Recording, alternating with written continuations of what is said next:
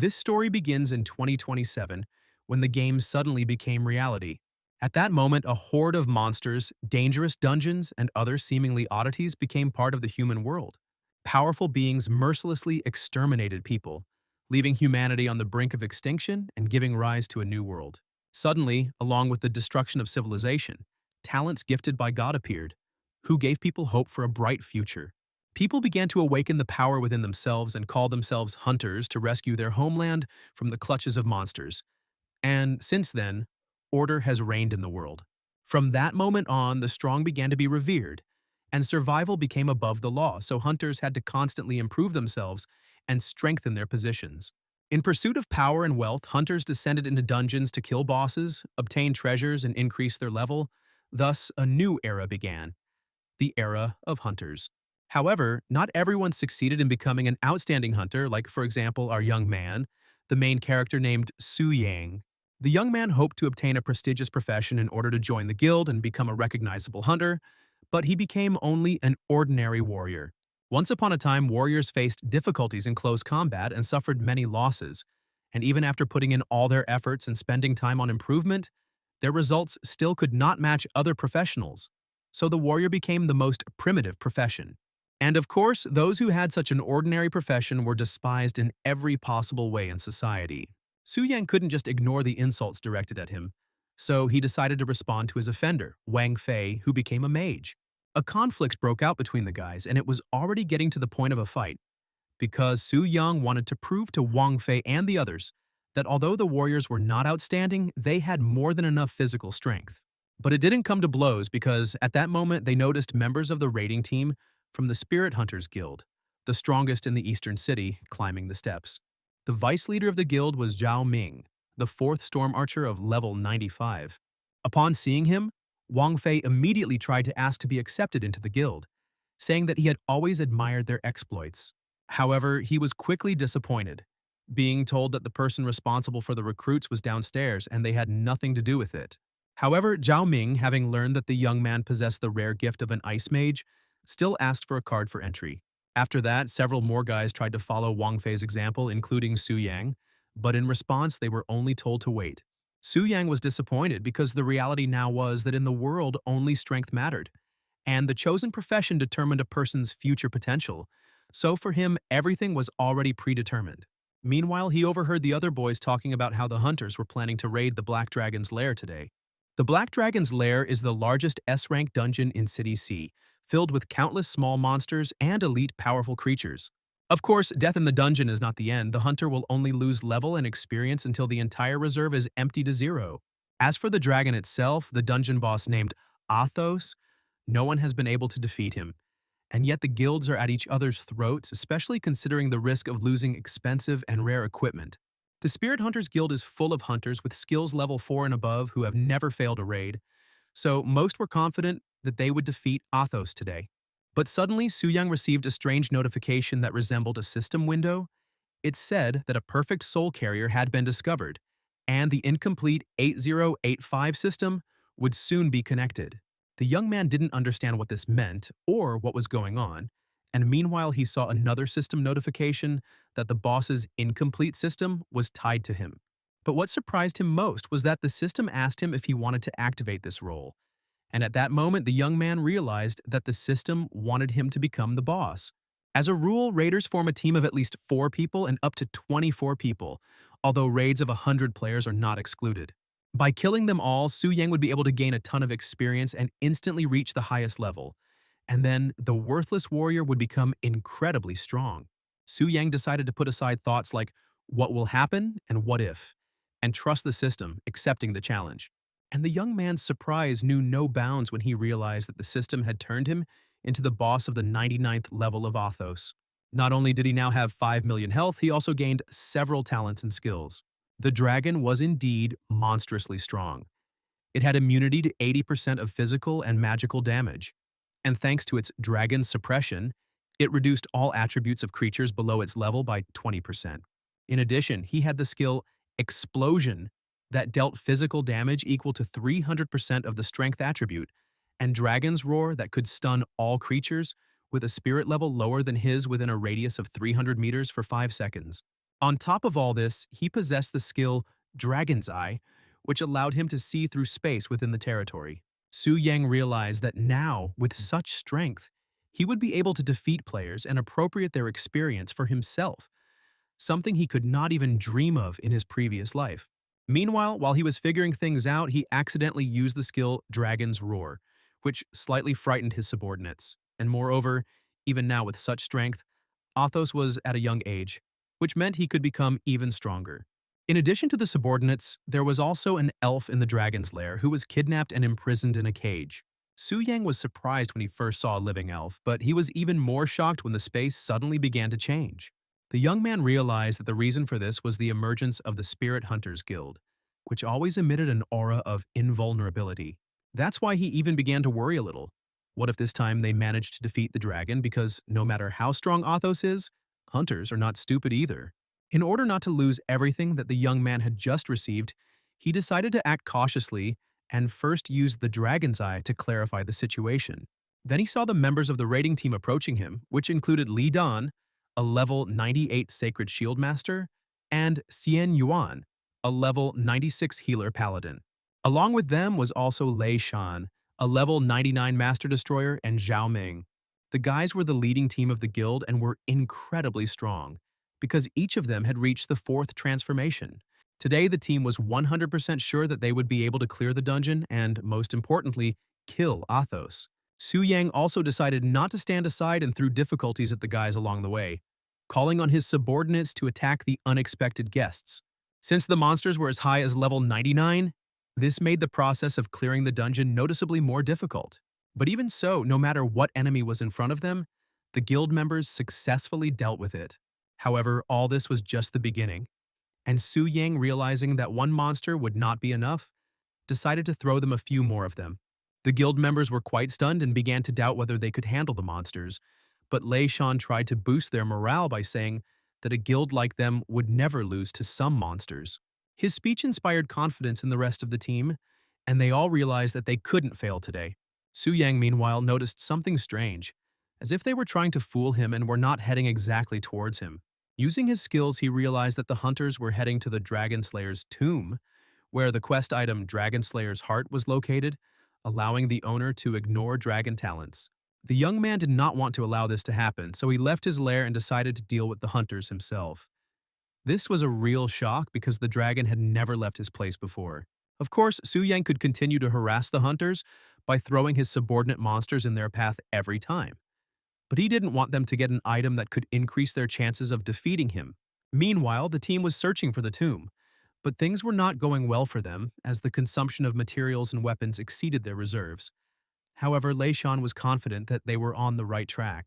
This was because he had previously exchanged the Universe Ring for the reference book from the Heavenly Pavilion and had complete trust in them. Moreover, they were sure that the dragon would never leave its lair, which meant that they were in a more or less safe place. Qian Yuan, meanwhile, noted that he also trusted Lei Shan and was looking forward to the end of the quest, Elven Maiden's Easter Egg, so that he could get the elf herself along with the pass to the Elven Palace. Suddenly, the boys noticed something strange, as if something was watching them from the sky. At first, they thought that these were just some small dragons guarding the area, but when they saw that Athos itself was in front of them, they were extremely surprised. And the most sensible decision would be to run away, since without the heart of the Dragon Slayer, the battle with Athos is a real challenge. But Lei Shan ordered no one to retreat. Lei Shan told everyone to take their positions because they were the Spirit Hunter Guild, the strongest of all. And if they wanted to get money, equipment, respect, and women, they had to defeat the dragon. Despite the fact that the guys were facing Athos, whose health amounted to 5 million, they still dared to challenge him. The difference in strength between them was like a chasm, and it didn't take long to realize how strong the dragon was. But even so, the guys still did not retreat and decided to attack him together. Despite all the team members unleashing their strongest attacks on the dragon, they were only able to take off 10,000 of its health. Their attacks had no significance for the dragon, for to him it was more like an attack by a swarm of mosquitoes. As a result, the Spirit Hunter's confidence and fighting spirit did not help them defeat Athos, and they were defeated. Lei Shan was exhausted, but he still tried to stay in line and asked others to get up, but it was all in vain. But as soon as he got up, the dragon attacked him again and put a fat end to this battle. After that, Su Yan seemed to be showered with experience. He rose level after level and had already reached level 20, but this was only the beginning. Moreover, he also received a lot of new high-level equipment that belonged to the guild members. Of course, warriors cannot use all the equipment, but unnecessary ones can always be sold at auction and earn enough money. On top of all this, Su Yang also obtained the Broken Limitless Gem, a special item that could eliminate the level limit when embedded into equipment. Among other things, there was also the Fire Two-Handed Sword, a platinum weapon of a fire giant that had seen hundreds of enemies and had a considerable number of features. Su Yang was beside himself with joy because he couldn't even imagine such a thing before. But now it was all happening in reality. The system notified the young man that his dual task time was coming to an end and he could make an immediate return. But he did not think that the system would return him back home. However, with his new characteristics, he will be able to become a completely different hunter, and not just a simple warrior. The first thing Su Yang decided to do was to throw 100 points into strength and the same amount into soul, and the difference between his first level and his current level 20 was simply unbelievable. And since it was already late at night, there was no point in going anywhere. And this meant only one thing. From tomorrow, the young man would have a bunch of urgent matters. When the raiding team members returned to the guild, it was a real surprise because no one thought that they would return so quickly, and they even prepared a sign congratulating them on their victory.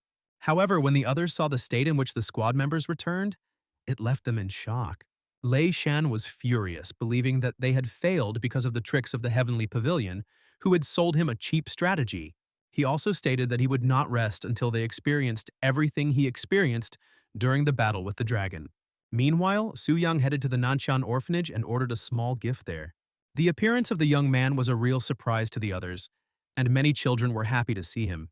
But most of all, they wanted to know where Su Yang got so much money that he could afford such gifts, to which the young man replied that he had simply earned a little money recently.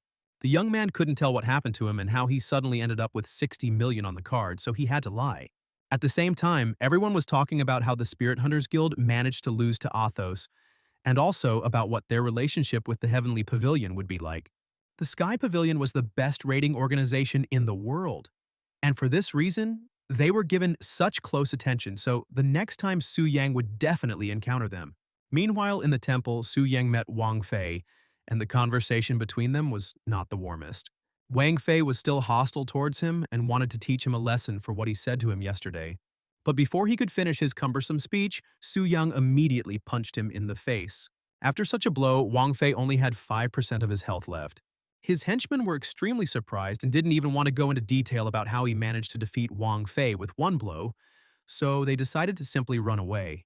Meanwhile, the temple guide approached the young man and asked him if he had any questions. Su Yang replied that he wanted to change his profession, after which the guide asked him to follow her. The girl, meanwhile, was surprised when she saw Su Yang because at first glance he seemed like a newbie, but his aura was like that of a seasoned level 20 professional. She thought that his strength was inherited, and yet she had never seen anything like it before. Approaching the place where the divine statue of transformation was located, the guide explained that the sculpture itself determines the hunter's profession and level, and then issues a task, the reward of which will be what he needs. She also told him that the tasks were divided into 4 levels, and before he started, she advised him to take the 3-star task based on his results. Su Yang didn't quite understand what she meant, so he asked why he couldn't take a 4-star quest. The guide noted that her words might sound rude, but nevertheless, a 4-star task was too much for the young man, since his profession was related to weak warriors. After that, the young man activated the statue and began the process of changing his profession. Moreover, he noticed that in addition to the 4-star quest, there was another one for 5, after completing which you can take advantage of some of the temple's privileges. The guide explained to him that the 5-star task really does exist, but it is extremely difficult, and throughout the country, no one has dared to take it on for a year, and only the abbot knows about the privileges. She also noted that nowadays, the strength of a country is determined by the strength of its people, and in order to allow potential professionals to maintain level 20, they are warned against choosing the wrong task. The difficulty of the 5-star quest was truly hellish. You need to kill not only a lot of monsters, but also hunt the boss alone. Moreover, it was a solo quest. The guide tried to convince the young man to take on a 3-star task, saying that 4 stars were too much for him, And the girl's surprise knew no bounds when she saw a notification that the young man had taken a 5-star task. Su Yang said that she didn't have to worry about anything because he would be back before the quest time was up, and what's more, he was extremely interested in learning about the privileges. The girl could not believe what was happening and wanted to report what had happened to the abbot as soon as possible. Meanwhile, the young man went to the teleportation center to go on a mission. But due to an energy fluctuation, the center's gates opened a few minutes late. Besides Su Yan, a B-class member of the Ghost Rain Guild, also came to the teleportation center. Along with Xu Yan was Gu Xiaoqian, Su Yang's classmate. Xiaoqian was slightly embarrassed when she saw Su Yang, and upon noticing this, Xu Yan immediately began to ask her who it was. It was also a great surprise for them when they saw Su Yang enter the portal that housed level 20 monsters, even though the youth was a newbie. Meanwhile, Su Yang had already arrived at the Moon Jungle, which was recommended for hunters of at least level 20 to enter. Before the young man had time to look around, he was immediately attacked by one of the local monsters, an azure wolf. However, with new skills and equipment, such wolves were almost like puppies to the young man. Besides, he had spent a lot of effort and money on improving his sword, so he wanted to try out the fruit of his labor as soon as possible. Meanwhile, he also put Zhao Ming's bow up for auction, and if someone bought it, the young man would not have to worry about expenses for a long time. However, his time was limited, so the young man decided to deal with the wolves as quickly as possible. And to speed up the quest process, he used the Monster Summoning Stone, which summons monsters of different classes. After only 5 minutes, more than one crowd of azure wolves had gathered around Su Yang, and this was only to his advantage. In order to kill them all at once, Su Yang decided to use the level 71 use scroll, Baptism of Flames. After using it, several azure wolves instantly died, which couldn't help but please the young man. Moreover, he had many such scrolls, which meant that the quest would be completed even faster and more successfully. Besides Su Yang, there were other hunters in the Moon Jungle, and after learning that someone had used the Monster Summoning Stone, they wanted to teach him a lesson for his greed. However, as soon as a huge fiery explosion appeared in front of them, as if a volcano had just awakened, thoughts of punishment immediately disappeared. Su Yang, meanwhile, was close to completing the quest. He had already completed the first 2 conditions by killing 100 azure wolves and 100 mad wolves. The final condition for completing the task was to kill a boss-level alpha wolf, which requires a group of at least 3 people to go to. Meanwhile, a team of 3 guys gathered near the boss's lair. A level 22 mage named Zhang, a level 21 defender Li San, and a level 21 jungle archer Zhao Wu. The guys were about to go to the boss when they suddenly saw that someone besides them was also going to him. They thought that this would be to their advantage, and when the boss fought Su Yang, they would immediately steal all the jewels from his lair. Meanwhile, the alpha wolf was enraged by the many deaths of his subordinates, causing his stats to increase by 30%. Despite how impressively strong the boss was, a group of guys still wanted to try to steal something from his lair. However, they were beside themselves with surprise when they saw that the young man was able to instantly defeat the alpha wolf, a boss that is recommended to be fought in a squad of at least 3 people. Su Yang also obtained the alpha wolf crystal core from the boss, which contains all the boss's magical power, and it can also be used to enhance the effect of silver weapons. Meanwhile, Zhang approached him and said that he was ready to take the crystal core if he didn't need it. However, Su Yang immediately pointed his sword at him, claiming that he had heard about his intention to use the core as bait. The young man then left, leaving the others impressed by his abilities. Returning to the temple, Su Yang surprised everyone even more because no one had ever managed to complete a 5-star quest before. Moreover, he managed to complete it in just a few hours while he was given 3 whole days to complete it. Su Yang asked to tell him about the privileges he would receive from the temple, and the guide asked him to follow her. The girl informed the abbot in advance about the appearance of a talented young man who could be used for the benefit of the temple, and at the same time, she liked Su Yang. As soon as the young man approached the statue, the task check began, and something strange began to happen to him. Su Yang felt as if something was filling him with powerful energy. He also received the Class Promotion Aura, a special reward for those who complete promotion quests, with the aura color and bonuses depending on the quest level. A white aura is given for completing a task with 1 star and a 2% bonus. A green aura is given for completing 2 stars and a 4% bonus. A blue aura is awarded for 3 stars and a purple aura is awarded for 4, with the bonus increasing by 2% for each aura. For completing a task with 5 stars, an orange aura and a bonus of 25% appear. Meanwhile, the young man received a new profession, warrior mage, a special class of warriors with unrivaled close combat skills, powerful magic, and high endurance. In addition, he instantly leveled up to 34 and received a warrior mage spellbook as a reward. In addition, he received the epic level skill Magic Blade, which transforms weapons to deal full magical damage, with the damage proportional to the soul stats. Su Yang was glad that he now possessed rare and powerful skills, and what's more, he could level them up. Moreover, that was not all, because for completing a 5-star task, the young man was entitled to special privileges of the temple. The abbot of the temple, Bai Ling, himself spoke about the privileges he received. Bai Ling suggested that Su Yang move to the special guest room, and he agreed. The youth was surprised at how Bai Ling used spatial transfer magic, but at the same time, it wasn't surprising since she was an abbot.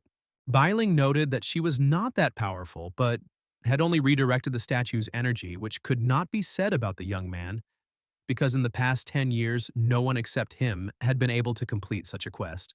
The abbot spoke about the privileges he received: a monthly allowance of 10 million and an 80% discount in the store. In addition to the allowance and discount, Su Yang could join any A-rank guild. Bai Ling noted that joining is not mandatory, but it will provide additional experience, boosts, and reliable protection from the team. Su Yang was thinking about joining a guild because if there was a threat from stronger players, the guild would be useful, and it would be the first step to becoming the king of the region. At the moment, there were 2 A-rank guilds, and Bai Ling invited the young man to join the Spirit Hunters. The second guild was Phantom Cloud, the main rival of Spirit Hunters. Su Yang decided that it would be better to choose Phantom Cloud, and Bai Ling arranged for him to become a member. Meanwhile, Bai Ling warned that Phantom Cloud only had women members. The Phantom Cloud Guild itself was located in Tianling City, where Su Yang headed. The guild leader was Lin Yu Yu, a level 85 hunter. Besides her, the leader was also Lin Yu Yun, a level 99 hunter. Meanwhile, Zhu Yan came to them to introduce the new guild member, Xiao Tian. Lin Yu Yun exclaimed in surprise that a guy had joined their guild. She also said that the young man came to them through the temple and completed a 5-star quest, so he is now considered a special guest, which allows him to choose any guild. Lin Yu Yun pointed out that for the same reason, she couldn't reject his application, so she would have to meet with Su Yang anyway. Xiaoqian was surprised when she heard his name and said that she had a friend with that name, but since he had just woken up yesterday, she thought it was just a coincidence. At the same time, Mu Rong Shui, a level 95 hunter, entered and told them that the Spirit Hunters had been defeated in the Black Dragon dungeon. Rong Shui pointed out that something seemed to have happened to Zhao Ming's Stormcall Bao, and since there was only one bidder in all of Tianling, she raised the price so high that he had to spend a lot of money. Meanwhile, the members of the Spirit Hunter Guild were heading towards the Sky Pavilion to hear their explanation. The leader of the Sky Pavilion strategic group and also a level 110 5-star bloodthirsty warrior was Zhuo Tai, who denied all of Lei Shan's accusations. Lei Shan noted that he did not question their professionalism, but their strategy, which he exchanged for his ring, turned out to be a deception. Liu Si, a level 103 hunter known as a 5-star shadow killer, called them a bunch of idiots and said that they were to blame for what happened. Zhuotai asked everyone to be quiet and said that the Heavenly Pavilion had always done its job well and accurately, so he would send out a research team to reconnoiter everything and formulate a new strategy. He also noted that tomorrow, 4 of them would take Lei Shan with them to explore the dungeon. One of them would be Zhang Keixin, a 5-star healer of level 108, and also Zhuangjin, a 5-star level 104 defender, and of course Liu Qi. However, suddenly, someone emitting dark magic invaded the pavilion's meeting room. That someone was Chen Lun, a level 115 5-star necromancer from the Sky Pavilion Guild, who had come to tell Zhuotai that he should inform him if he was going to the Black Dragon Fortress. Zhuotai explained to him that only his research team would be going to the fortress, but Chen Lun noted that no apologies were needed, because he himself would go with them tomorrow. Chen Lun himself wanted to go to the fortress in order to strengthen his army and, moreover, to get a black dragon for his collection. Lei Shan was slightly surprised and at the same time glad that several professionals of the pavilion wanted to go to the dragon's lair because there they would understand how big a mistake their strategy was. Meanwhile, Su Yang was already lying in bed and enjoying his rest while simultaneously scrolling through the guild chat, where everyone was doing nothing but discussing him. In addition, the auction notifications kept coming, which became more like a race in which everyone wanted to get the call of the Stormbow. In addition, the original price of the onion increased by as much as 40%, and the young man immediately sold it. Meanwhile, since Su Yang was an outstanding member of the alliance, he was exempted from all auction house transactions and also received a bonus of 5% of the auction price. The next morning, Su Yang woke up and saw a system notification that 5 members of the A-rank guild's exploration team had gone to a B-rank dungeon.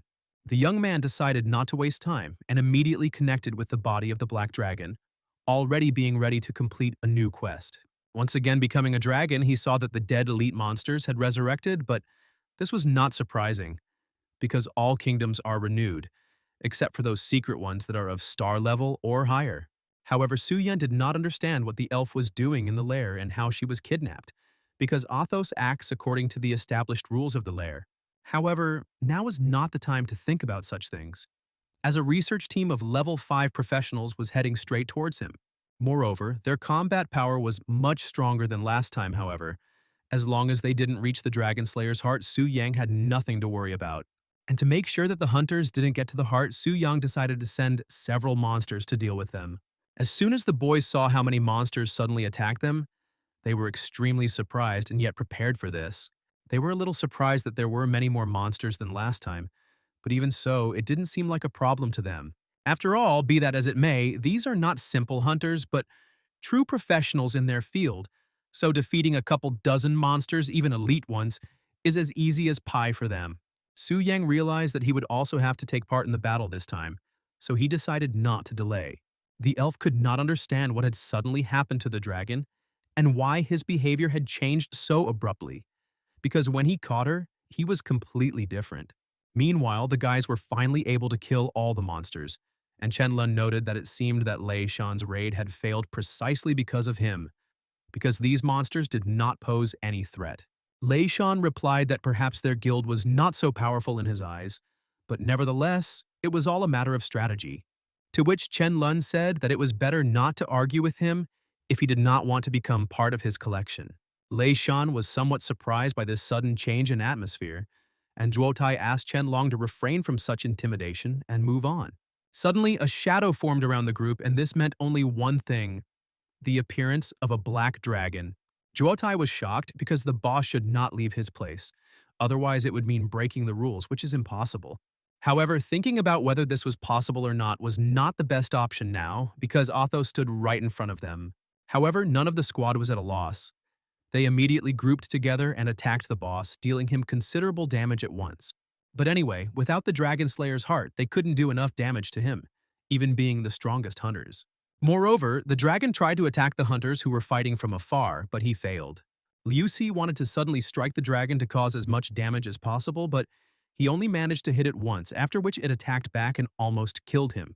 Immediately after this, Athos used the skill Breath of Extermination to instantly deal with everyone. However, miraculously, the guys managed to survive and protect themselves with a barrier.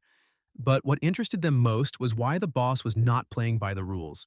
Chen Lun, meanwhile, decided to act alone, believing that the others would be of no use. Using his necromancer magic, Chen Lun summoned the bone dragon Malthus, and now it was like a battle between two dragons. Su Yang was surprised to see a necromancer, as it was an extremely rare profession. And there were rumors that high-level necromancers could even summon deceased bosses. However, he could not let his guard down now, for he was not fighting with simple hunters, but with a dragon whose strength could be compared to his own. But no matter how terrifying the dragon summoned by Chen Lun seemed, it was still inferior in strength to Athos. However, Malthus also had his own skills, one of which was the Corpse Cloud. Su Yang responded to his attack with his Breath of Extermination. When the two monstrously powerful energies collided, a powerful explosion occurred that seemed likely to destroy the entire lair.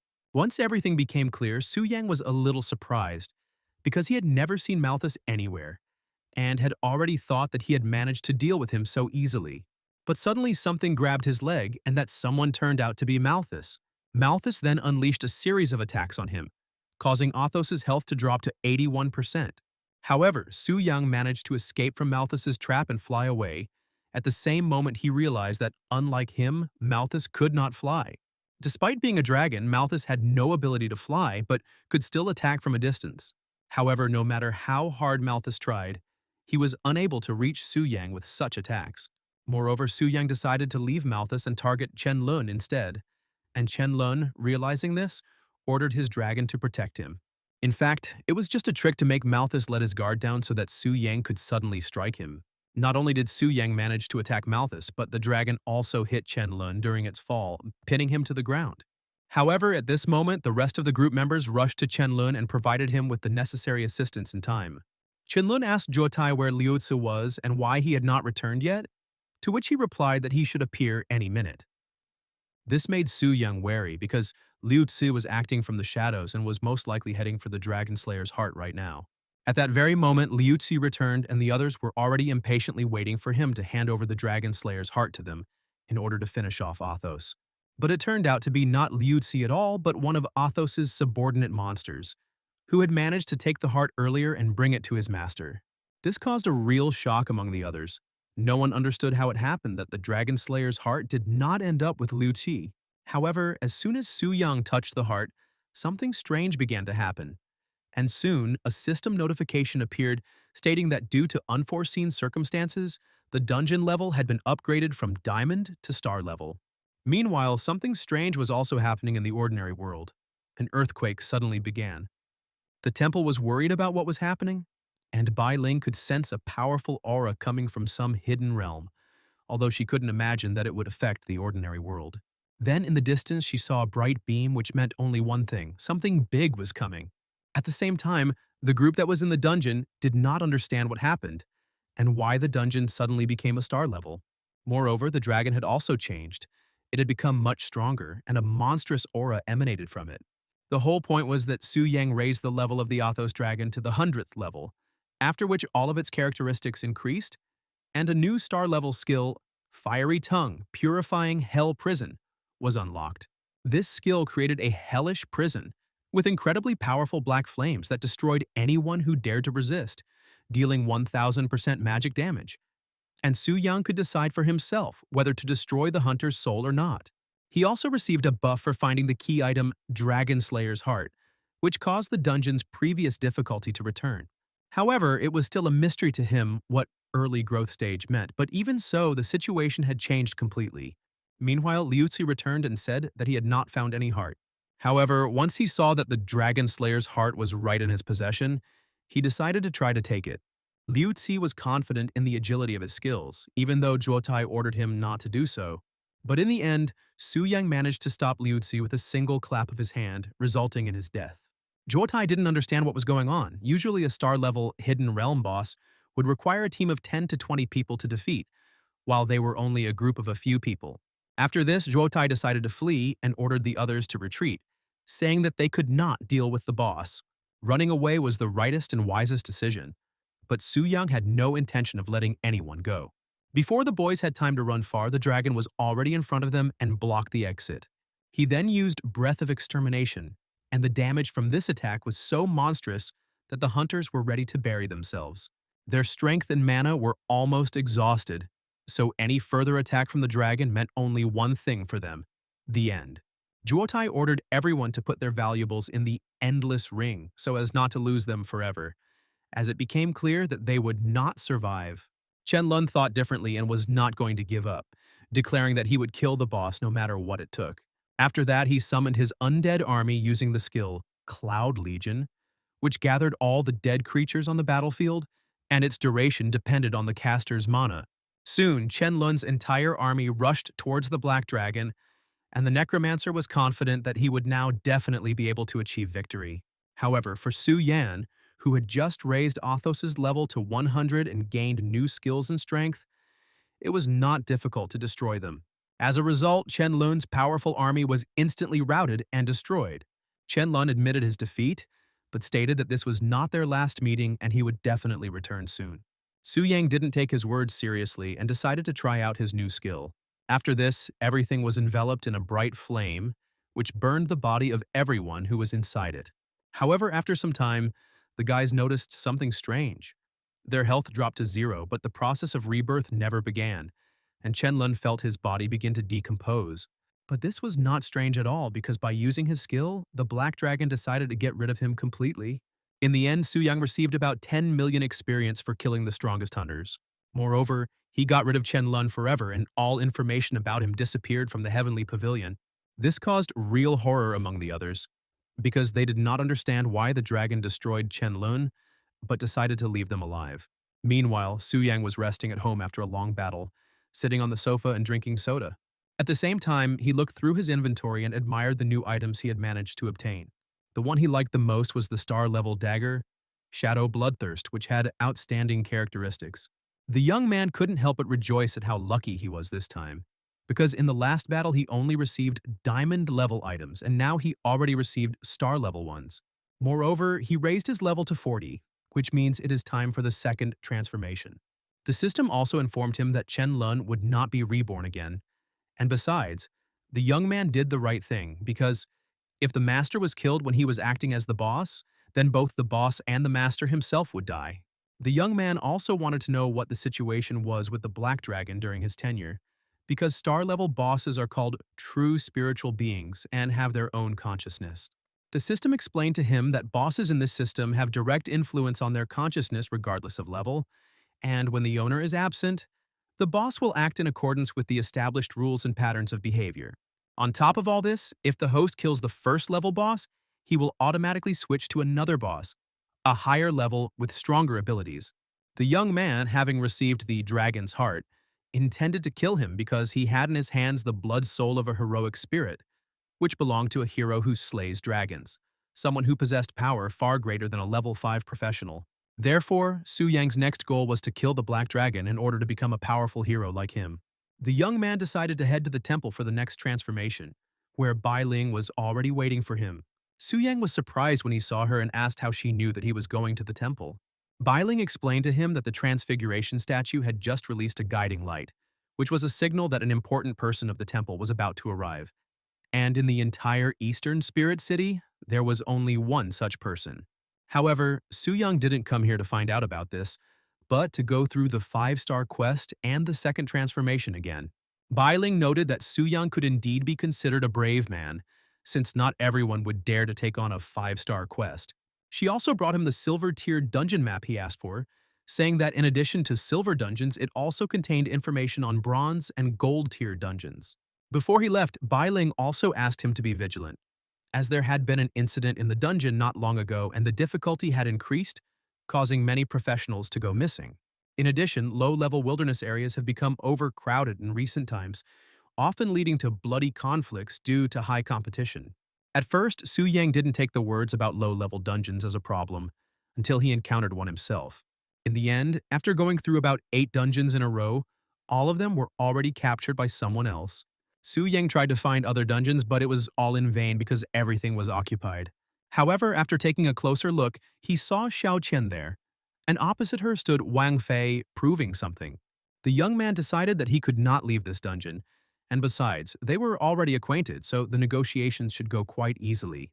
Wang Fei's henchmen claimed that the dungeon belonged to them since their leader saw it first, but they could take Xiao Qian along as a maid. After which, He Lan, the level 61 third transformation swordmaster, who was with Xiao Qian, pointed her sword at them and told them to watch their words. Meanwhile, Li Zhen, a level 63rd transformation martial artist from the Hunchback Mountain Pavilion Guild, also told He Lan to watch himself. Then a small conflict arose between them. They exchanged a few harsh words and were about to start a fight. However, He Lan was well aware of her situation, and that if they entered into battle now, they would certainly lose. At this moment, Su Yang approached them and said that if, according to Li Zhen, the one with the bigger fists was right, then he was ready to go first. The sudden appearance of the young man surprised the others, and few knew who he was, considering him an ordinary upstart. Li Zhen asked him if he was aware of the entire situation, and also that he was currently threatening a third transformation hunter. Su Yang ignored his words and greeted Xiao Qian instead. He Lan, having learned that the young man was Xiao Qian's classmate, and therefore of the same level of transformation, also did not understand where he got so much confidence to provoke Li Shen. Meanwhile, the young man told He Lan that he came here to complete the second transformation quest, and that it required silver-level dungeons. His words greatly surprised the others, but Wang Fei thought that he was just trying to appear cool and asked him to reveal his personal information so that everyone could see his level. Su Yang, upon learning that Wang Fei was at level 10, decided to teach him a lesson by using death punishment. which affects all hunters below level 10. He defeated Wang Fei in an instant, and the peculiarity of this skill is that the player's level drops by 2 and hunters below level 2 will no longer be able to resurrect. This surprised the others, and no one understood what had happened. Moreover, no one wanted to let the young man get away with it, so Li Jin immediately rushed at him with his fists. However, no matter how strong Li Jin was, it would not be easy for him to resist Su Yang. Moreover, Su Yang said that Helan could also join them if he wanted. This made Helan very angry, so she wanted to teach the young man a lesson for being so arrogant and provoking 2 third transformation hunters at once. As a result, Li Jin and Helan decided to join forces to teach the young man a lesson. But no matter how hard Li Jin tried, Su Yang's agility allowed him to easily dodge all of his attacks. Not only did the young man manage to dodge all of his attacks, including the super powerful one, he also counterattacked him. Helan tried to attack him from behind, thinking that now was the best time to strike, but it was no use. Li Jin lost his temper and could no longer control the anger that enveloped him. However, no matter how loud his statements were, it was not difficult for Su Yang to defeat him. Realizing how strong the young man really was, Helan decided to retreat. Su Yang said that he didn't want a fighter. After all, they were guild friends, so it would be somehow ugly. Neither Helan nor Xiaotian thought that the person right in front of them was the same Su Yang who had recently joined their guild. After that, Su Yang entered the dungeon, asking to tell the guild leader that it now belonged only to him. It was a dungeon called the Cave of Pain, which contained level 35 goblins. However, such monsters did not pose a threat to the young man, and it was easy for him to deal with them. While wandering around the dungeon, he came across not only goblin archers but also goblin butchers, and the second one was preparing a sneak attack or a attack, and the young man almost fell into a trap. In previous battles, the young man relied mainly on his abilities to defeat his enemies, but if he faced a stronger opponent, he would have to rely on his skills. However, this was also a unique opportunity for him to try out his new skill, Demon Blade, on monsters. Su Yang didn't have to wait long before the goblins decided to attack him from behind, and in an instant, he activated the skill Demon Blade Shield, repelling their attacks. Finally, he finished them off with the same skill, but this time using a hammer. The archers also attacked him from behind, but the young man used the skill Demon Blade Crossbow and managed to kill them all.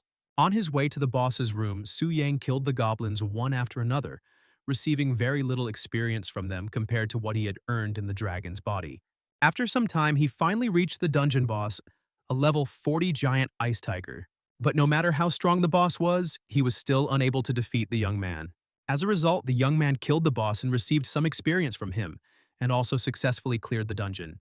But it didn't end with just one silver dungeon because he needed to go to another one. After leaving the dungeon, he saw Heilan and Xiaoqian hiding near the entrance, but the girls assured him that they were just passing by. Helan herself was surprised at how the young man was able to clear the dungeon alone, and in less than 5 minutes. After some time, the young man found another dungeon in which the boss was a blood-boiling orc. And, having defeated him, Su Yang completed a 5-star quest. In addition, since the young man had perfectly completed the quest to overcome the 5-star threshold, a hidden mission was unlocked. The first phase of the secret quest was to find the lost rusty key. For successful completion, all the attributes of the young man will be improved by 5%, and he will also receive a legendary skill book for warrior mages. Since secret missions only became available after completing 5-star quests, and the rewards for them were quite valuable, Su Yang simply couldn't refuse them. The description said that the young man needed to go to a place in the wild nature of Tianling City, where there was a terrible beast that was hiding something. Su Yang decided that this was a good way to test his new weapon, however. To use a weapon of such a high grade, not only was a full set of limitless gems required, but also a grandmaster blacksmith to craft them. Meanwhile, in Tianling, there is a branch of the Heavenly Pavilion which sells not only dungeon clearing strategies but also other important information, which is where the young man wanted to go. Moreover, the Sky Pavilion was one of the members of the X Alliance, so Su Yang was curious to see how they would react when they saw the Black X Alliance membership card on him. Arriving at the location where Alliance X was located, the young man was surprised to see how many people wanted to purchase the strategies, and this also testified to the merits of the strategy group. There were indeed quite a few people, and everyone wanted to buy a strategy and go to the dungeon as soon as possible.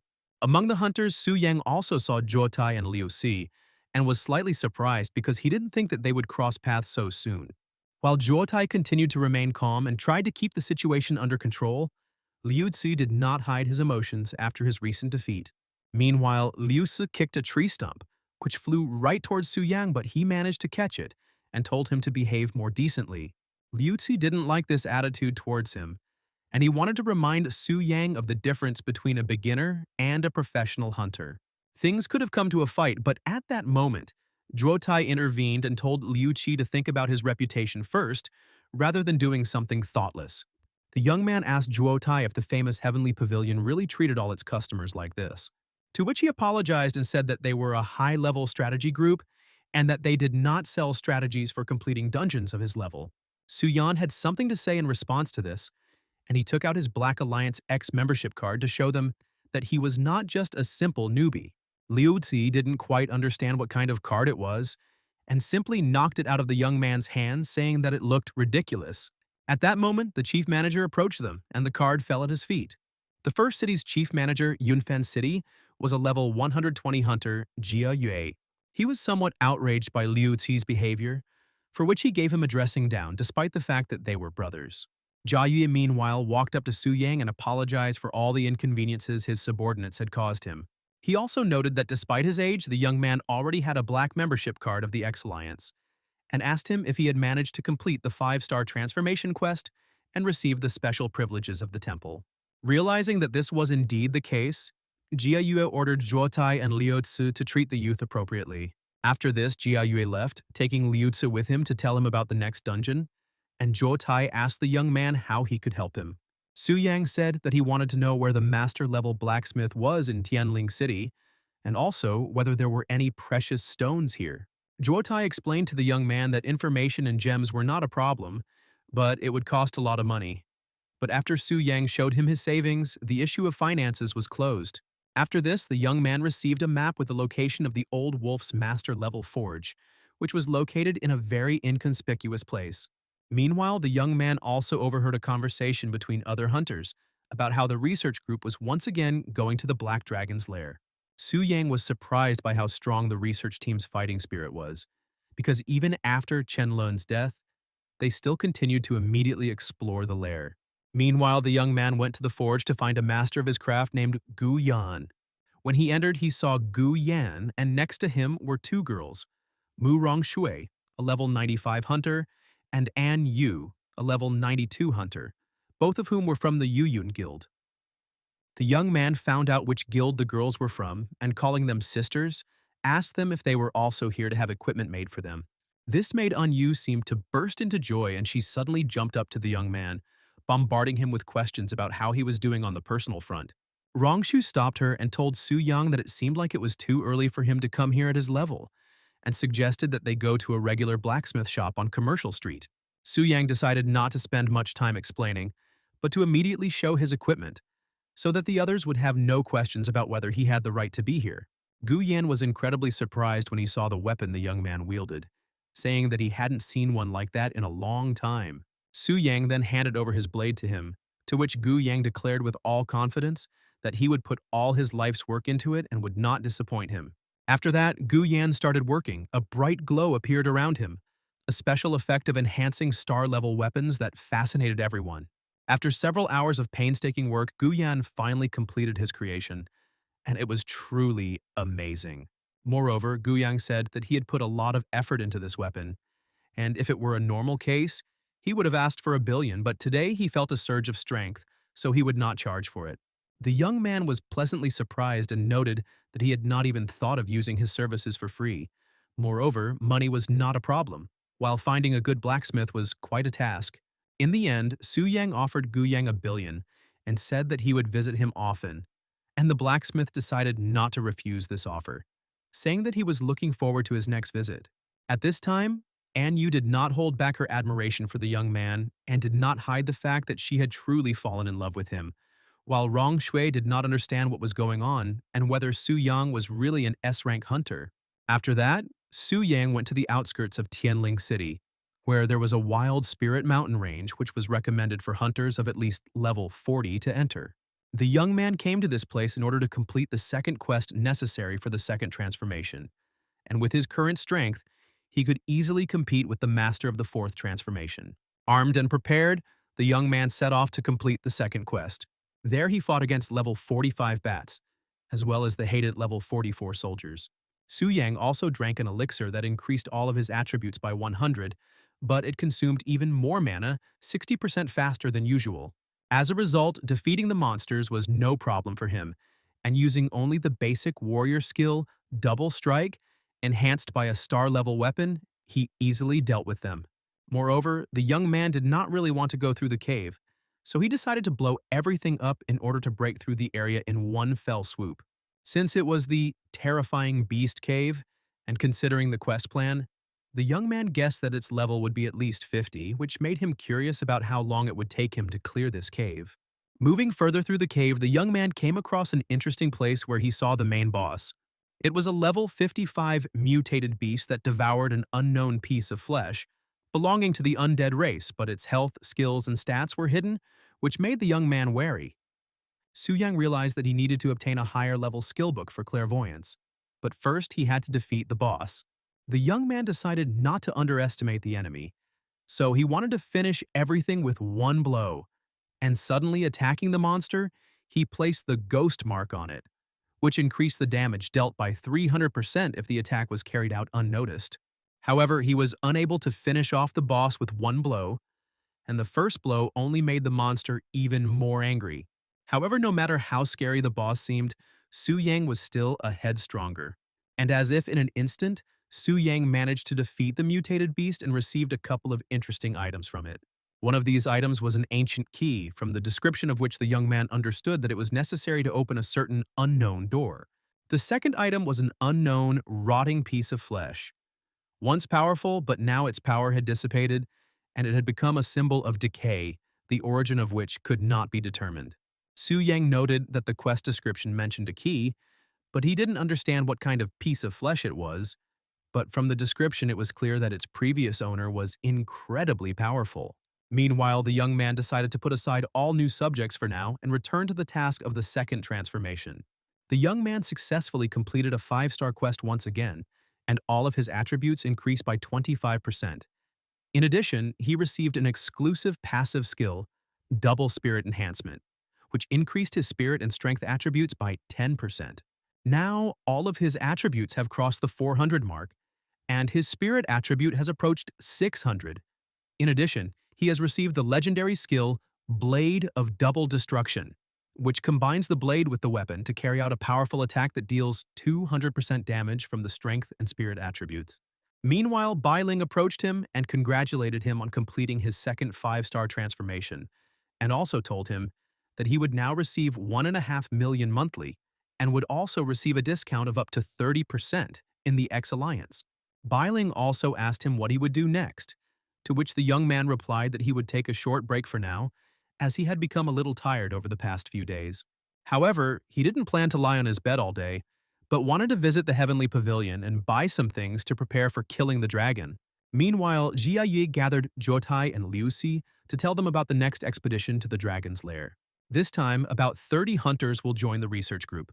Moreover, the headquarters has already prepared countermeasures and supplied them with life rings that will activate the resurrection of the guys. Jia Yi also noted that he relied on them, and if he had a little more time, he would gladly spend it with them to stretch his decrepit bones. However, their conversation was interrupted by a girl who suddenly burst in and said that it was not their turn to attack the dragon's lair. It was Miss Luo Ling He, a level 130 beastmaster and also the daughter of the owner of the Heavenly Pavilion. Jia Yu immediately bowed his head to her and apologized, saying that they didn't know about her plans to visit them, so they greeted her in such an inappropriate manner. Linger noted that she had not informed anyone of her intention to visit in order to prevent news from leaking, and from now on she forbids anyone from entering the Black Dragon Fortress without her permission. To which Jia Yue asked her if someone had allowed her to do this, and the girl took his question as an attempt to challenge her father. However, Jia Yue apologized and said that he was just curious, after which Ling Er left and ordered all the known information about the Black Dragon to be prepared for her, as well as a restroom. Liu Zi was still stunned by the appearance of Lin Er, as it was the first time he saw the daughter of the pavilion owner, as well as the World Beast Association. The World Animal Association, in turn, was the largest association that specialized in collecting exotic animals. And thanks to her unprecedented talent, the girl joined it at a very young age. And today, Linner has come to defeat the Black Dragon. And if everything goes well, she will become the best beastmaster on the entire continent. The first thing Jiayue ordered was to bring Ling the dragon basic training manual, but Zhuotai and Liu Ci discovered that someone had already bought it, and that someone was Su Yang. Jiayu noted that this seemed like a simple coincidence, as the young man had no way of knowing about the lady's arrival, and yet he wondered why Su Yang needed guidance. Zhuotai suggested asking him to return the book, but Jia Yue said that would only create a stir, so they should find other sources of information. Meanwhile, Su Yang was already studying the manual and was quite satisfied with his new purchase, for the contents of the book justified its cost of 5.1 million gold. After some time, he finally found the page with the black dragon and was immediately surprised, because nowhere was there any mention of the dragon's talent in the form of reducing damage by 80%, considering the professionalism of the Heavenly Pavilion. Su Yang began to wonder if the research team had not been able to discern the further characteristics of the black dragon, and they did not know all the information. The manual said that during the research, a dragon was discovered in the northwest region of Luoxiu City, Anbei City District, which was in the juvenile stage, which corresponds to the Diamond period. A dragon in its teenage years, which corresponds to the period of the Shining Moon, was discovered in the central area of Ye City, Linjiang City District, in Longmai Mountain. And the last unconquered kingdom was located in the southeastern region of Yunfeng City, Tianling City District, the well-known lair of the Black Dragon, which was in its adult stage, which corresponds to the period of the scorching sun. Taking a closer look, the young man learned that the Black Dragon, while in its juvenile stage, accidentally absorbed an unknown piece of flesh, which led to its ascension. This gave Su Yang the idea that he could use the previously obtained unknown flesh for his own purposes to become even stronger, and then even the fifth transformation hunters would not be his rivals. At the same time, the system informed the young man that by killing the dragon, he would be able to get it as a pet, which surprised and at the same time pleased him. Meanwhile, a new message came into the guild chat, where the other members were discussing a secret diamond-level kingdom located in the forest, and the young man was thinking about joining them. As soon as Su Yang wrote something in the guild chat, the others immediately began to vigorously discuss him. However, it was not only the Phantom Cloud Guild that was planning to head into the forest, but also the guys from the Spirit Hunters Guild. More precisely, they wanted to go into the dungeon in order to kill the members of the Phantom Cloud Guild there, claiming that this way they could even the score. The secret realm was called the Giant Deep Forest, and the recommended level to enter was 90. There were quite a few people who wanted to try it, despite the fact that this dungeon was similar in level to the Black Dragon's lair, and its difficulty was also high. Moreover, it was not just a dungeon, but a trial secret realm, a special task carried out by the temple, and it was opened only once a year, and only guilds above rank A and with the fifth transformation were able to participate in it. And the guild that entered the top 3 would receive very valuable rewards and resources. In addition, it was also a great chance to show off. And as the only A-rank guilds in Tenling, Phantom Cloud, and Spirit Hunters intended to crush each other. Initially, the Spirit Hunters were an order of magnitude stronger, but after their defeat in the Black Dragon's lair, the drop in levels, and the loss of equipment, they found themselves at a disadvantage. However, as soon as they arrived, Lei Shan immediately ordered the others to leave, saying that he and Phantom Cloud would handle everything themselves. Su Yang had no intention of leaving, and one of the Spirit Hunters didn't like this. However, he decided not to bother with him, and to clearly demonstrate the difference in strength, so that the others would understand that it was better not to mess with him again. Not only was he able to knock him down by simply grabbing his hand, but he also sent him on a long journey, throwing him so hard that he destroyed more than one tree with his body. Lei Shan was disturbed by what he saw and asked Su Yang who he was and why he harmed that guy. The young man replied that the guy wanted to harm him, and Lei Shan decided to turn a blind eye to this, believing Su Yang's words. Zhao Ming asked the chief why he ignored what happened, to which Lei Shan explained to him that the guy was one step away from the fourth transformation, and considering how easily Su Yang defeated him, it would be better for them not to get involved in trouble. Meanwhile, the rest of the guys arrived, and Lin Yuyun demanded that Lei Shan explain what he was planning. Lei Shan suggested that they go to the dungeon first and then discuss everything, but Lin Yuyun called him ridiculous, reminding him that their previous group outing once led to everyone's death. Lin Yuyun asked him if he had come here specifically to hinder them, since they had failed to deal with the lair themselves, causing them to lose all their equipment and levels. Her words deeply hurt Lei Shan, and he declared that in that case, they would never be able to enter the secret realm. In response to his words, Rongsui attacked him and demanded that he stop all this chatter, to which Lei Shan suggested that they decide everything before they entered the dungeon. Su Yang also decided not to stand aside and asked Lei Shan who he was, to so confidently declare that they would not enter the dungeon today. Meanwhile, with them were also Shu Yan, a level 94 demonic wind mistress, and Ji Musi, a level 92 bard. Su Yang apologized to Lin Yuyun for not showing up at the guild yet. Lin Yuyun was surprised by how capable Su Yang was. At such a young age, he could already be assessed as an S rank. Meanwhile, Zhao Ming attacked Su Yang, starting their feud.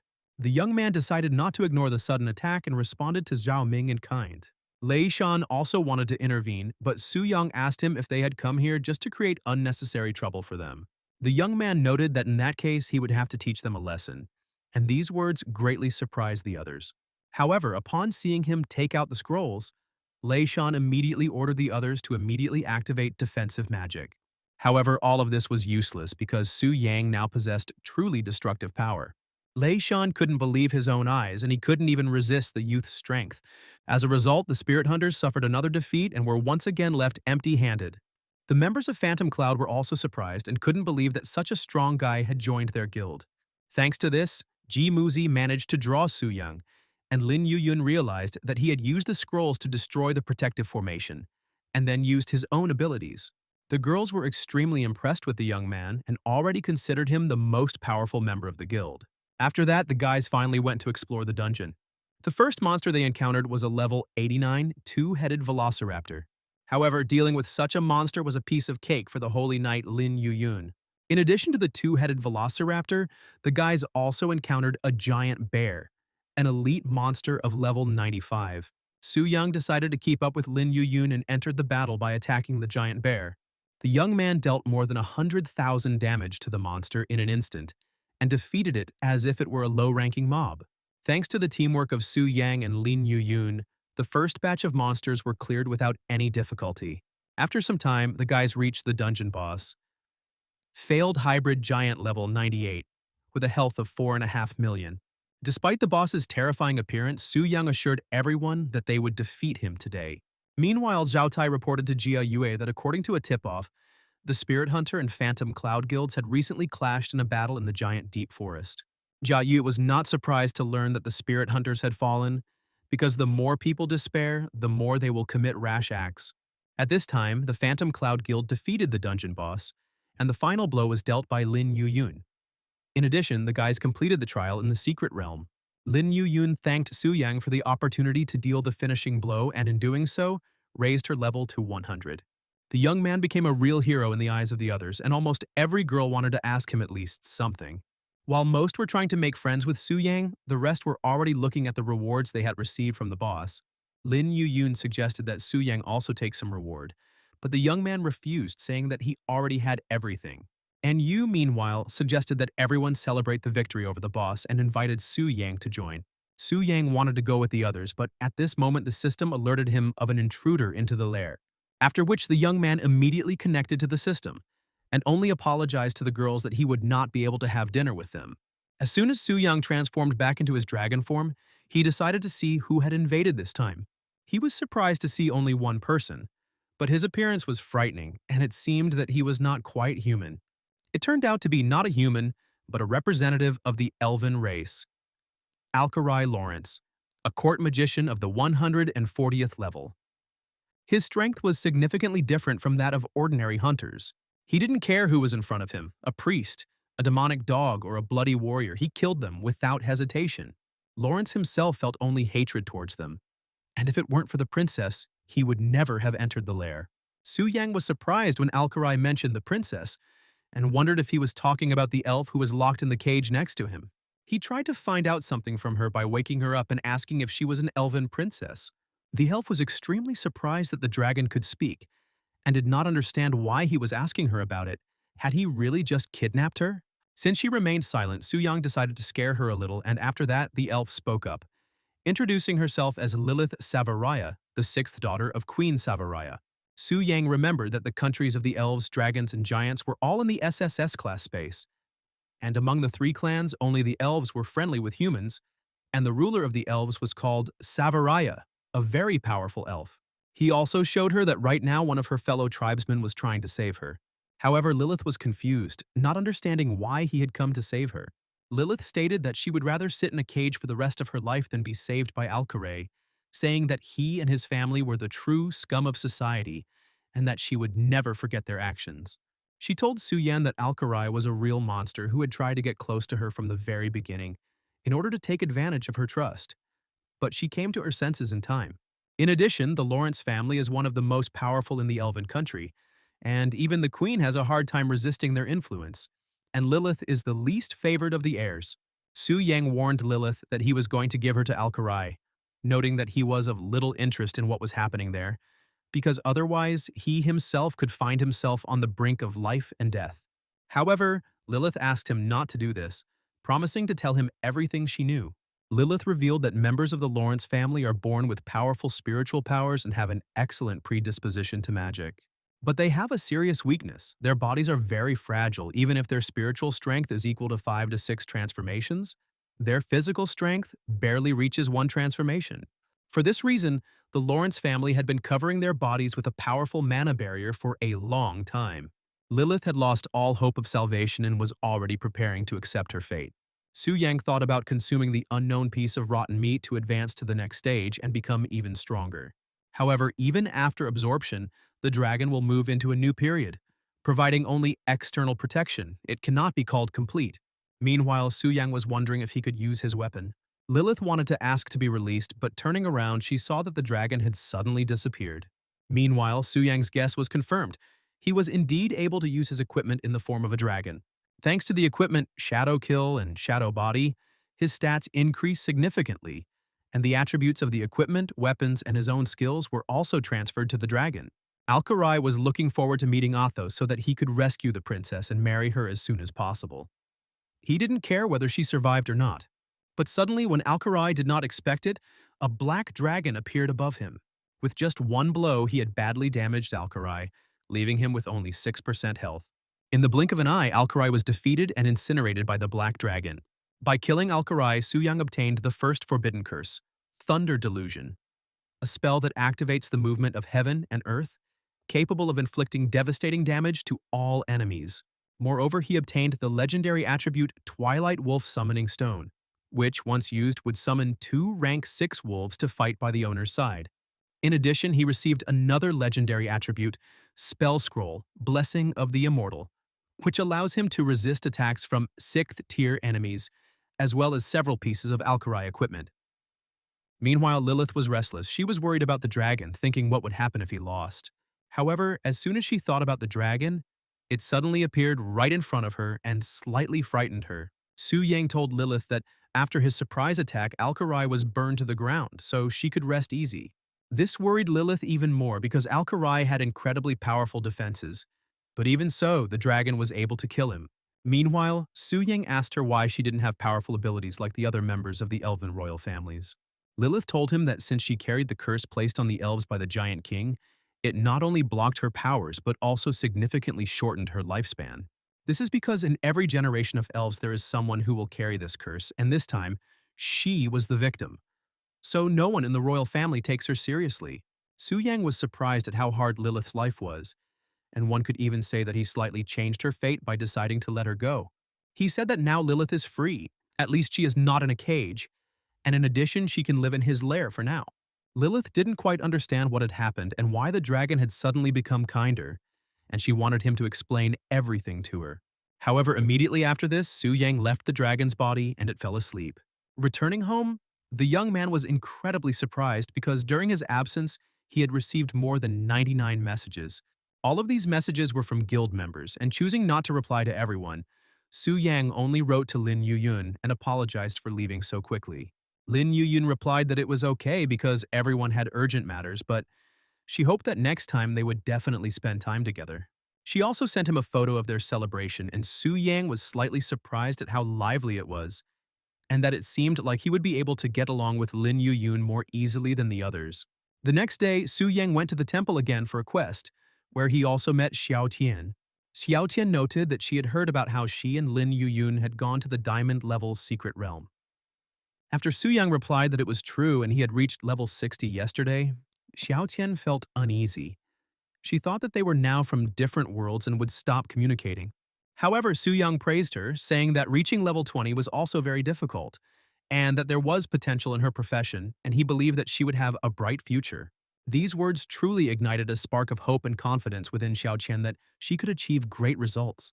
After some time, Su Yang finally received a new 5-star quest where he had to kill the demon spirit cannibal, an incredibly strong platinum level 60 boss. Bailing also warned the young man to be careful as there was talk of a red moon appearing. She told him that the red moon was a special phenomenon in which the monsters of the secret realm became extremely wild and dangerous, and in the dilapidated mansion, the largest number of monsters succumbed to its influence. Bailing noted that there is no specific pattern to the occurrence of the red moon, and it only becomes known for sure early in the morning. Su Yang thanked Bailing for her concern, but he did not take her warnings seriously because he was confident in his own strength. The quest had to be completed in the secret kingdom of the half-ruined mansion of the 60th level, which once belonged to a gardener. And according to legend, the nobleman was driven mad by a curse and, having gone mad, in one night took the lives of everyone who lived in the mansion. Bailing's fears were not in vain. The blood moon had indeed risen. The guard wanted to warn that a particularly dangerous phenomenon had begun, but before he could do anything, someone had already entered, despite the red moon. That someone was Su Yang, whom the guard didn't notice because he was very drunk. The young man fought with the ghost boys, and at first glance they seemed quite weak to him, but there was one but. Due to the influence of the red moon, monsters suddenly went crazy and their levels were raised. The monsters were significantly different from their former selves. They became faster, stronger, and much more dangerous. Suddenly, the demon blade activated on its own as if a defense against attacks had been activated. The system then informed the young man that only 10 points had been taken away from his 100, and when the points reached 0, the system would go into a state of madness. Su Yang didn't quite understand what this meant, but one thing was clear. He had underestimated the effect of the red moon and didn't even think that the attack power and defense of the monsters would be doubled. Now the young man needs to be much more serious and remain vigilant, so as not to fall into the clutches of monsters. After some time, Su Yang defeated a few more monsters and his points dropped to 60, and his mana reserve was about 20%. Su Yang was surprised at how difficult this quest was, since he hadn't even gotten close to the boss yet and had already lost a lot of strength. Moreover, another level 82 elite monster, a giant corpse, suddenly appeared in front of him. Initially, the young man wanted to use only his skills, but seeing the threat in front of him, he decided to play his trump cards. He summoned the very same wolves he had received after killing Al-Karai, and they instantly dealt with the monster. Fortunately, the spirits had no problem recognizing their master. Otherwise, Su Yang would have had a hard time considering both wolves were level 125. After some time, Su Yang finally found the room with the boss and was in anticipation of what awaited him there. As soon as the young man opened the door, he was very surprised because some kind of scene was playing out in front of him. And in the center of this very scene was the red moon erosion. A cannibal, the boss of the immortal species of the 90th level. However, no matter how strong the boss was for Su Yang's moonwolves, he was just easy prey. Su Yang dealt the final blow, and for killing the cannibal, he received about 100,000 experience, as well as platinum rank equipment. Ring of Will-o'-the-Wisp, Crystal Core, and Cannibal's Resentment. The Crystal Core was an item that contained a large amount of mana, which could be used in combination with pills or to enhance attributes, increasing them by as much as 80 points. Platinum gear was indeed a good reward, but until the young man reached level 80, he could not equip it. Meanwhile, a group was already standing next to the portal to the mansion, in which Lin was also present. Jotai was with her, and none of the boys knew who had gotten inside the mansion, and who had the courage to do so. Lin didn't understand why nothing was happening after all. The power of the dilapidated mansion under the influence of the red moon had reached the diamond level, and even she had to be careful, not to mention the others. But suddenly the portal began to open, and everyone froze in anticipation of who would come out of it. Everyone thought that some unimaginably strong hunter would appear, but when they saw Su Yang, they were quite shocked.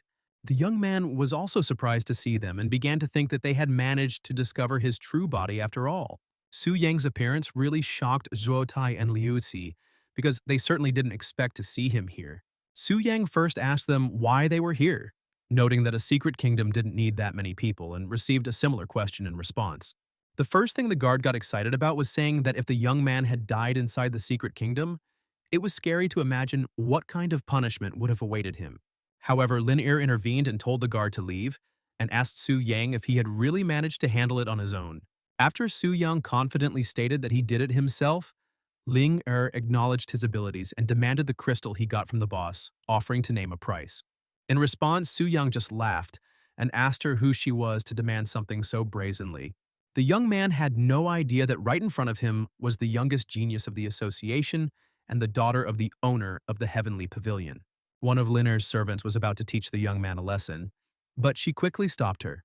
Su Yang realized that he was in a very difficult situation and had just made it even worse. Linger summoned her level 90 falcon and said that if the youth could stand against him for 3 minutes, she would pretend that nothing had happened. This was quite unexpected, causing Su Yang to be slightly confused and unable to concentrate at first. Liu Ci noted that now the guy was definitely finished. Zhuo Tai was sure that he would cope with the falcon because clearing the secret kingdom during the peak of the red moon is a much more difficult task. The falcon was quite agile, and Su Yang had no choice but to show off his power. The first thing he did was to play along with the falcon so that it would attack him, and it would look like he had lost. However, at that very moment he pierced the spirit with his blade and killed him. This also surprised Lin Er because she didn't think that the young man would dare to kill her spirit. Ling Er was angry and a monstrous aura of power emanated from her. The girl was about to teach Su Yang a lesson, but Zhuo Tai stopped her in time, saying that the young man had a special status, being an important person in the temple, as well as a member of the X-Alliance. Ling Er was surprised that Su Yang had the same status, and was also an important person. Moreover, he also took on 5-star quests. Moreover, she herself had a hard time during the first 3 transformations, and even needed help from the Heavenly Pavilion, while Su Yang had gone through it all alone. This hurt and angered Lin Er, but she did not want to stay here any longer and ordered everyone to return. The young man planned to go and kill the Earth Dragon that was in the Stone Abyss, and finally complete the 5-star quest for the 3rd transformation. Meanwhile, Lin Er and the others arrived at the place where the dragon was located. The girl was eager to defeat the monster because back then in the mansion, Su Yang had passed her by, but she did not want to allow this to happen again. However, not everything was as smooth as she thought, and then she was informed that someone had also come here, and that someone was none other than Su Yang, who had come to kill the dragon. As soon as Lin Er saw him again, she was beside herself with rage. Su Yang asked her what brought her to this low-level wild boss area. Was she really itching to torture newbies? Zhuo Tai told the young man that Ling Er was preparing to subjugate the Black Flame Wing, and that she only needed this Earth Dragon for practice, and asked him not to interfere. But the young man said that this dragon was his goal. Lin Er said that in that case, let him do as he saw fit, and warned him that once she subdued the Black Flame Wing, even the temple would not be able to protect him. Finally, the young man only told her not to brag about what she had not yet done, and entered the portal. In fact, Lin Er's statement that she wanted to subjugate the Black Dragon made Su Yang wary, because with her strength and the support of the research team, she could actually pull it off. However, his main goal now is the Earth Dragon. The Rocky Abyss Earth Dragon was a level 61 wild boss, and although the youth couldn't use the Moonwolves and Demon Blade, he wanted to finish it off with a star-level weapon. Su Yang dealt him a lot of damage, and the dragon immediately woke up. Moreover, despite its size, the dragon was quite agile and could even harm the young man if he had not dodged. But be that as it may, Su Yang was currently at a fairly high level, and defeating such a boss alone was not difficult for him. As a result, after just a couple of attacks, he left the boss with only half his health. However, everything was not as simple as it seemed at first glance, and as soon as the boss had half his health left, he immediately entered a state of rage. Now Su Yang had problems because the dragon still didn't stop, and he didn't know how to stop it himself. While running around the area, the young man came across a small clue in the form of a granite wall and decided to lure the boss there. The dragon crashed into the wall, which stunned him and increased the damage dealt to him by as much as 20%. On the other side of the portal, the rest of the guys were still waiting for him. They were interested to know if he could handle the dragon. And as soon as the system reported that Su Yang had single-handedly defeated the Rocky Abyss Earth Dragon in just 20 minutes and 18 seconds, thus taking first place in the rankings, everyone was shocked. Meanwhile, Su Yang was already leaving the portal, and everyone was in anticipation of what kind of person he would appear from there. Seeing that the youth was wearing the armor of the Rocky Abyss Earth Dragon, the guys were surprised, and the armor looked quite funny on Su Yan. Liu Zi didn't even try to hide his emotions, which didn't surprise Su Yang. The young man forgot to empty his inventory and didn't notice how it suddenly became full. And as luck would have it, the dragon's armor had good characteristics, but looked ridiculous. Meanwhile, Lin Er said that she acknowledged his small abilities, but she saw no reason to be proud because he was just an earth dragon, which was far from her goal. In response to this, Su Yang declared that he would subdue the earth dragon much sooner than she did, which angered her even more. However, he was full of confidence and told Ling Er to remember his name, because he was not only a VIP in the temple but also the one who would subdue the black dragon. Su Yang himself planned to go on a secret quest.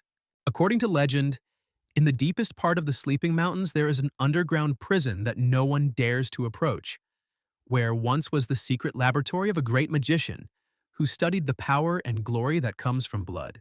Su Yang said goodbye to Ling Er, wished her good luck, and headed to Sleeping Mountain.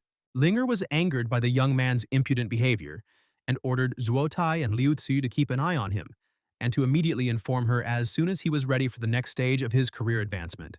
Meanwhile, the young man was finally able to hide the armor and now did not look so ridiculous.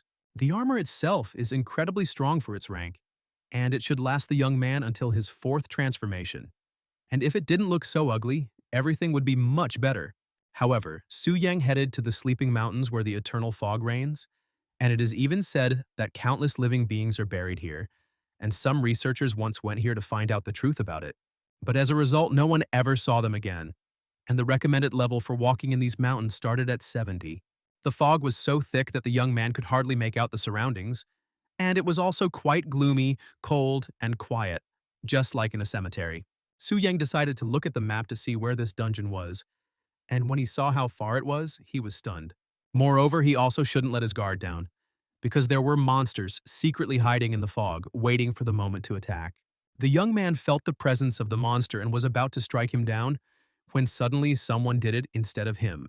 That someone was Zhao Yan, a level 75 Thunder Sword Master, and seeing that a youth with such a low level had gone to the Sleeping Mountains, she was quite surprised. Su Yang thanked her for her help and said that he came here to complete a mission, which surprised Zhao Yan, who asked what kind of quest could be done in the Sleeping Mountains at level 60. Zhao Yan told him that she had also come here to collect materials for the 4th transformation quest and invited him to join her. However, the young man said that his assignment did not involve team play, so he was forced to refuse. In reality, Su Yang just wanted to use his abilities without any problems and without anyone else seeing his true power. Moreover, he wanted to head to the dungeon as quickly as possible, and for that purpose, he summoned the Moonwolves using their high-speed dash. The young man was surprised when he saw the red light coming from the soul summoning stone, and began to think that the object was under the influence of the red moon, which he wanted to ask about later at the temple. Perhaps it was a time bomb.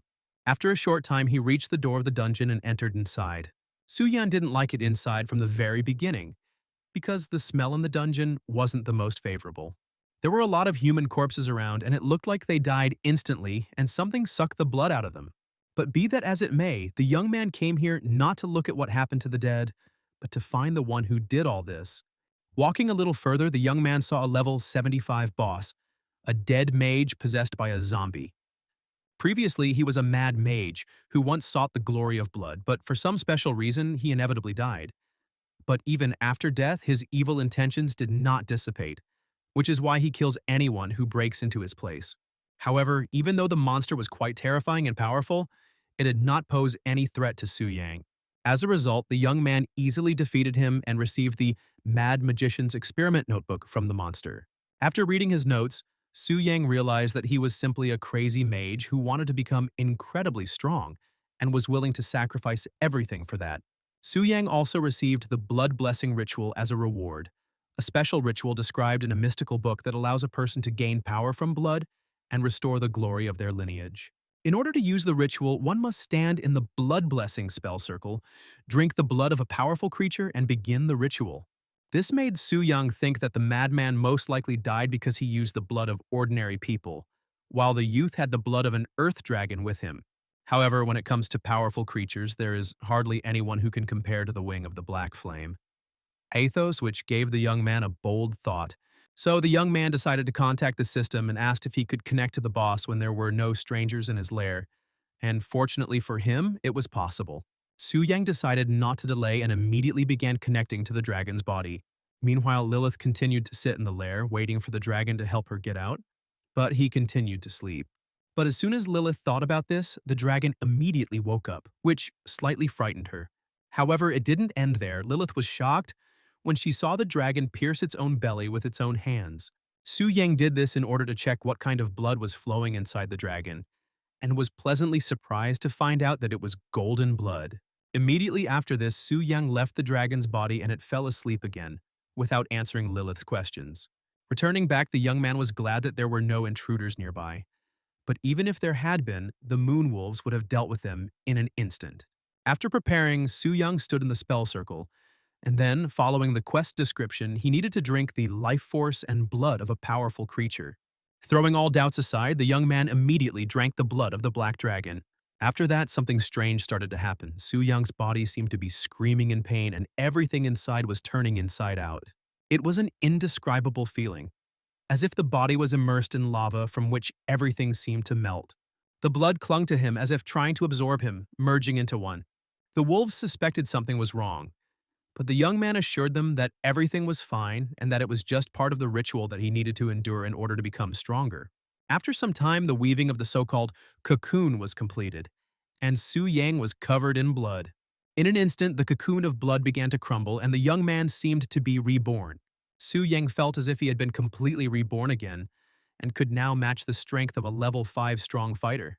After completing the ritual, all of Su Yan's stats increased by 50%, and he also received a new skill, True Black Fire, the destructive power of black flame that Athos wields, allowing him to instantly burn everything in his path. As a boss, Su Yang didn't feel anything special, but now everything seemed to have turned upside down. Meanwhile, he decided to immediately test his new skill, but he went a little overboard with the force. As a result, Su Yang destroyed the dungeon, and along with it, buried the secret of the blood blessing ritual, and now it cannot be used again.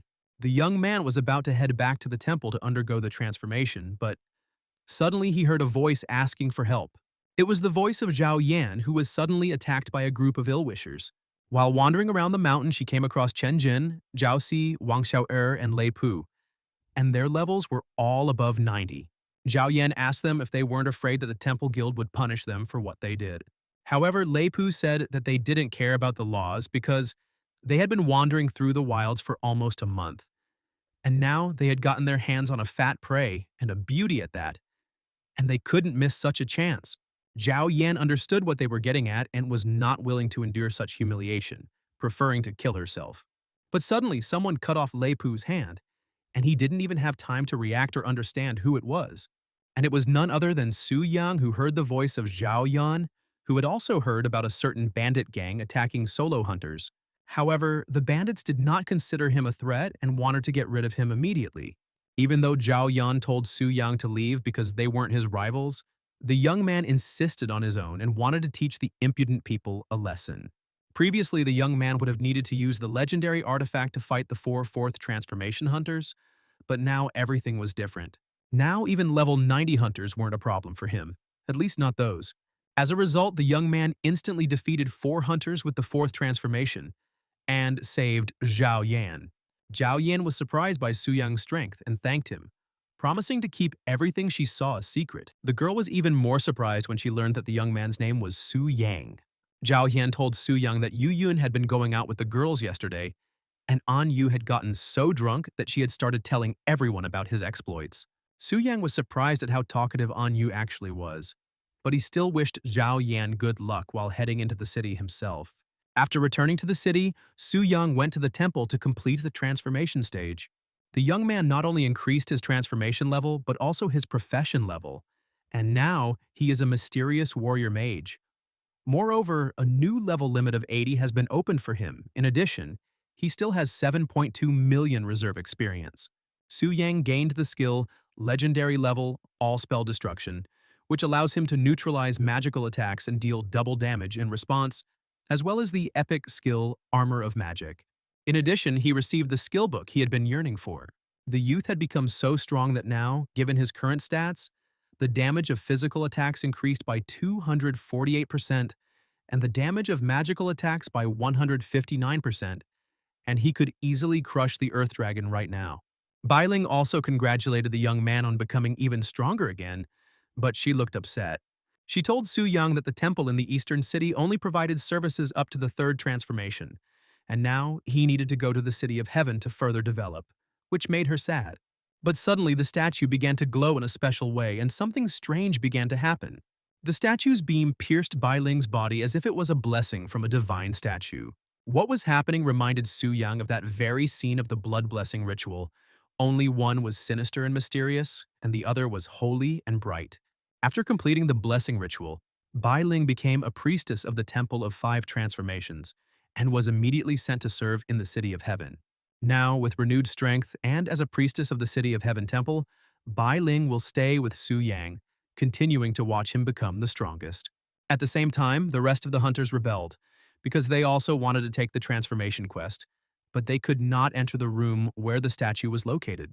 However, after a while, Su Yang came out from there holding Bai Ling in his arms, which raised many questions from the others.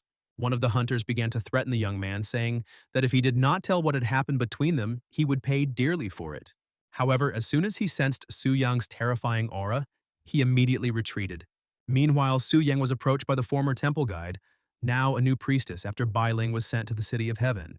The girl was very upset that she would hardly be able to meet him and Bai Ling again, but Su Yang replied that this was not the case, because he would definitely return. For her, this was the most joyful news, as well as hope that she still had a chance to get to know the young man better. Meanwhile, Su Yang carried Bai Ling to the temple in the City of Heaven since she was still unconscious. There he met a former priest of the temple who assured him that everything would be fine, and as soon as Bai Ling woke up, she would replace him in the City of Heaven. And since Su Yan's base would now be in the City of Heaven, he began to think about buying a home there, as well as resolving issues with his grandparents. After which he sent them a letter and told them where he was and what he was doing now, and in addition sent them some money. The young man himself was already inspecting his new cottage with a beautiful view of the sea, which cost him almost 10 million. Moreover, since such a large house is very difficult to maintain, the young man acquired several maids who had to take care of the house on a daily basis. For the first time in a long time, the young man understood what rest was when you had a lot of money. This kind of life really made Su Yang happy, and he enjoyed every moment because before he could not even imagine that he would live like this now. Meanwhile, Bai Ling finally woke up and didn't immediately understand where she was. There was a priest next to her at that time who told her everything, and also noted that the divine statue had not given prophecies for many years. And this time, the appearance of the spirit seemed to be connected with a new hero and asked her what she thought of the young man. Bai Ling said that he is like a heroic man who always performs miracles, and he not only has exceptional courage and strength, but also a kind and steadfast heart. So she is confident that he will bring new light to this world. The old priest trusted Bai Ling, saying that she was good enough at understanding people that he could safely entrust the City of Heaven to her. But he was worried that the red moon had not dispersed for many days. This meant only one thing, that very event that Bai Ling forgot to warn Su Yang about. Immediately after that, Bai Ling ran to find Su Yang to tell him about the red moon's invasion. Meanwhile, the young man was about to go to bed when he suddenly heard someone screaming. Running out into the street, he saw one of the maids pointing her finger at the sky in horror, saying that there was a monster there. And it wasn't a hallucination or anything like that. The system immediately notified the young man that a rare event, Red Moon Invasion, had been activated, and now he needed to defeat the invading monsters. Moreover, the first monster he encountered was the giant Axe Hands monster, a boss from the demon clan whose level was unknown. But the strangeness didn't end there. Suddenly, Su Yang noticed Ling appear, declaring that he was the target of the event that night. Lin told him to leave, saying that this time, she would be the one to eliminate the Red Moon's invasion. The young man didn't understand what was going on and asked Ling to explain what the Red Moon invasion was, but she replied that she didn't have to tell him, and it would be better to ask someone else. Then, Lin released her spirit to fight the monsters. After that, a battle between the monster and the spirit began, and it seemed like they were about to destroy everything around them, which did not make Su Yang happy at all. Meanwhile, Bai Ling still found Su Yang and ran to him to tell him everything. Bai Ling told him that after the red moon appeared, monsters from an unknown space called the Scarlet Withering would appear for a certain period of time. Monsters invade the areas where the heroes are located in order to kill them, and only they can destroy these monsters. This is what the Red Moon invasion is. Furthermore, heroes killed by the Scarlet Withering cannot be resurrected. And according to stories from the temple so far, all such invasions have occurred after the hero has reached the third transformation. However, as a third transformation, this event was too crazy, and Bai Ling noted that perhaps Ling wanted to get the Red Moon Crystal to be her equal. Su Yang realized that the monsters that were originally at the third transformation level had suddenly risen to the fifth, which was absolutely impossible under normal circumstances unless their level changed dynamically. Meanwhile, Lin was unable to resist the monster and she was in a very disadvantageous position. The young man decided not to stand aside and also join the battle, declaring that he could deal with the monster alone. After that, Su Yang released his energy and prepared to deal a crushing blow to the boss. However, the boss was also no slouch and skillfully fought off all of the young man's annoying attacks. However, it did not help, and the young man was able to deliver a powerful blow, leaving him with about 40% health. Lin couldn't believe what she saw. The young man was able to leave the boss with less than half of his health with just one blow. Su Yang's guess that the monster's strength changed depending on the current target was also confirmed, and right now, he was fighting against a boss that was only in its third transformation. This in turn meant only one thing. Now for the young man, it was just a monster and not a demonic boss. However, just 2 or 3 blows were not enough, and after the last blow, the boss went into a rage. But even being furious, it did not help him defeat the young man, because his strength was many times greater than his. Bai Ling was amazed at how quickly Su Yang was able to defeat the boss without even blinking an eye. Lin was also happy for him, but not from the bottom of her heart, and she also became curious about what kind of person this Su Yang really was. However, she planned to deal with this later, and immediately after the death of the boss, she left, only saying at the end that next time she would show him what she was capable of. Meanwhile, Su Yang took out the Red Moon Crystal and asked Bai Ling what was unique about it. However, before Bai Ling could say anything, something strange happened, as if the crystal had activated on its own. Following this, the young man fell to his knees and could not move. His body seemed not to obey him. Su Yang lost consciousness and woke up on the bed next to Bai Ling, which made him very confused and scared. But she explained to him that she had only performed the purification ritual. Bai Ling told him that according to Article 992 of the Temple Rules, when a hero fights a Scarlet Wither, he will be infected by its scarlet power, and accumulating too much of that power could cause him to turn into a Scarlet Wither himself. Therefore, after the battle with the Scarlet Withering, the priest is obliged to free the hero from its influence. However, such a ritual requires close contact between two people, but there is no other choice. Moreover, this also has consequences for the priest. However, the priest's body is special, and with the help of the divine statue, is able to independently cleanse itself from the infection of the scarlet power. But this requires at least a day or two. Su Yang pointed out that she should not take such a risk under any circumstances, because if something happened to her because of him, it would be on his conscience. This made Bai Ling quite confused, and in the meantime, she decided to change the topic of conversation and tell the young man about the privileges of the third level of the 5-star transformation. Starting from the third transformation, the hero becomes a VIP member of the temple and can enjoy some privileges, such as an increased monthly allowance of 1 billion instead of 50 million. In addition, the discount on the purchase of goods increases from 30% to 50%, available with the Black Card of Alliance X, and moreover, the young man gets the right to join the S-Class Guild. But that's not all. The most important thing is opening access to the Red Moon Crystal Core exchange point opened by the temple, where you can exchange Red Moon Crystal Cores for various items.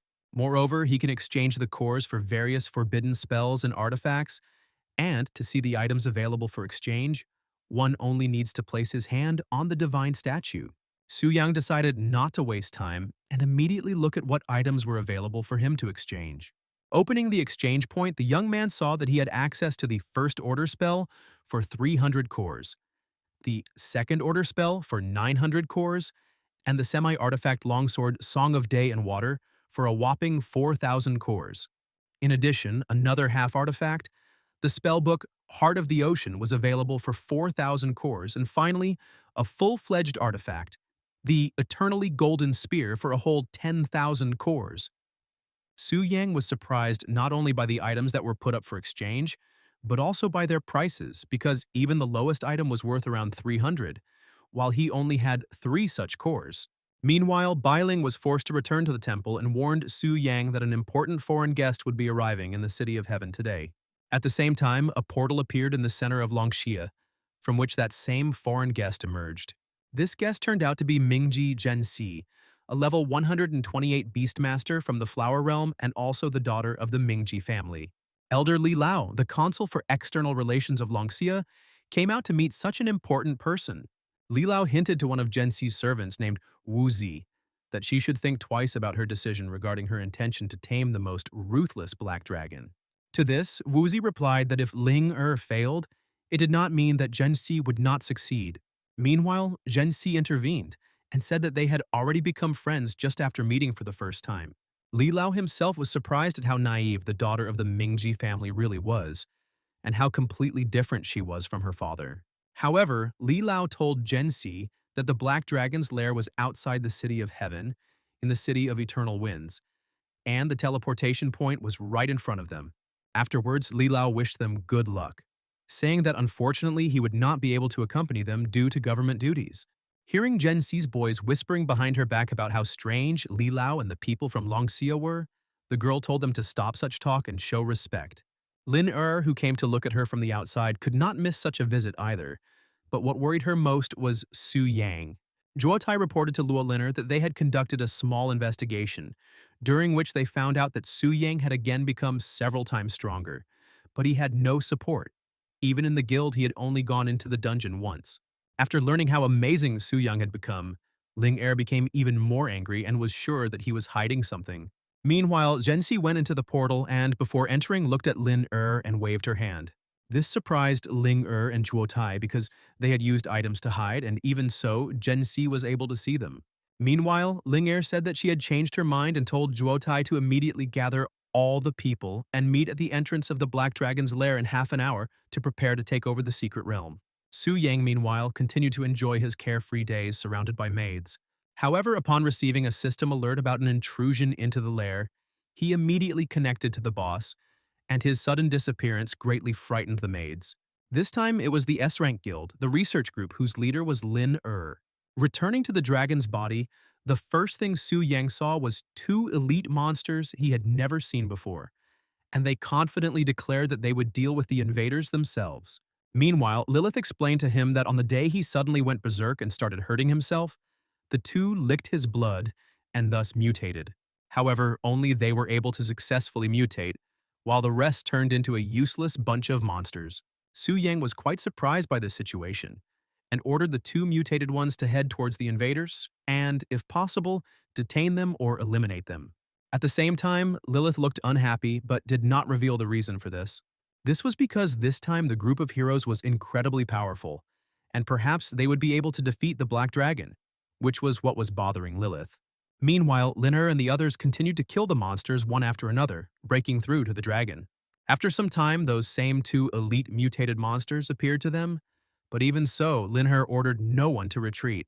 Even though the monsters were very different from the previous ones, Linher was confident in her strength and believed that today was the day they would slay the dragon. As a result, with the combined efforts of the team, the monsters were defeated instantly like low-ranking mobs. Linher also decided to try to tame the fallen monster and make it part of her army. The monster tried to resist Linher's pressure, but it was to no avail. As a result, one of the monsters succumbed to the girl's charms, becoming her servant. Su Ying was not happy with this outcome and decided to resort to extreme measures and eat that piece of flesh. Even though the taste was a little peculiar, he had no other choice or he would lose. Immediately after that, his body began to change and a beam from the sky pierced him, as if endowing him with an unknown power. Now it was not just a dungeon boss, Black Flamewing, Black Dragon Athos, but Athos had risen to the level of the Shining Moon, becoming the level 150 boss Black Flamewing, Black Dragon Athos. This sudden change caused great shock and surprise among the heroes, and they did not understand what to do next. Seeing that the dragon had mutated and was now about to strike them, the heroes immediately began to erect a shield. However, despite the fact that they were high-ranking heroes, they were no match for a level 150 boss, and with one attack, he managed to kill 10 people, leaving 6 more on the brink of death. But this time, the heroes were prepared, and Juotai decided to use the Emerald Circle of Life, which restores full health after death, but can only be used once. After that, he restored the health of the rest of the heroes and told them to prepare for battle. Then all the heroes attacked the dragon again at once, inflicting a colossal amount of damage on him. But even so, the dragon confidently stood on his own 2 feet. To him, their attacks looked more like mosquito bites, so he decided to swat them away. Lin couldn't believe what was happening and that her group had lost so easily to the dragon. Meanwhile, Zhuotai told Ling to leave here as quickly as possible while they delayed him. For against a monster of the Shining Moon level, they had no chance or even a hint of success. Lin didn't want to admit it, but Zhuotai was right, and she decided to listen to him. However, Zhuotai and the others were unable to stop the dragon, as it instantly incinerated them with its flames. Moreover, Lin was unable to escape either, because as soon as Su Yang dealt with the others, he headed towards her. Ling thought that she would be able to escape and return safely, find a next-level dragon and tame it, but in the end, she ended up in the clutches of a black dragon. The dragon wanted to swallow her, saying that she would pay for her stupidity and naivety with her own life. However, he was unable to eat it because Ling was so frightened that she began to sob uncontrollably. Su Yang noted that he understood her desire to win, but he could not let her go, so he gave her a quick death. Meanwhile, Su Yang's experience amount was around 32 million, and his level had been raised from 72 to 79. Meanwhile, with Ling he received the Shining Moon level Whispering Dong Ring. The ring had no restrictions, and granted the wearer a number of effects and enhancements. In addition, he received a first-tier spell scroll, Wind God's Fury, a scroll that would tear to shreds anyone who dared challenge him. Lilith was also glad that the dragon had defeated the invaders again, and was waiting for the moment when she would finally receive the promised true freedom. Su Yang, meanwhile, left the dragon's body and returned to his house, frightening the maids with his sudden appearance. Besides, if before he just lay down on the bed and rested, now he had people who could take care of him. Meanwhile, the heroes were angry because they lost to the dragon again, and the dungeon level suddenly changed. Zhuotai told everyone to stop complaining and asked if any of them had seen Ling Meanwhile, Lin hid from other people's eyes and was upset because all her work had gone down the drain. It was difficult for the girl to accept defeat because she was ready to tame the black dragon, but in the end, she lost and hardly had the right to continue to be called a brilliant master of beasts. Seeing Zhuotai, Ling became frightened and ordered him to go back and tell Jia Yue everything. Zhuotai tried to console her, saying that no one expected such an outcome, and that the dragon suddenly increased its level, and it was not at all shameful to lose to a boss of such a level, and also suggested that she choose another target to tame. This made Ling think that neither Zhenxi nor Su Yang would be able to defeat the Black Dragon of the Shining Moon. So, if she could tame the other dragons before them, she would remain the first genius beastmaster in Longxia. After all, besides the Black Dragon, in Longxia there is also a red and even a silver dragon. Of these, the red one is a little weaker, the silver one is stronger, but they are both star level, and if Lin can tame the silver one, she will be the first one to do so. After that, Lin came out to the other heroes and declared that all the lost items would be compensated, and told everyone not to despair. However, it didn't end there because suddenly Zhenxi, the one Ling wanted to see the least, came to them.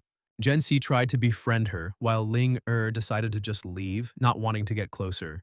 Wuzi laughed, saying that Ling must have failed at taming the dragon, for which she was immediately hit on the head by Zhenzi, who told her not to gloat. Meanwhile, Zhenxi also asked to open the dungeon so she could go and tame the dragon. But when she saw that the dungeon was a Shining Moon level, Wu Tai was shocked, as it was previously said that this was a star-level dungeon. They immediately reported this to Li Lao and demanded an explanation, to which he suggested that they rest in the City of Heaven and discuss everything later. Li Lao himself did not understand why the dungeon had risen from the diamond level to the Shining Moon, because this had never happened before. The next day, Su Yang went to the portal to the dragon's lair to challenge him. After all, despite the fact that the strongest heroes could not defeat the boss, the young man was confident that he could handle it. Entering the dungeon, he was slightly surprised because for the first time he saw it from the hero's side, and not from the height of the dragon's fortress. The first thing Suyang did was demonstrate his strength. An energy reminiscent of Athos's aura emanated from him, which surprised the local monsters. The young man decided to focus on the dragon, and to keep the small monsters from interfering, he summoned the moon wolves and ordered them to deal with them. Su Yang himself decided to possess the boss and start the battle while in his body. When he appeared before the moon wolves, they were frightened, not knowing what to do because they would hardly defeat the dragon. What amazed them even more was that the dragon suddenly pierced its own body. One day, the young man realized that the dragon's talent for reducing damage did not work on him, and if his health was greatly reduced, it could affect critical equipment. Meanwhile, he ordered the black dragon to stay put, suppress the health recovery, and ordered the other monsters not to move. After this, Su Yang left the dragon body and returned to human form. He then attacked the dragon, confident that he could finally defeat it now. However, everything turned out to be not so simple, and after 2 hours of hard fighting, the boss's health dropped to only 19%. It was a long battle, but the young man was not going to give up and wanted to finish everything as soon as possible. Suddenly, Lilith woke up from a scream that resembled the roar of a black dragon. Moreover, the monsters from the dungeon began to disappear as if dissolving, and the dragon's aura disappeared along with them. This marked the end of the black dragon Athos, who fell at the hands of Su Yang. The young man couldn't believe that it was all over, because for killing the dragon, he received more than 1 billion experience. His level increased from 79 to 80, and there were still 53 million experience left in reserve. In addition, he received an incredibly powerful black dragon weapon that instilled fear with its very appearance. It was a unique dragon bone greatsword, Athos Devourer, which had a number of properties, uniqueness, and no limitations. Su Yang immediately decided to test it, and with just one swing, he destroyed a significant part of the dungeon. In addition, for completing the quest to destroy the dragon, he received its heart, which increases spirit by 50%, strength by 100%, and allows him to ignore the racial abilities of dragons, increasing damage to them by 500%. Moreover, now the Black Dragon Athos will fight on the side of the young man, you just have to call him. Thus, Su Yang gained not only incredible strength, but also a powerful ally. Immediately after that, he went to the top of the dragon fortress to meet Lilith. He extended his hands to her, saying that he had come to save her, which left Lilith confused. She couldn't believe that someone had managed to subdue the black dragon because she considered it impossible. The elf believed that black dragons were the strongest and most cruel, and even death could not force them to submit. In the past, the strongest elves tried to tame the black dragon but failed, while the young man before her succeeded. Lilith wasn't entirely sure that the young man could be trusted, but she still had no other choice. This ended the dungeon, the lair of the black dragon. Athos fell, and the kidnapped elf Lilith was freed. Meanwhile, in the wasteland beyond the black dragon's secret realm, a group of hunters fought. And seeing that the boss himself appeared right in front of them, the guys were shocked and immediately started running. Meanwhile, Su Yang suggested that Lilith go to the city government residence to help her return to the land of the elves, but she refused. Lilith asked if she could go with him, but she did not reveal the reason, not wanting to tell that she had sworn to marry the savior. The elf also wanted to know how he managed to subdue the black dragon, but the young man avoided answering, calling it a secret. However, he decided not to rush back to the city, but instead to disturb the hunters and local residents a little. Hearing the roar of the black dragon, the boys became alarmed and went to the lair, thinking that it was trying to escape. Seeing the dungeon boss come out, Jia Yue and Wei Ming were shocked. Wei Ming asked if the young man had really tamed the dragon, as it was beyond the realm of possibility. Su Yang didn't hesitate to demonstrate the dragon's roar and how it obeyed his orders. Wei Ming was even more surprised to see the elf princess, who could only be saved by defeating the dragon, and with an extremely low probability. He was stunned and did not understand how strong the young man was, since he was able to do what no one else had ever been able to do. He wanted to come closer, but he tripped over a stone, and it looked like he bowed his head to it. Su Yang extended his hand to him, and at the same time received a notification from the system about the new boss of the next stage. Wei Ming even thought that the young man was the head of the Global Beast Conqueror Association and apologized, introducing himself as the mayor of the City of Heaven. Su Yang didn't quite understand what was going on when Gen Si intervened in the conversation. She also greeted the young man, introducing herself as a beast conqueror from the Land of Flowers, and asked about his experience. However, the young man replied that he was not a beast conqueror, which surprised everyone present even more. He added that he had his own secrets that he was not going to share, and asked Wei Ming to warn the city's residents.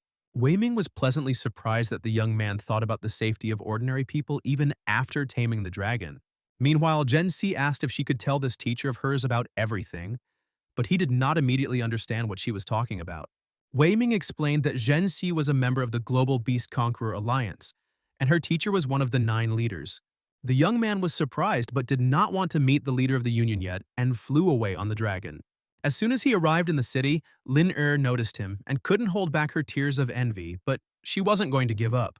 Wei Ming meanwhile announced that the black dragon's lair had been cleared, the dragon had been tamed, and there was no need to fear it. The first thing Su Yang did was go home, and as soon as one of the maids saw the dragon, she was shocked. The young man was glad that, despite her origins, Lilith turned out to be modest and sweet, without a princess complex. Finally, after returning home, he immediately moved on to the new boss. It was the Demon Abyss boss, the Divine-level Original Sin Lord. The young man was surprised because he didn't know what a Divine level was, since according to the system above the 5th transformation, each one is equal to 50 levels. There are also the 6th, 7th, and 8th transformations called the Starlight, Shining Moon, and Scorching Sun levels, which together form the Legendary stage. Only by passing the so-called Test of God can one obtain the status of a demigod, and then, by overcoming the long path to God, reach the divine level. Su Yang was excited to see how strong his boss would become and decided not to waste any time. Having connected to the boss, the young man immediately understood the difference between him and the Black Dragon, because his characteristics were several times higher, and he also had resistance to physical, fire, water damage, and the elements of darkness and light. In addition, he possessed a number of special talents, such as immortality and the ability to resurrect any demons in the abyss. The Demon Abyss is not an ordinary dungeon in a secret realm, but a huge astral crack similar to the elven or dragon kingdom. But unlike them, it is connected to the human world like a secret dungeon. Moreover, in each country, there is a portal to enter the Demon Abyss. Starting from the first level, you can fight endlessly, getting experience and rewards for killing demons. But at the same time, the difficulty of the Abyss is extremely high, and the average level of demons at the first level is 40, and the human record for exploring the Abyss is 386 levels. Su Yang was a little shocked that this record was set by the combined SSS-ranked guilds Circle of Mages and Night Sanctuary, and didn't understand how he would move on to the next boss if even they couldn't do it. Looking more closely, he noticed 4 thrones nearby, of which only one glowed in a special way while the other 3 did not. The young man decided that this was the right moment to use his talent for resurrecting demons. So he resurrected the boss of the 7 deadly sins of the Scorching Sun level, Gluttony, named Beelzebub. Su Ying was a little disappointed that the demon was only at the level of the Scorching Sun because he had hoped for at least the strength of a demigod. However, everything turned out to be not so simple because Beelzebub had a special talent of eternal hunger. Devouring everything non-demonic, he became stronger and could reach the divine level.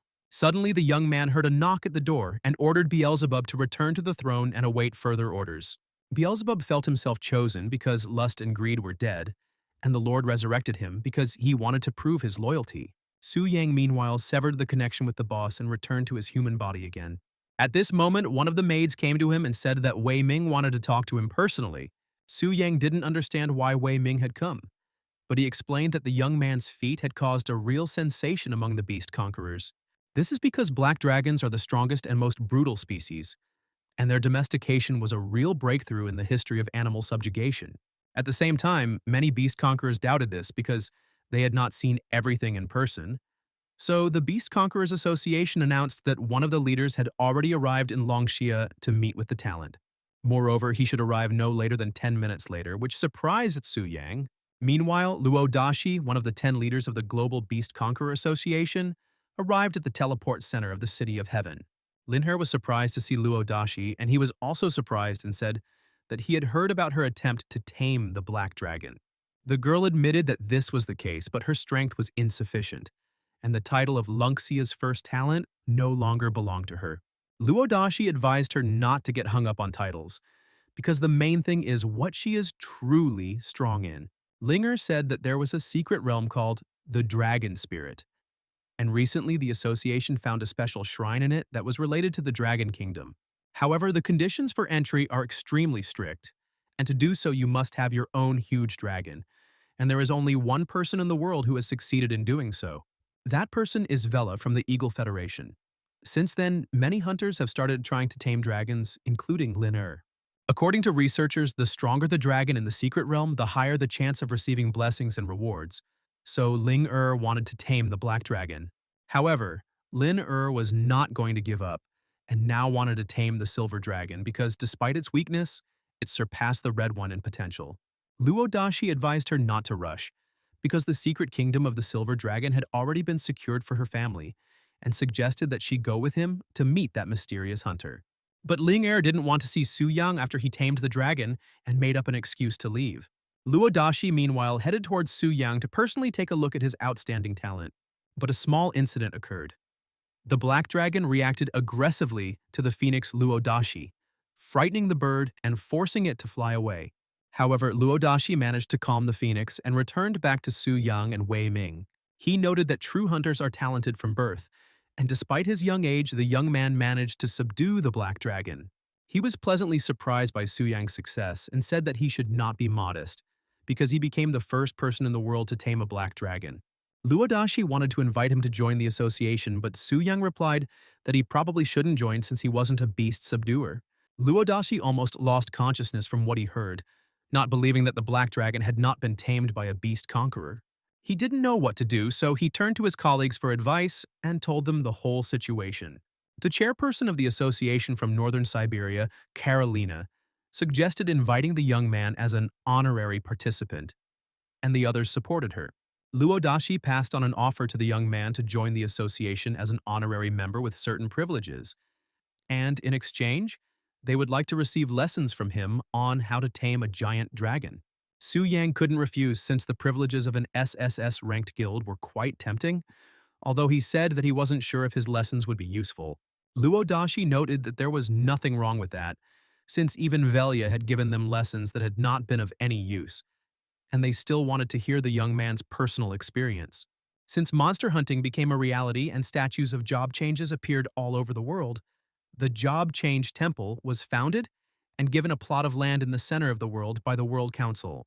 Thus, the Holy City came into being, the headquarters of the Temple of Changes of Profession, and its supreme leader is the Holy Great Priest who never left the city. The priest's origin, status, and power remain unknown, as does the Holy Great Priestess Euphemie Vega, who appeared only once, 10 years ago. The SSS-ranked Guildmaster of the Circle of Mages, Orgus Stone, the strongest mage in the world who had completed the trial of the God of 9 transformations and reached the level of a demigod, one day decided to challenge her. But even at level 300, Orgus was unable to break through her protective light shield, after which no one dared to doubt the temple's power. At this time, the statue informed Euphemie that an abnormal phenomenon had occurred in the abyss. The previously killed king of the original sin gluttony, Beelzebub, had reappeared, and the reason was unknown. Euphemie decided to see with her own eyes what was happening in the abyss and asked the statue for a blessing. Using the ability Eye of Insight, which allows her to see any place in the world regardless of distance and time, she looked into the abyss. As expected, the inside of the abyss was dark and ominous, which is not surprising for such a place. Euphemie discovered the throne room of the 7 original Sin Kings, and according to records, the maximum depth of the abyss was 386 levels. For every 100 levels, one of the kings of sin appeared. On the 100th, Beelzebub; on the 200th, Asmodeus. At level 300, there should have been Mammon, greed, and they were all thought to be destroyed. But for some unknown reason, Beelzebub was resurrected. Euphemie wondered how this was possible. Could it be that the source of this was a magical power that even the Eye of Insight couldn't recognize? Using even more force, Euphemie was finally able to determine who was behind all of this, and was shocked to learn that it was a human. But that was not all. Suddenly she felt the presence of someone behind her, and this someone told her to get out. It was Pride, Lucifer, a god-level boss. Although Euphemie possessed great strength, she was unable to resist Lucifer and therefore decided to retreat. Lucifer herself was eagerly awaiting her meeting with the ruler. Euphemie couldn't believe what was happening and didn't expect that there could be such powerful beings among the original Sin Kings. But what struck her most was that there was a man behind this. Who was he, if even the king of original sin served him? Soon, a global alert was released that the world boss, the Lord of Original Sin, had appeared in the deepest part of the demon abyss. Killing him will reward you with a unique, limited divine weapon from the Confrontation of Sins series. This series of weapons is considered a must-have for the Overlord fight, and the chance of getting a trophy increases depending on the job level. Additionally, killing the world boss will unlock a new add-on, Ascension to Godhood. The expansion will also add a 10th transformation, the Divine level. After the announcement, Luodashi went to meet with the chairman, wished Su Yang good luck, and said that they would contact again. At this time, Bailing worriedly noted that anomalies began to occur in the world one after another. However, Su Yang assured her that everything would be fine, as he would definitely take care of everything, so she had nothing to worry about. In addition, the largest SSS-ranked guilds would definitely start to act in the near future, and given the previous events, it would be a matter of time before he reached the Overlord. And before that, Su Yan needed to be fully prepared. By killing the original Sin Kings, one can obtain the unique limited edition artifact, Sin Resistance. And although Su Yang's Devourer is also unique and limited, it is still far behind. Meanwhile, he wondered if he could obtain the Sin Confrontation series of weapons by killing the demons inside the Lord's body. The weapons of the Sin Confrontation series have unique, limited, and divine wombs, and their power is beyond the possible. That's why the young man wanted the demons who obeyed the Lord to sacrifice themselves. And besides, he would be able to resurrect them later, although the restoration would take a long time. The young man also thought about how the strongest hunters in the world had only reached the level of demigods at the moment, and the next expansion was called Ascension to Divinity, and was related to the assassination of the Lord of Original Sin. Su Yang was curious to see if he could kill the Lord alone and thus become the first to attain divinity. After all, he was the real cheater in this world. However, for now, the young man decided to put such thoughts aside and instead complete another 5-star quest for the 4th transformation. Meanwhile, some guild leaders were summoned to the temple to discuss further actions, and among them was Orgus, the leader of the Circle of Mages Guild, a 9th transformation holder with the Elemental Destroyer profession. Besides him, Carolina, the chairwoman of the Global Association of Beast Conquerors and the owner of the 9th transformation, was also present. Tang Jan, a 9th transformation hunter and the head of the Eternal Battlefield Guild, also couldn't miss the meeting. The 4th and last leader to arrive was Bo Kei, the leader of the Knights Temple Guild and the owner of the 9th transformation. The appearance of the SSS rank guild leaders surprised everyone, because seeing the strongest hunters is a rare occurrence. However, not only the heads of guilds but also heads of state were present at the meeting, which caused even greater surprise. Meanwhile, Euphemie also arrived and thanked everyone who responded to the call of the temple and came to the meeting. She explained to everyone that the reason for such a sudden meeting was that the once defeated sin of gluttony, Beelzebub, had been resurrected, and most likely this was due to the appearance of the world boss, the Lord of Original Sin. Euphemia noted that, as the deity statue stated, only by killing the original Sin Kings and obtaining the Sin Confrontation series weapon would it be possible to destroy the Overlord. And to increase the chance of getting a weapon of this series, the boss must be killed by a high-level hunter, and everyone present at the meeting is just the elite of the modern world. Euphemie asked all the hunters to unite and defeat the absolute evil. Besides, the current record for passing the Demon Abyss is 386 levels, and during this time, they managed to kill 3 sins: gluttony, lust, and greed. Furthermore, it is reasonable to assume that there are another 100 levels to go through to meet the next king of the 7 original sins, meaning there are 314 levels to go through to reach the boss at the end. Meanwhile, the priestess asked Orgus and Tang Zhan, both level 372, how many levels they thought they could clear in the abyss. Orgus replied that he was already quite old and would be able to go through a maximum of 3 levels, no more. Tang Zhan noted that the deeper you go into the abyss, the greater the difference in strength between levels, and even if they joined forces, they would not be able to overcome much. Euphemie wasn't too happy with these answers because it meant that in order to reach level 700, hunters would need to level up another 100, which would take a lot of time. Boka noted that killing a sin would give enough experience to raise the average level of the party by several points, and if the kings could be re-resurrected, they would significantly shorten the time. Meanwhile, he also touched on the issue of how the artifacts from the Confrontation of Sin series that the boss can drop will be distributed, which caused tension between chapters. Boka said that there was no point in wasting time on conflicts and mistrust, because the weapon of sins was the key to defeating the ruler, and one of the most important items for ascending to deity. After this, the leaders began to argue about who would receive which weapon and also discuss the risks, since the boss only drops the artifact with a certain probability. However, Euphemia didn't like the fact that the guild leaders suddenly started to suspect each other and consider each other potential enemies, so she ordered everyone to be quiet. The priestess explained that this was about ascension to divinity, so the temple would not be left out, and now their enemy was the lord with the demons, so she asked everyone to wait for the expedition to form, after which the results would be announced. Afterwards, Tang John asked to speak and said that if the guild became one to challenge the abyss, it would cause disputes on one hand and lead to a shortage of hands on the other. So he proposed that each country unite and form their own abyss fighting team to take turns fighting the kings. And this proposal was supported by the other guild leaders. As for the weaker countries, Tianzhan stated that this was not a problem they should solve in order to defeat the sins, since ultimately it all depended on individual, guild, or national strength. Euphemia also supported Tangzhan's proposal and then held a vote, with 80% of the votes being in favor. The priestess noted that given the complexity of the abyss, countries without ninth transformation specialists would not be eligible to challenge, and those remaining would be chosen randomly with the results announced after the meeting. However, this was only the first agenda, and Carolina will tell us about the second. Carolina noted that thanks to the emergence of the secret kingdom Dragon Spirit, it became possible to get into the kingdom of dragons where powerful creatures live, giving a lot of experience. Carolyn's proposal was to go to the Dragon Kingdom and earn as much experience as possible, but only the one who had subdued the dragon could enter the kingdom. Carolina confirmed this and added that until recently only Velia had been able to subdue the dragon, but now a young man from Lunxia had appeared, subdued the black dragon and joined the association as an honored guest. Boka was slightly surprised because the young man had subdued the black dragon, which meant he was worthy of becoming a full member of the association, and perhaps its head. So he asked Carolina why she had accepted him only as a guest. Carolina explained that everything is not so simple, because in fact the young man is not a beast conqueror. His profession is a warrior magician.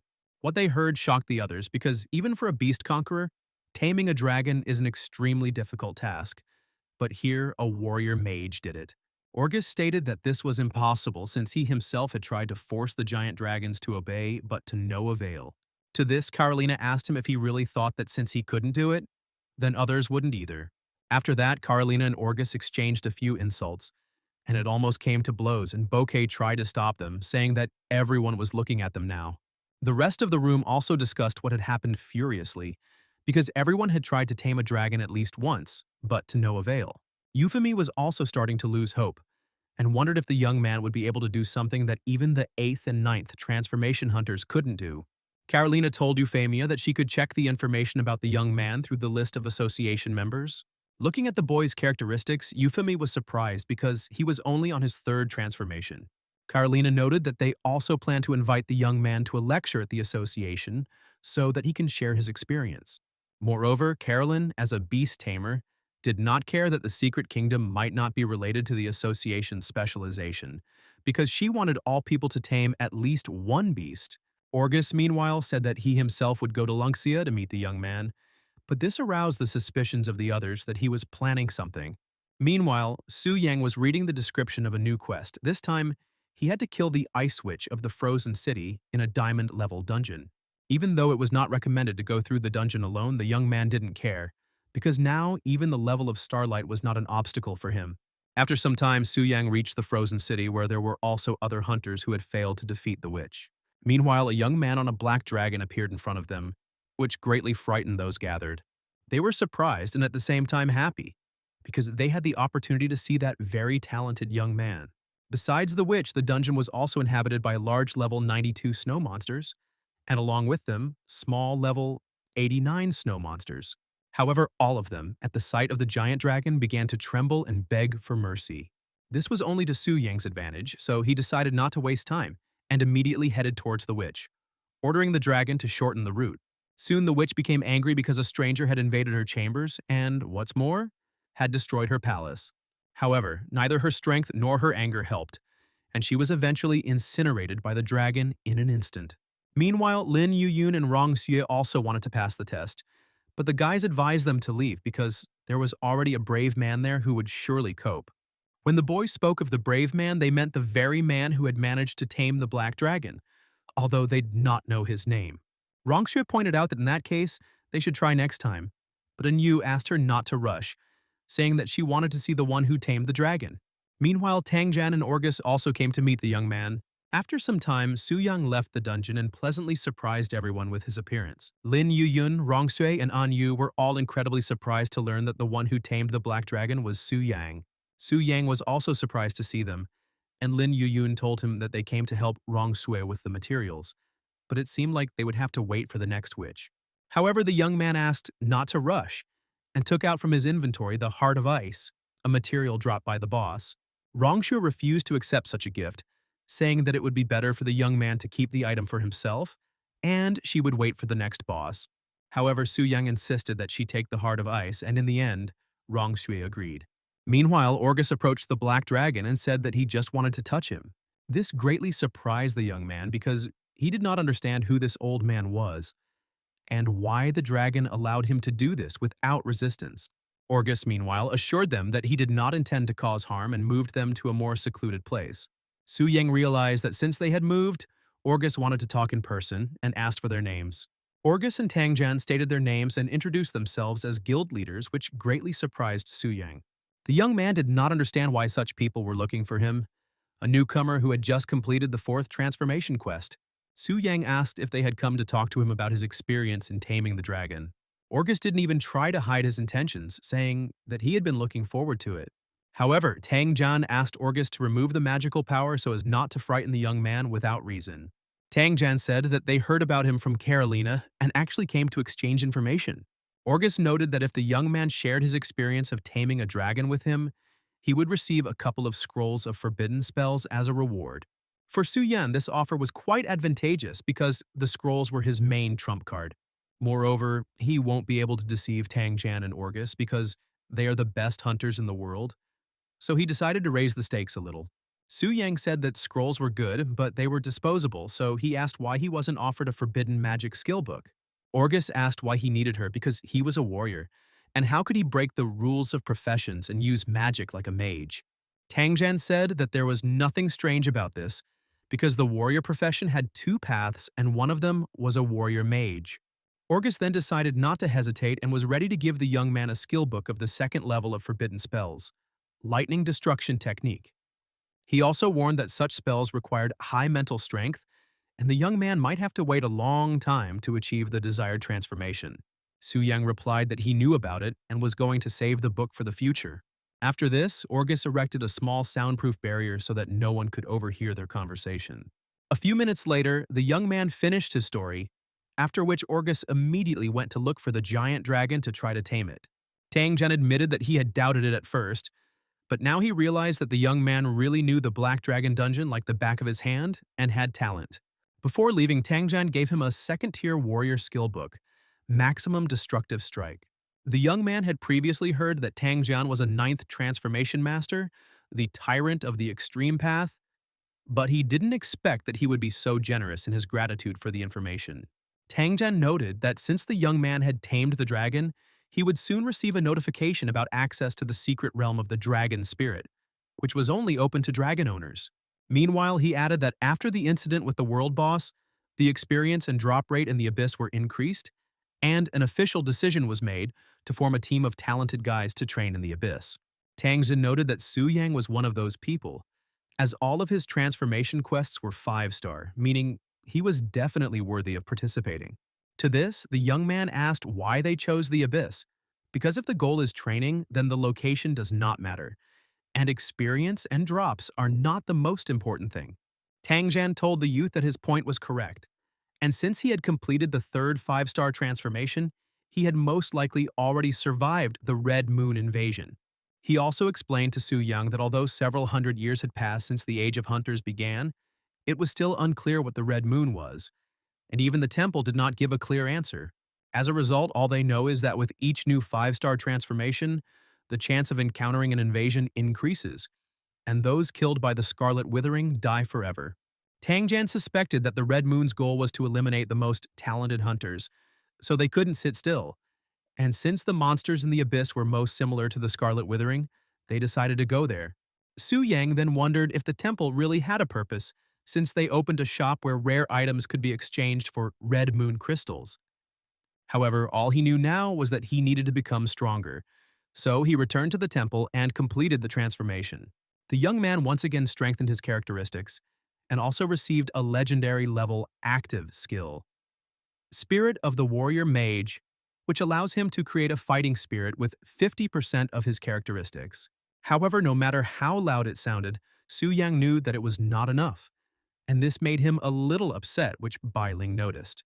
But be that as it may, he tried to keep a cheerful face and insist that he was fine, telling others not to worry. Furthermore, Su Yang decided to use that very plan and connect it to the boss system. The first thing he decided to do was to resurrect the sin of wrath, Samael. Samael was glad that the Lord resurrected him, but his joy quickly passed when he said that in the name of the king he would grant him death. Samael did not understand what was happening and why the Lord decided to kill him, because he was quite strong and had unique abilities. However, he did not want to die, so he promised to prove his loyalty and do whatever it took. Su Yang explained that he had reasons to grant death and ordered him to return to the extreme darkness, promising to ensure a majestic return. The words of the Lord gave rise to optimism in Samael. He thanked him for his trust and said that he was ready to die before the next call. After that, Su Yang took out the Lord's sword and killed Samael. Meanwhile, Beelzebub sensed Samael's death and was perplexed as to why the ruler personally granted him death. For killing Samael, Su Yang received 13.4 billion experience, and his level instantly rose from 85 to 100, and the surplus of 7 billion went into reserve. Moreover, he also received rare items such as Samael's flesh and blood, which increases health by 10 million, and Samael's broken heart, which gives 10,000 strength. In addition, he received Samael's demonic horn, a powerful forging material, and Samael's demonic spring, which grants immunity to destruction by demonic power up to level 400. Su Yang was stunned by these items because his current strength was only 2,127 and his health was 53,175, and by using them, he would increase his parameters by thousands of times. With such a huge amount of health, even without activating the boss form, he can already be considered a full-fledged boss, and this is without taking into account other artifacts. With such strength, Su Yang would be able to defeat even the strongest Black Dragon without any difficulty, and this made him happy. He wanted to use the demonic horn of Samael as a material, but there was a problem. He needed a demigod-level blacksmith, and he had not met such a one yet. While thinking about how to use the Samael demonic source, the youth recalled Tang Zhan's words that the monsters from the abyss were similar to the Scarlet Withering. Su Yang thought, if meeting the Scarlet Withering could lead to being infected with the Red Plague, then fighting the demons could lead to being corroded by the demon's power. This begs the question, if the abyss is like the Red Moon, maybe there is also a being like the Lord of Original Sin hiding behind the light door of invasion. Moreover, hunters who died in the abyss can be resurrected, while those killed by the Crimson Withering cannot, which suggests that there might be someone stronger than the Overlord. However, he decided to put these thoughts aside, because now his goal was to kill the ruler. Meanwhile, he got a new drop, a semi-divine artifact, Armor of the King of Wrath, which increases characteristics and has a passive skill, Thirst for Destruction, increasing attributes by 1% for every 1,000 killed. In addition, the artifact had an active skill, Tormented Wrath, which took away 70% of health in order to double attributes for 10 minutes. But this was not what Su Yang wanted. Of course, the young man was glad that he received an artifact with such unusual abilities, but he still wanted to get the weapon.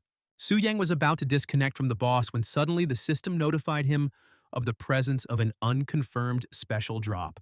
The young man was curious to see what was there, and it turned out to be an artifact from the Confrontation of Sins series, Wrathful Punishment, a demigod-level weapon with monstrous characteristics. This, in turn, could not help but please Su Yang because this weapon is the key to killing the Overlord, and even the strongest hunters like Tang Zhan and Orgus are too weak against it. Su Yang was incredibly happy with this outcome, but suddenly one of the sins returned to its throne, which surprised him a little. It was the sin of pride, Lucifer, which was significantly different from the other sins. While the other sins craved murder and blood to prove their power, Lucifer was distinguished by masochism and similar tendencies. Su Yang didn't really understand what Lucifer meant, but as long as he was in the body of the Overlord, he needed to play his role with dignity. After this, Lucifer reported to the ruler that yesterday people tried to look into the bottom of the abyss, and she assumed that it was the great priest. This slightly surprised Su Yang, because even hunters like Tang John and Orgus were taking it step by step, while Euphemia chose to take direct action, which only proved her strength. This made Su Yang think, and in the meantime, he thanked Lucifer and told her to return to her seat. The young man did not expect that such powerful people were hiding in the temple, so it was not surprising that their power had been maintained for so long, although so far it had nothing to do with him. Meanwhile, Orgus went to the nest of the giant silver dragon and tried to tame it using Su Yang's method, but to no avail.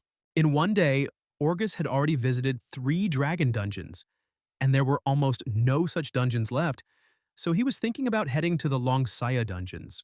But suddenly, a system notification appeared that the first weapon from the Confrontation of Sins series had been received.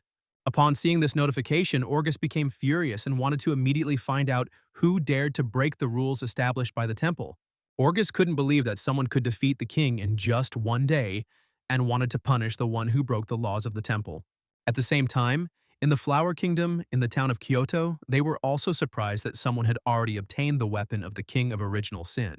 The shogun of the Flower Kingdom was Tokugawa Senyo, who discussed the topic of taming dragons with the head of the Minji family, Junichiro. But as soon as the system's announcement appeared, the conversation suddenly changed, and Senyo became curious about who dared to do this. Senyo decided not to waste time and wanted to go to the holy city to hear an explanation of what was happening. Meanwhile, the temple was also shocked by this news, but Euphemie did not close the temple, but ordered the barrier to be sealed and the passage to be opened. The news truly surprised her because since the beginning of the Age of Hunters, the temple had helped to pacify conflicts and maintain order, and such betrayals had not happened for a long time. Gathered around the round table, everyone wanted to hear an explanation directly from Euphemia. Senyo stated that at today's meeting they were obliged to catch the thief and force him to return the artifact, asking the priestess to ensure justice. Euphemia announced that someone had broken the temple's rules, killed the king of original sin, and stolen the artifact, calling it a challenge to both other countries and the temple itself. The priestess added that if this sinner agreed to admit his mistake and return the artifact, then the merciful God would give him a chance for redemption. And she, as the third sacred priestess, swears in the name of the statue to abandon the persecution. However, in response to this, Euphemie heard only deathly silence. This made Euphemie extremely angry, and she decided not to hesitate, using force to find out who was lying and who was the real thief. Now, if anyone present tells a lie, the sacred light above him will disappear, but no light will go out. At this moment, Tangjan asked if there was anyone who had not passed the temple's inspection, hinting at Euphemia herself. Euphemia admitted that she made a mistake by not including herself on the list of suspects. But be that as it may, her light was so bright that only a fool would suspect her of lying. This only gave rise to new questions and bewilderment, because if no one present was lying, then it follows that someone else killed the king. Carolina noted that not all countries' elite military forces were present here right now, and as far as she knew, several demigod-level fighters had not shown up, which made her suspicious of them. To this, Euphemie responded that her spell not only detects lies, but even if the subject did not participate in the murder of the king, but only passed information to the killer, it would be considered treason. As a result, they were never able to find out who actually broke the rules of the temple and killed the king. After that, Euphemie stated that this event was indeed very strange, but since it happened, they could only move on. And since Gluttony had been killed, they needed to look for the next king on the 200th floor of the abyss. Meanwhile, she asked Sanyu if the Flower Kingdom would be able to continue participating in the subsequent battles. He replied that of course they would like to continue, but unfortunately their strength was not enough, as the original Sin Kings at levels above 100 were already beyond their capabilities. Euphemie noted that in that case, according to the order of the draw, the Eagle Federation would replace the Flower Kingdom to continue the march into the abyss, and also promised Sanyo compensation from the temple.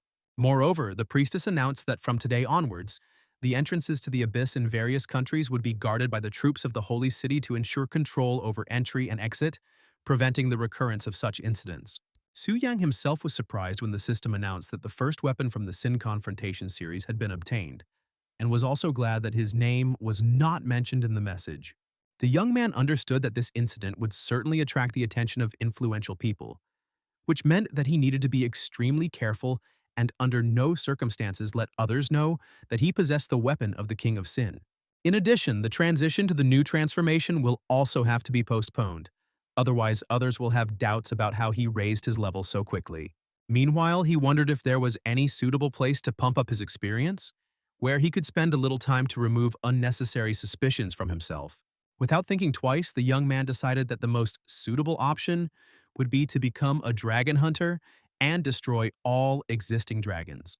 However, he had no information about the current dragon dungeons, so he turned to Bai Ling for help.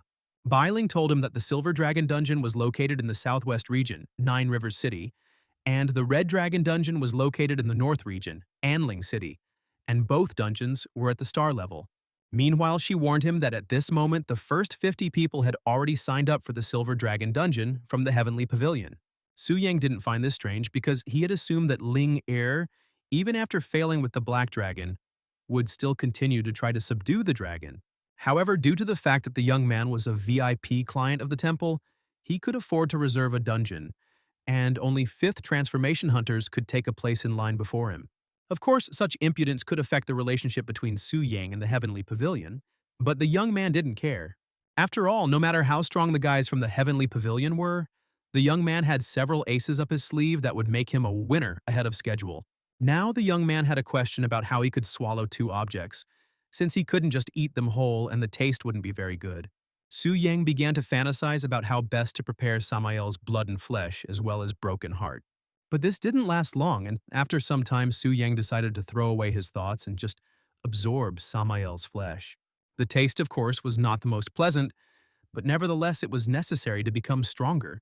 Moreover, the young man's body changed slightly again and became even more muscular.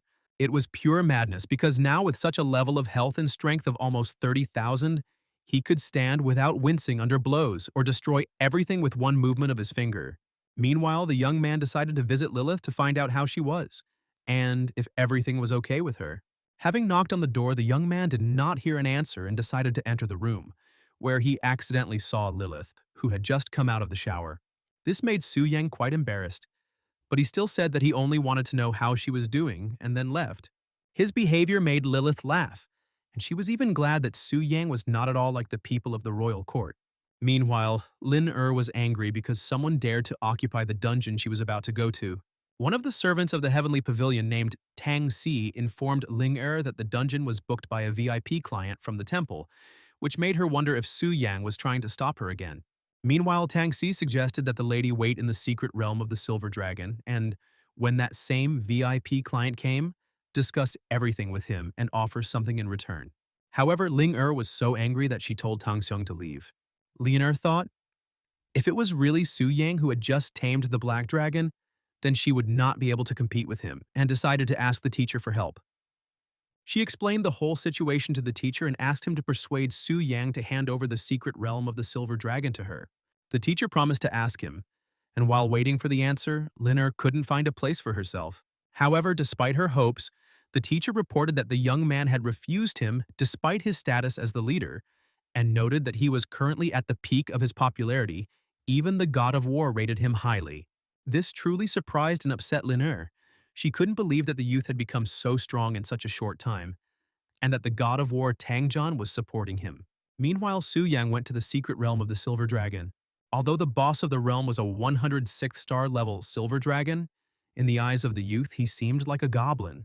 The youth's strength was so incredible that the dragon's attacks did not even touch him, and he could stop them with his bare hands. In the blink of an eye, the dragon was finished as if it wasn't a boss at all. By activating the Devour effect, the sword absorbed 10% of the Silver Dragon's stats, making the youth even stronger. After that, Su Yang thought about the kings of original sins. Beelzebub and Samael have the gift of royal tribute, which allows them to take away characteristics and health, giving them to the ruler, but they rarely participate in battles and cannot often present tribute. This gave the young man the idea that if they could leave the abyss and appear in the real world, they would be able to actively take away characteristics and pay tribute to the ruler. However, he quickly came to his senses, realizing that such a plan was too dangerous and crazy. Therefore, instead of thinking madly, Su Yang decided to head to the next secret dragon realm. Meanwhile, the system notified him that the secret realm of the Red Dragon in Longxia had been conquered by Zhen Si. Now 3 hunters had tamed their dragons and Zhen Si became one of them, ahead of Ling Er. At the same time, Zhen Si was upset because she had not been able to talk to Su Yang, but she believed that the opportunity would come again. Meanwhile, Ling Er was crying bitter tears, not believing that someone had beaten her to it again, and this time it was Zhen Si. Zhen Si's success also came as a surprise to Su Yang, and she became his rival, so he needs to prepare carefully before opening the next secret kingdom. In addition, the news of the formation of a punitive coalition to combat the Abyss was officially announced, and the murder of Samael forced them to increase their vigilance and begin to act soon. The young man understood that Beelzebub's power would not be enough to repel the coalition's attacks, so he decided to sacrifice him himself so that he would not fall into the hands of others. Meanwhile, Beelzebub was dying of boredom in the Abyss because no one came to fight him.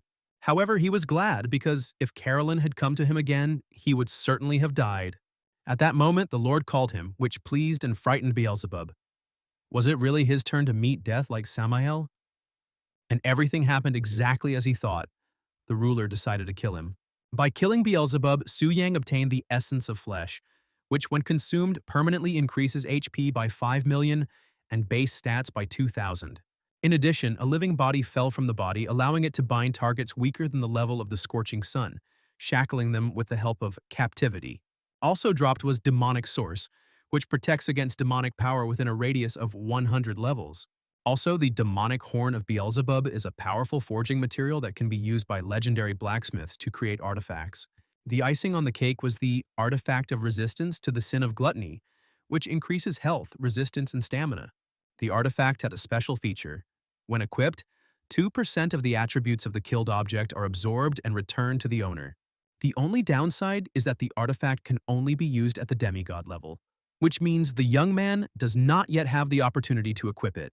Meanwhile, Euphemy was glad that no serious clashes had occurred between countries and organizations, although the identity of the killer and the thief of the first weapon of sin had still not been revealed.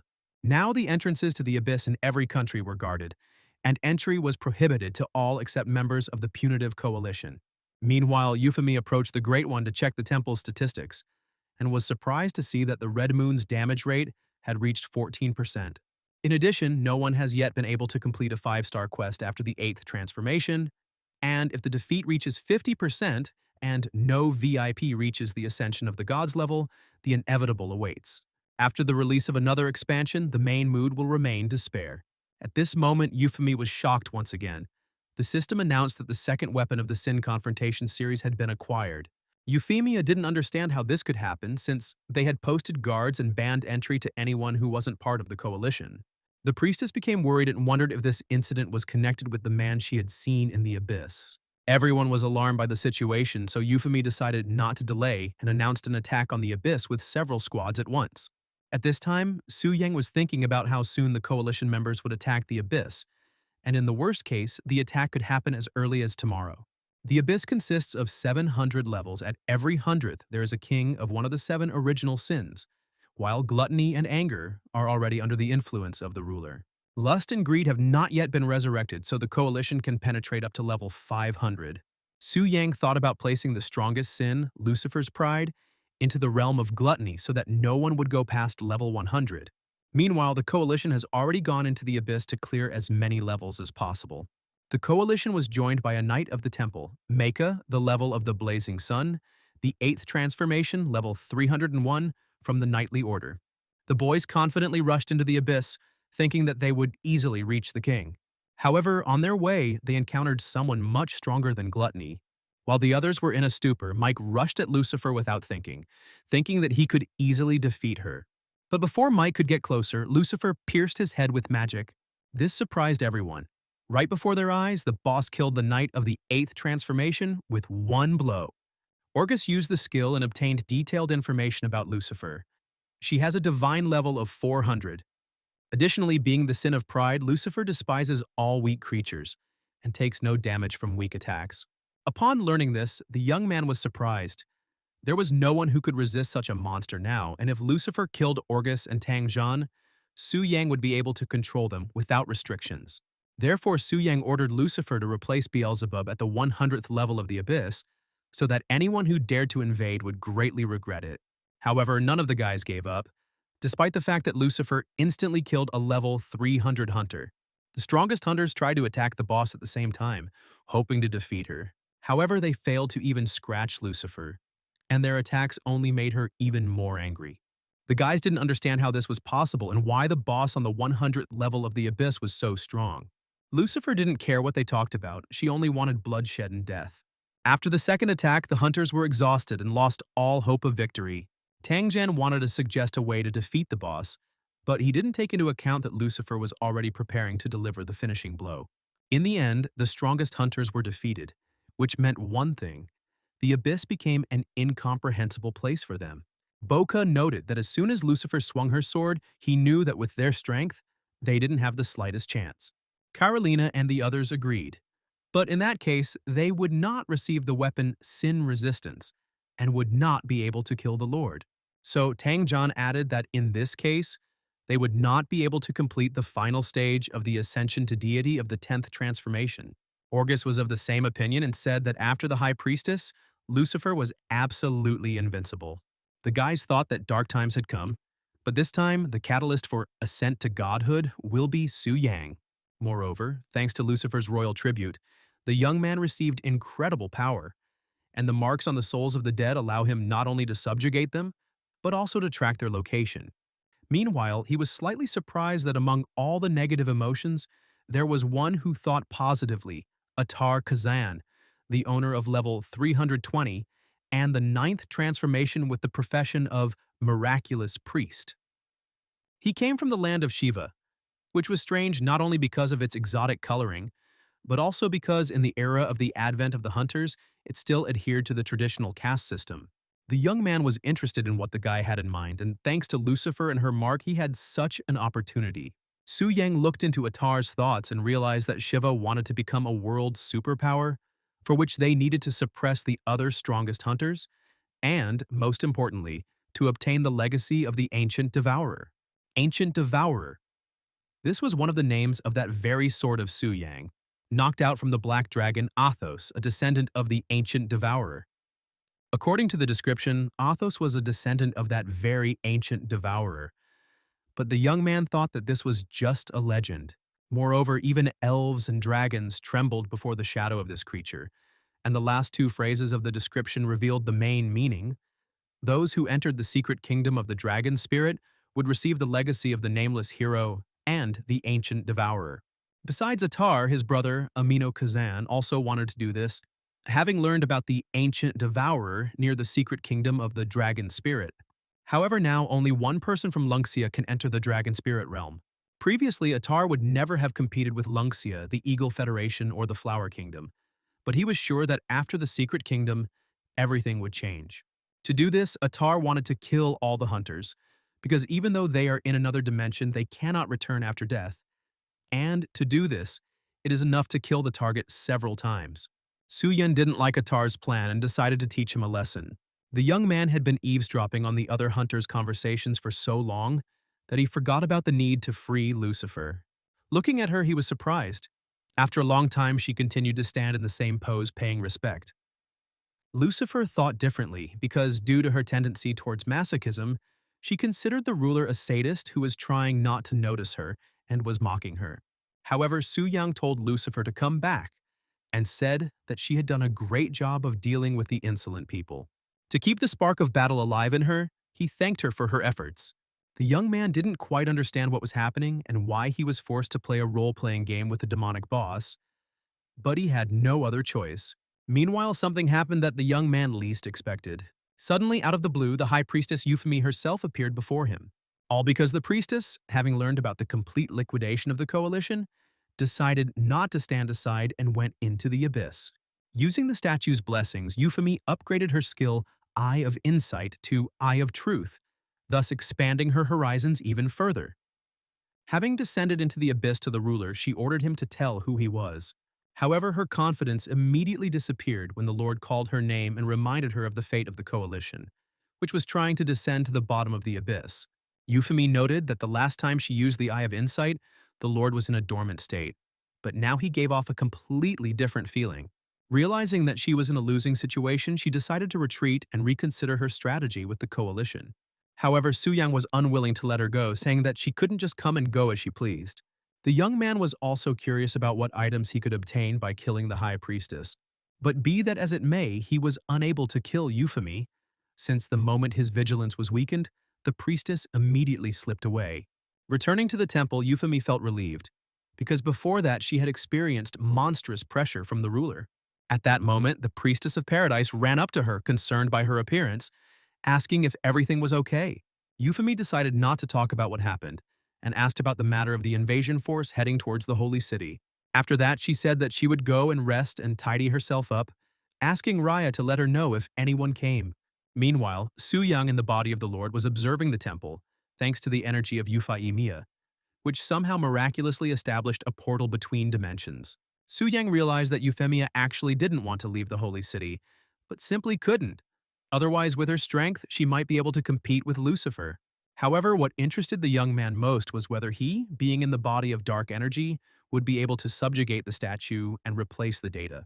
But no matter how hard he tried, protecting the statue was on a completely different level and was beyond his power. However, Su Yang did not give up and decided that if he could not subdue the statue, then he would certainly be able to subdue some priestess. And it worked. Having entered Raya's body, dark energy began to consume her, absorbing her mind.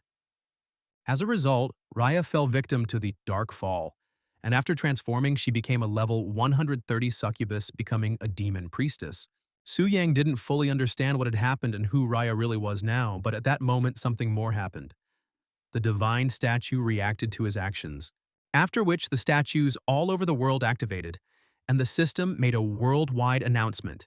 The original Sin Lord enslaved the temple priestess with the power of his essence. Thus, the first demon priestess appeared, and the demon faction was opened. In addition, hunters who fall into the abyss and are enslaved by the power of the devil will no longer lose their minds, but instead become members of the demon faction. A feud was also started. Now murders between different factions do not entail court intervention.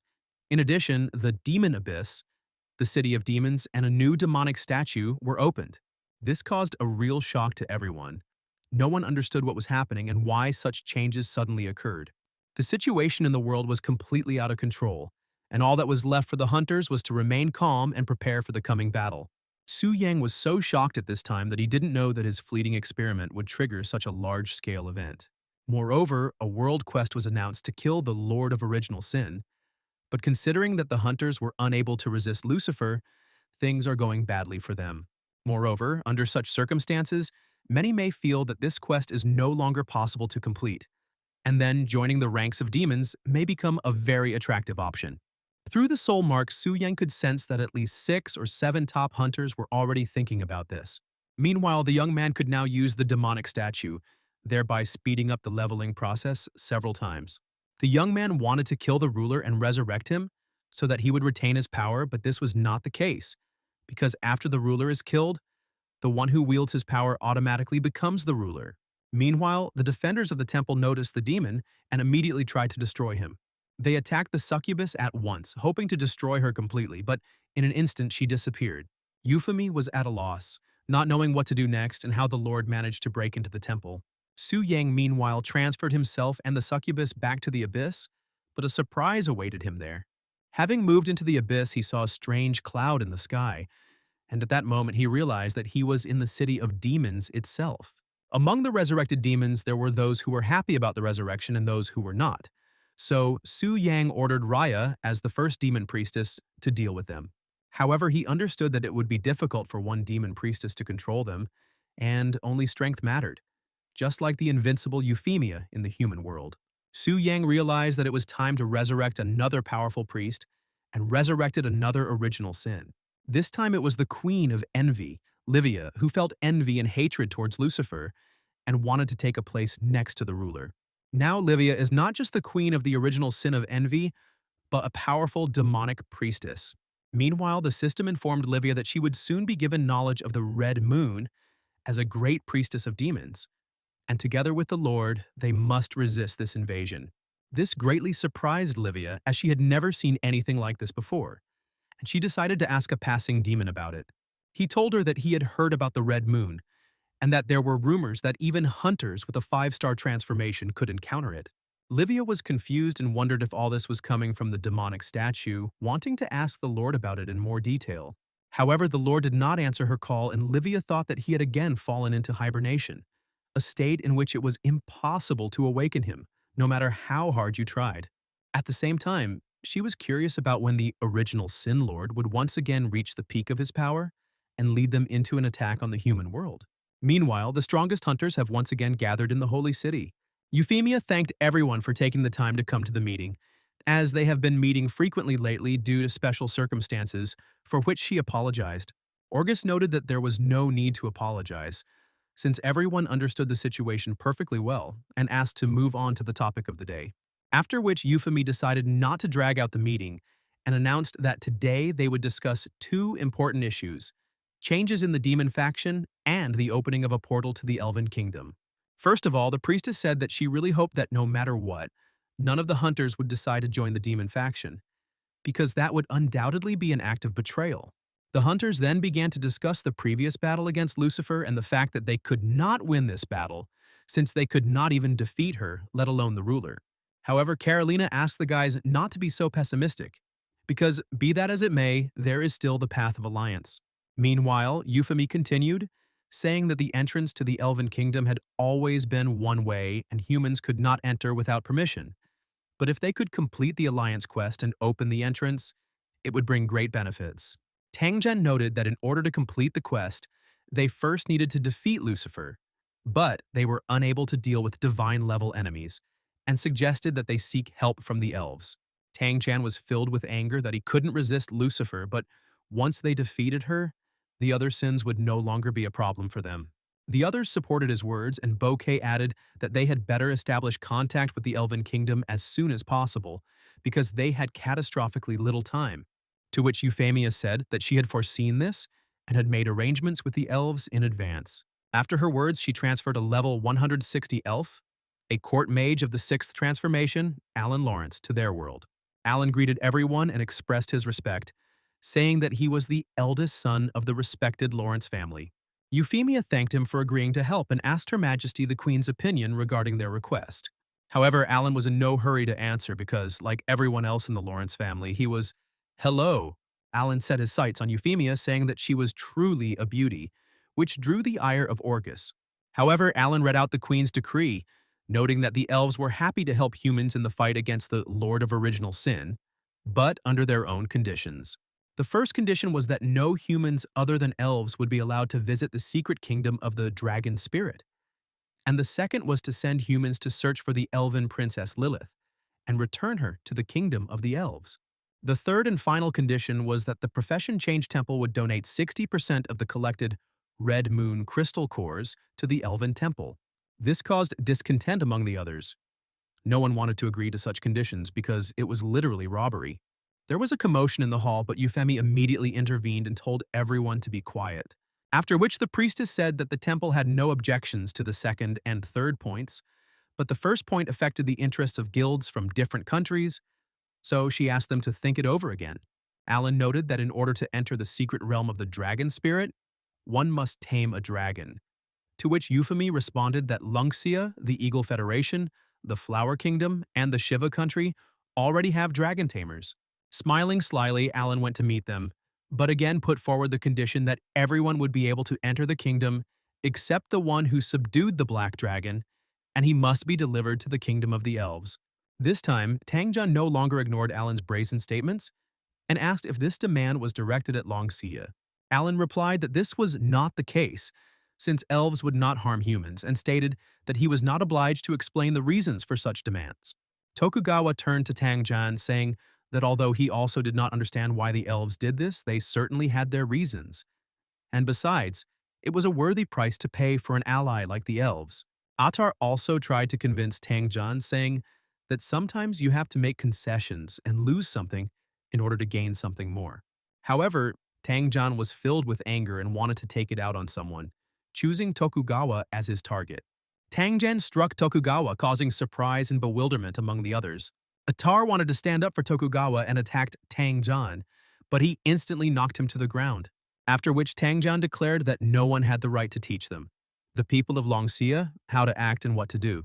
He also noted that although he did not fully understand the intentions of the Elven Kingdom, this concerns all of humanity, and the Longxia are ready to take responsibility and make concessions. In conclusion, Tangjian said that their conqueror would not go to the secret realm of the dragon spirit, but at the same time, they would never hand him over to the Elven Kingdom. Su Yang was watching all this, and upon hearing that Atar wanted to challenge Tangjian and then their Black Dragon Conqueror, he became very angry. The young man considered such behavior unacceptable, declaring that anyone who dared to challenge the monarch's authority should be severely punished and deserved a much more powerful blow than the one dealt by Tangjian. However, he began to think that something was wrong here. He could still understand the position of Shiva and the Flower Kingdom, but he was haunted by why the Elven Kingdom had suddenly turned so sharply against them. That's why Su Yang decided to find out about this from Lilith. But the elf said that the other elves didn't care about Alkarai's death, because his death was even to their advantage. Lilith explained that even among the elves there is no unity for power, and although everyone is nice and polite in appearance, behind their backs they only plot and think how to put a pig on each other. The young man realized that since Alkarai's death had nothing to do with it, it was the Black Dragon itself. Or rather, the elves were afraid of the one who had once brought boundless horror, the Ancient Devourer. Due to their fear of the Ancient Devourer, they are hostile and wary of all black dragons, and their high demands are understandable. In the secret realm of the dragon spirit, there is the legacy of the Ancient Devourer and the Nameless Hero, and to prevent it from falling into the wrong hands, the elves wanted to restrict access to outsiders. However, Su Yang had a completely different opinion and was unwilling to allow the elves to carry out their plans. Meanwhile, he said that one of the elves' demands was to find and return Lilith, but the elf said that she would never return to the Elven Kingdom. Su Yang understood everything without her because, given that she was burdened with the curse of the royal family, the court was clearly not looking for her with good intentions. The only problem is that Lilith has already shown herself to everyone when he subdued the Black Dragon, and if the Elven Kingdom shows her portrait, then sooner or later everyone will find out the truth. Meanwhile, he received a message from Tangjian, who came to talk about something important. Tangjian asked the young man to remain calm and said that he might not be able to enter the dragon spirit secret realm this time. Su Yang was at a loss and did not understand why, after all, he had subdued the Black Dragon, but still they would not let him into the kingdom.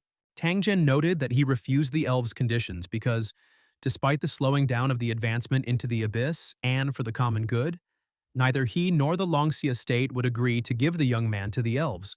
He also asked Su Yang not to worry, saying that Longxia would definitely compensate him for the damage. In conclusion, he thanked Su Yang for his understanding and asked him not to make any rash decisions. The young man wondered if the two ninth transformation hunters from the Flower Kingdom and the land of Shiva were ready to accept the surprise he had prepared in the secret kingdom. Meanwhile, Zhenxi was upset that Su Yang couldn't go to the secret realm as she wanted to take the opportunity to communicate with him. The Red Dragon thought differently. He was glad that the young man would not come because he did not want to fight with such a wild guy. In the land of Shiva, they were planning something terrible and wanted to take the chance to get rid of the rest of the dragon slayers. The next day, another elf headed towards the secret kingdom of the dragon spirit, Eric, the third prince of the Elven Kingdom, a level 220 elf dragon knight with the 7th transformation. However, no matter how noble the elves may seem, it is still better for girls to stay away from them for their own good. At the same time, all the dragon conquerors gathered, and the opening of the entrance to the secret kingdom of the dragon spirit began. A truly significant moment. However, everything was not as simple as it seemed, because Su Yang's surprise was waiting for its moment. Suddenly, Atar noticed Orgus in the sky who was about to use magic against him. He didn't understand what was happening and why Orgus decided to suddenly attack him. Orgus probably didn't understand the reasons either, since at that moment he was under Su Yan's control. Meanwhile, the young man ordered the Black Dragon to follow its nature, to devour everything in its path. Tokugawa declared that Orgus had gone mad and that they must be stopped immediately. However, in addition to Orgus, Su Yang also controlled the mind of Atar, who attacked Tokugawa. Su Yang activated Forced Suggestion, the duration of which was only 1 minute, but it was enough to cause chaos. And indeed, a battle broke out between the two hunters, during which they destroyed a considerable part of the surrounding area. Once Orgus got out of Su Yang's control, he was surprised and didn't understand what was happening. No one understood what had happened and why they suddenly began to attack each other, wondering who had the power to control them. Attar noted that his instincts as a priest of the divine sign were not wrong, and someone was secretly controlling them. However, in an instant, this ceased to be important for the boys, because they had just seen a black dragon fly into the secret kingdom. Tokugawa suggested that it was Su Yang who controlled them and forced them to fight each other. But Attar called his assumption crazy and more like a joke, because the young man was only a low-level hunter of the fourth transformation and would hardly be able to control their minds. Orgus noted that ever since they began their campaign against the Abyss, strange events had been occurring one after another, like a curse. Meanwhile, he stated that they had more important things to do. Because of this control, they killed the elven royal guards, and now they must be reborn in the temple of the elven kingdom. And once the royal court learned of this, relations between humans and elves would, at best, simply deteriorate. So he suggested contacting them first. Meanwhile, the dragon slayers were busy exploring the secret kingdom, which was significantly different from the others. Meanwhile, the elves had something insidious in mind and wanted to get rid of the rest of the boys by taking the dragons away from them. However, they were not the only ones who thought so. A tamer from the country of Shiva also wanted to use the stone tablet against them to take control of their dragons. But everything changed when that same black dragon appeared in the sky above everyone. The black dragon's roar terrified the other dragons, and Su Yang's presence made everyone surprised. The elves were unhappy with his presence because they were promised that the black dragon would not be allowed into the secret kingdom. The dragons were in a panic, so Eric ordered the elves to attack the black dragon tamer. However, they were unable to resist Su Yang. The young man instantly killed several level 150 elves at once, which caused even more surprise. The elves were surprised that the young man, possessing the fourth transformation, had such power, so they decided to also use their trump card. However, Su Yang had much greater trump cards than they thought, which took them even more by surprise. One of the elves tried to escape, but Su Yang was able to stop him using Beelzebub's power. Moreover, the young man openly expressed his disrespect by stepping with his boot right on his face. Meanwhile, Su Yang declared that if anyone dared to offend him, he would take revenge 100-fold, no matter who was in front of him. Meanwhile, the rest of the elves rushed to help their comrade, promising to kill the young man. The elves were confident that they were many times stronger than Su Yang, and even though he was the owner of a black dragon, they would be able to defeat him. But in reality, Su Yang possessed much greater power than they thought, which caused even more surprise. Alan didn't understand how it happened that he died again and lost to the young man. After 2 deaths, the elves had lost too many levels, so Alan decided to retreat using the Scroll of Return. However, Su Yang instantly cut the scroll into pieces, saying that without his consent, no one would leave the secret kingdom. Alan realized that he was in a hopeless situation, so he wanted to somehow negotiate with Su Yang, saying that he would fulfill any of his conditions. Su Yang asked him why he looked so scared when he was the one who openly declared that he would kill him. Alan apologized, saying that they simply didn't know him and now they truly realized their mistake and were asking to let them go. But Su Yang said that thanks to Al-Karai, he already understood what kind of hypocrites the elves were, and he would kill them again and again until their levels dropped to 0 and they could be resurrected. After which the young man carried out a real genocide of the elves, killing them one after another over and over again. The elves tried to stop him, saying that this way humans would not be able to fight side by side with the elves, but Su Yang stated that he didn't care about it at all. As a result, only Eric remained, with whom Su Yang wanted to fight with swords without any tricks. Eric used the Storm Elemental enchantment on his weapon and directed a powerful stream of energy at the young man. The elf used a series of his skills and was confident that this series of attacks would be able to kill Su Yang. But be that as it may, all his attacks were like a mosquito bite, and in the end he took away only 10% of the boy's health. After that, it was Su Yang's turn to attack, and in just a few blows he completely finished off Eric and killed him. Vishnu from the land of Shiva wanted to return home and tell his superior everything, but Su Yang killed him too. Meanwhile, Gensi and Velia ran up to him, asking why he killed Vishnu. The youth explained that Shiva had secretly planned to kill them all here, so he simply got ahead of Vishnu and did it first. Finally, Su Yang said that the secret realm of the dragon spirit was not a heavenly place for leveling up. There were dangers hidden here that they could hardly even imagine, so he advised the girls not to stay here for a long time. After killing 6 elves, Vishnu, and dragons, the young man received more than 30 million experience. But compared to his current accumulated experience, it was like a drop in the ocean. In addition, the items obtained were also useless for the young man. Meanwhile, the young man had reached the first stage of the sword absorption limit, and now he needed to kill a scorching sun-level dragon to increase the sword stat limit to 20,000. Su Yang wondered if the nameless hero buried where he was the original owner of his dragon heart. And it seemed that the young man had guessed everything correctly, moving in the direction indicated by the light. He came across the location of the ancient devourer, the path to which lay through thick fog. Su Yang was greatly surprised to see the remains of the body of the ancient devourer, which was several times larger than his giant black dragon. The young man decided that this was an excellent opportunity to examine the monster's body closer, but at the same time, he was slightly frightened by the fact that thick fog began to appear around him again. Through the fog, he barely noticed the hand of the ancient devourer and decided to try to climb it. As soon as the young man touched his hand, the monster immediately seemed to activate, and dragons, which apparently had been previously absorbed by the ancient devourer, resurrected around him.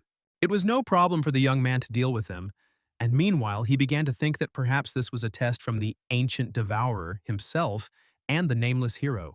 However, as soon as Su Yang killed one of the dragons, it would immediately resurrect, which was not surprising. The young man didn't care how many times he had to kill the bone dragon because he was ready to kill as many times as necessary. As a result, after some time, the bone dragons turned into a pile of bones. Su Yang didn't understand why this test was necessary, but it still took a lot of his strength. But the surprises did not end there, and when the young man tried to climb to the top, someone again stopped him. Moreover, this someone managed to freeze the black dragon, which greatly surprised Su Yang. After which the stranger pounced on the young man, but Su Yang was not at all frightened. And even being in a disadvantageous position, he did not worry. Moreover, such an opponent was only to Su Yang's advantage, since it was a good chance to show off his strength. Moreover, Su Yang was furious because it took him a long time to tame the black dragon, but someone managed to freeze it in an instant.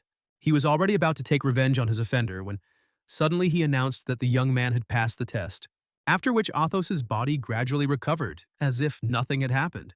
Meanwhile, Su Yang asked the stranger what his name was and whether he was the nameless hero.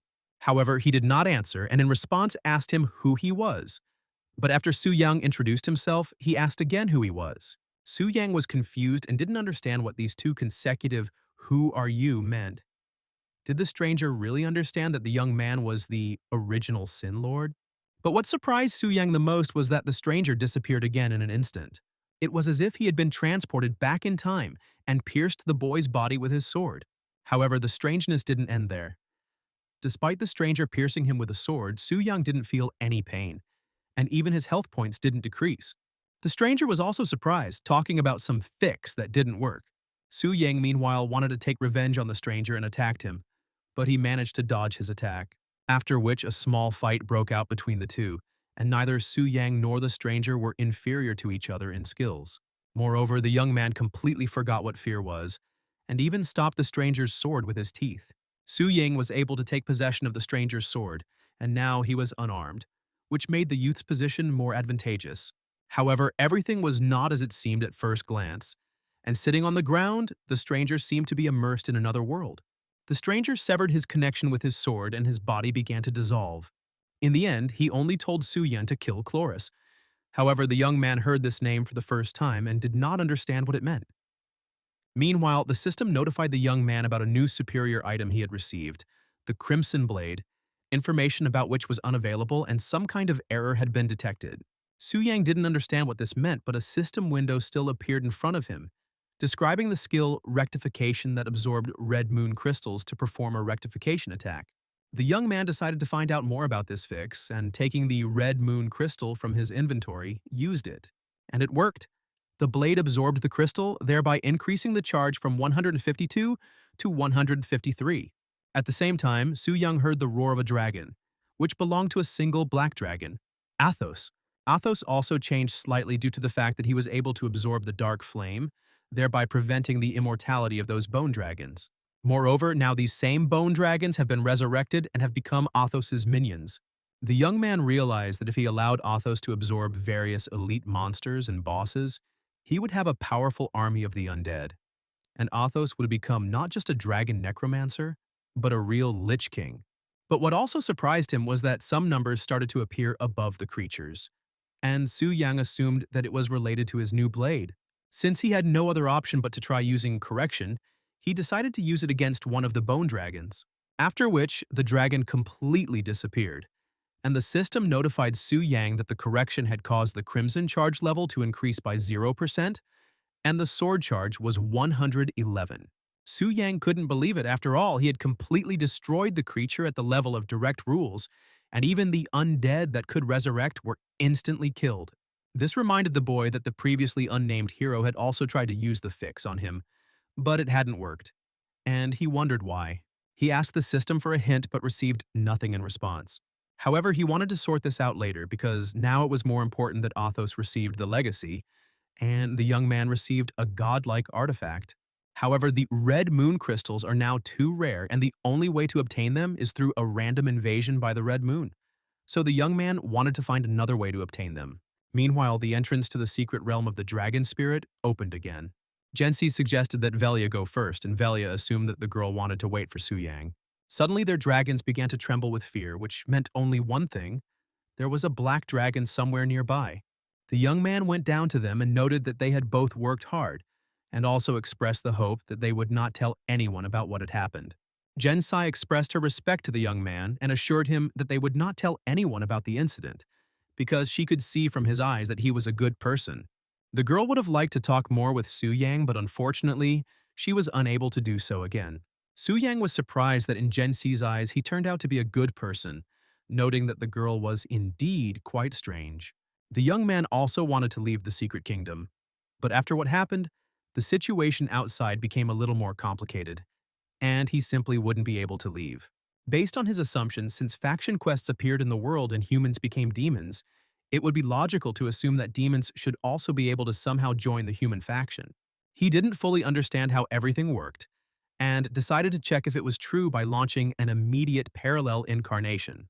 Returning to the body of the Lord, the system immediately notified him that the properties of the one-way entrance to the abyss were cancelled, and the demons in the abyss could now freely leave it and move to the outside world. If ordinary demons leave the abyss, they will most likely only become sources of experience for people, but what will happen if the king of original sin leaves the abyss? So he decided to call upon Lucifer and ordered her to pass through the gates of the abyss. At the same time, one of the gates of the abyss was located on the northern Siberian plain. The temperature there was below -30 degrees, so the guards were sure that even if the demons came near them, they would immediately turn into ice cubes. However, Lucifer was able to get into the ordinary world and instantly killed 2 guards. After this, Lucifer returned to the Lord and told him that she had managed to pass through the gates of the abyss, but her powers had dropped to the level of a demigod. However, even at this level, Lucifer was many times superior to the strongest hunters, so he ordered her to go to the human world and punish all the disobedient ones in his name. In addition, he told her to bring a person who would be his guide while he slept, which Lucifer was quite surprised by. Not long before Su Yang left the secret realm, Orcus encountered Tang Zhan and demanded an explanation from him. Tang Zhan was also perplexed, so he said that he had nothing to explain. The elves in turn demanded that the young man who tamed the black dragon be brought to the elven royal court for interrogation. Tang Zhan was also asked to explain, but he refused, saying that he did not have the strength to convince him. Just as the situation was getting worse, Gensi and Velia emerged from the secret realm, not understanding what was going on. They were immediately asked where Su Yang was now, but the girls replied that they did not know because they had gotten lost and their paths had diverged. Gensi noted that in the end, not only did they not find any treasure, but they almost died. And after some flash of light, the entrance opened again. This led the elves to the idea that most likely, someone had managed to receive the legacy of the secret kingdom. The elf captured Gensi and Vela, declaring that they would both go with him to the elven kingdom for questioning. However, after this, Orgus and Tokugawa intervened, saying that no one would go anywhere with them.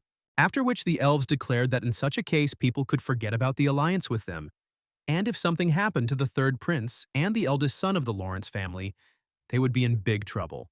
At this point, Atar intervened, telling Orgus and Tokugawa to imagine what would happen if they lost their elven allies, just as they would then confront the Overlord. In fact, Atar said this only to show herself in a good light in front of the elves, and so that they would form an alliance with Shiva. Meanwhile, something strange suddenly appeared in the sky, emitting a monstrous aura.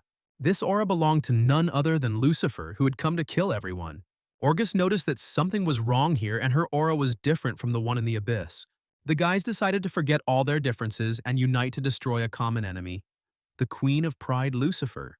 After that, they rushed to attack Lucifer, and their attack was led by Tang Zhan, who had earned the nickname God of War. Tokugawa and Atar did not stand aside either, but were ready to run away if something went wrong. Together they combined attacks and struck at Lucifer, confident that Pride would surely die. However, their combined attack only slightly hit Lucifer, further angering her. Lucifer used her unique skill, Dark Mastery, which pulled all enemies within a 500-meter radius into a barrier, reducing all stats by 50%.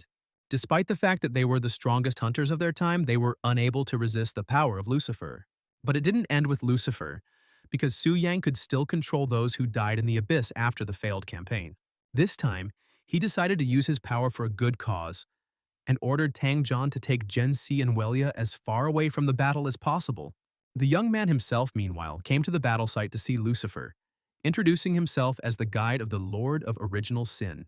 The Queen of Pride's first impression of him was not very good. She was surprised that the ruler chose someone who even calling a bug would be an exaggeration. Coming closer, Su Yang told her to put away her arrogance and help him take away one person. This surprised Lucifer. She felt the aura of the ruler for a moment, even though in front of her was the young man whom she had just called worse than a bug. However, she couldn't disobey Su Yang's order, so she went with him to his house. Using her power, Lucifer grabbed Lilith and dragged her into the abyss. This was Su Yang's plan to prevent the elf from being found and returned to the kingdom. Lilith herself was frightened and did not understand what was happening, because the young man decided not to tell her about it. Meanwhile, the hunters were once again lamenting their failure, and could not believe that such a great difference in strength existed in the world. Meanwhile, Orgus asked the boys if anyone had seen Tang Zhan, but they all replied that they had not. However, Atar noted that before he was sucked into the dark space, he saw Tang Zhan, and Lucifer's skill seemed to have no effect on him, as if she hadn't considered him an enemy in the first place. Orgus did not understand Atar's arguments and asked again what he meant. Atar stated that he had a terrible idea. Perhaps Tang Zhan and Longxia had betrayed humanity and allied themselves with the demons. Orgus denied his words, saying that Tang Zhan was not like that, but Atar insisted on his own. Other hunters supported Atar, saying that it was indeed suspicious. He also reminded them of the incident with the portal entrance, where they suddenly attacked each other, causing Su Yang, who was originally forbidden from entering the realm, to successfully enter it, and Longxia benefited from it. After which Orgus also began to doubt Tang Zhan because the power that could control him was only within the power of demons. However, Tokugawa noted that not only Tang Zhan had disappeared, but also Gen Si and Velia, and asked Atar if he suspected that they were also in cahoots with the demons. Atar was excited because he had forgotten about those two, and said that Tang Zhan probably wanted to take possession of the secret of the Dragon Spirit secret realm for himself, so he kidnapped them. Atar himself did not know what exactly Tang Zhan had done and what he had planned, but, having one less death, he wanted to find a way to spite him. Suddenly, Atar felt someone's presence behind him, but he didn't notice when Tang Zhan appeared. With a powerful blunder, Tang Zhan knocked Atar out and said that next time, he would arrange a quick resurrection for him if he decided to slander him again. Orgus demanded an explanation from Tang Zhan, which was not surprising since many strange things had happened in the last few minutes. Tang Zhan replied that he had nothing to explain, and if they doubted him, they should go to the holy city, where the high priestess would judge everything. Vela defended Tang Zhan, saying that he had carried her and Gen Si to the border of Longxia and then immediately turned back. Meanwhile, Orgus and Tokugawa began to suspect Su Yang of having ties to demons, but they immediately dismissed the thought, since he was a newbie who had just reached the fourth transformation. After this, Orgus suggested going to the holy city and asking the high priestess to judge them, and at the same time sort out the affairs of the kingdom of the elves. Everyone supported the idea, including Atar, who intended to take revenge on Tang Zhan for hitting him. But in the end, Tang Zhan's words were confirmed. He did not lie and had no connection with the abyss. However, this was not what everyone wanted to know, because there was something much more interesting. Euphemia asked Velia and Gen Si, who were in the dragon spirit secret realm, whether everything they said about the secret realm was the pure truth. After that, the light above them began to fade, and the girls began to get a little nervous, realizing that they were in a hopeless situation where they couldn't lie. Orgus and Tokugawa were furious and demanded an explanation as to why the girls had deceived them. Tangzhen wondered if all these events were related to Su Yang. He carefully studied the boys' past and questioned everyone, from classmates and guilds to temple priests, and everyone spoke of him the same. Talented, strong, not like a scoundrel. Even if he assumed the worst and admitted that Su Yang was connected to the Abyss, he still didn't involve Tangzhen, Genxi, and Welia, and Tangzhen was at a loss as to how to treat the young man if he was truly connected to the demons. Euphemia said that since the girls' lies had been exposed, there was no point in hiding them anymore, and trying to hide the truth could backfire. The high priestess suggested discussing everything in person in the confessional if that was more convenient, and the girls agreed. 10 minutes later, Euphemia came out of the confessional with a very angry look. Pointing her staff at Attar, she asked if it was true that he had planned and ordered Vishnu to kill all the participants of the secret kingdom. Attar was at a loss and didn't know how to respond. Not understanding how Genxi and Velia knew about this, since they certainly couldn't capture Vishnu, Euphemia stated that according to the testimony of the girls in the secret realm Dragon Spirit, Su Yang had uncovered Vishnu's plan and killed him. They themselves were not involved, and now he wants to find out the real culprit. Boka intervened in the conversation, asking how Su Yang managed to kill Vishnu with the sixth transformation. But Karolina interrupted him, saying that the main thing now is Attar. Attar was cornered, didn't know what to answer, and the light above him had already gone out. Then Euphemia sentenced Ataru 3 death sentences, place of imprisonment, Holy City, term to be determined later. Tangzhen asked Attar if nothing had happened to Genxi and Velia, since he wanted to put all the blame on Su Yang. Attar declared that this was slander, and although there was such a plan, he did not make a contract with the Abyss. In addition, he accused the young man of killing the elves and named Lunxia as the culprits. Tangzhen could not stand the loud accusations and decided to teach Attar a lesson, with a powerful blow almost sending him to the world of resurrection, after which he dealt another blow and sent Attar to prison to await the final verdict. Attar himself did not want to stop and promised to take revenge on Tangzhen. Meanwhile, he sent his brother a final message before his imprisonment, asking him to tell the Elven Kingdom about Su Yang's murder of the Elven Prince, and to organize an alliance between Shiva and the Abyss to take revenge on everyone. Watching from the sidelines, Su Yang was surprised by Attar's decisions, because joining the demons was the same as committing suicide. Attar didn't suspect that Su Yang was actually the Lord of Original Sin, and if Shiva joined the demons, Su Yang would be able to control them as he saw fit. As for the Elven Kingdom, except for Lilith, all the elves the young man met were filled with arrogance to the core, so he didn't care about them at all. In addition, due to the events in the secret realm of the Dragon Spirit and the fear of attracting the attention of the Holy City, the young man did not level up for a long time. But now everything has changed. No one knew who Su Yang was yet, and they treated him carelessly, calling him a weakling. However, they wanted to establish a relationship with the young man since it was him that the ruler had chosen as his guide. Since Livia was the High Demon Priestess, she was in charge of the demonic statue's transformation process. The young man wanted to complete another 5-star quest for the 5th transformation. He also wondered if he could create a VIP room in the Demon Temple for the strongest demons to complete 5-star transformation quests. If all goes well, they will encounter the Red Moon invasion and be able to obtain crystals by killing Scarlet Wither monsters. Then, as the original Sin Lord, Su Yang would force them to give the crystals to him.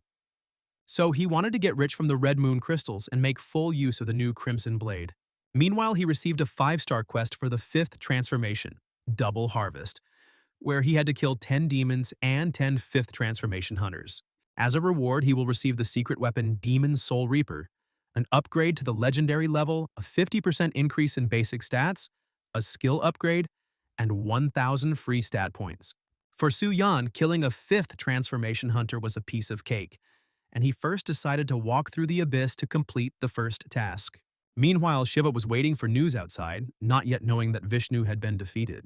The news of Vishnu's death shocked his father. He could not believe that his brilliant son had died. Vishnu hoped to be promoted to the 9th transformation, but was killed by a youth with the 4th transformation.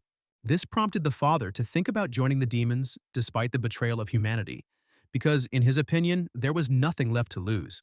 Meanwhile, Euphemia announced that Attar had been arrested and taken into custody, And now the matter concerning Suyan needed to be discussed.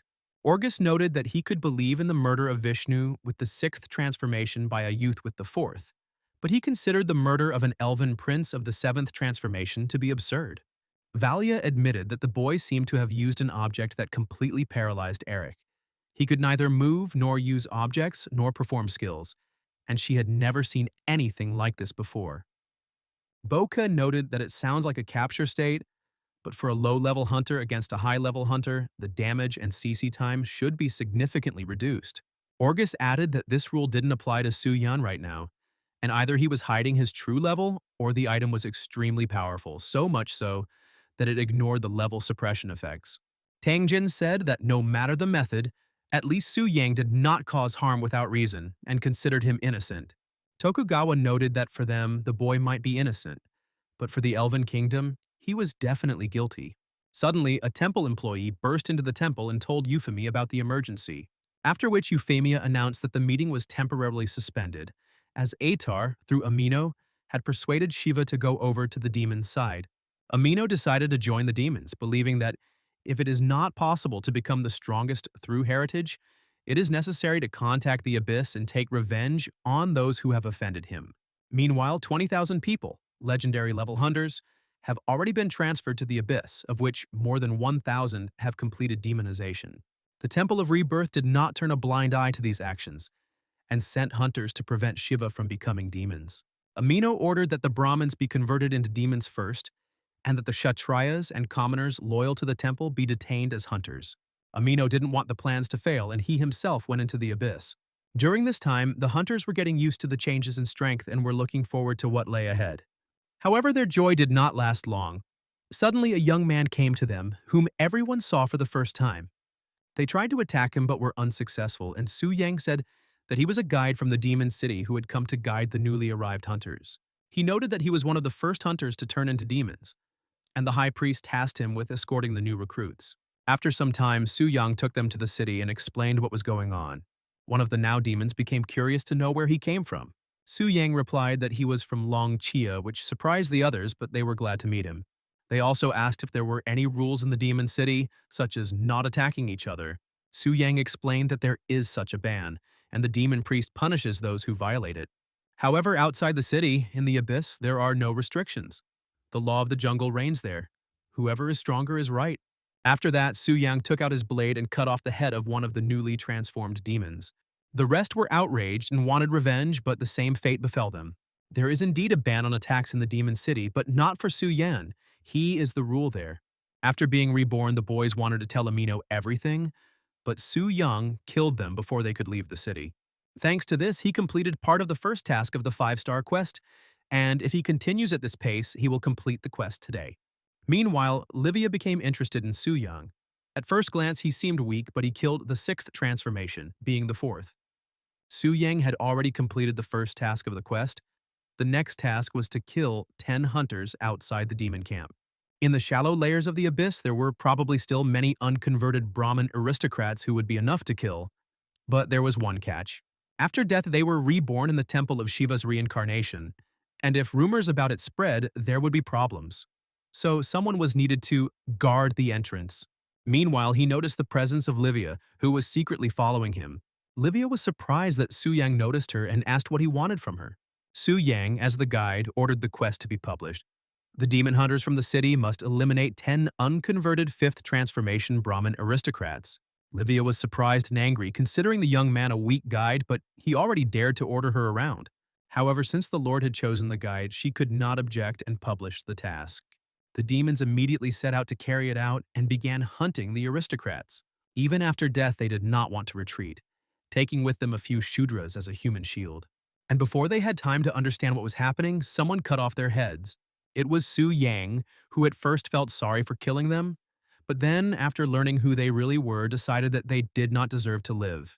An hour later, Su Yang completed the second task of the 5-star quest, killing 10 hunters. After that, a hidden quest opened up. Go to the 60th level of the Abyss, kill the primordial demon boss Abyssal Roar of the Abyss, and get the crystal core from it.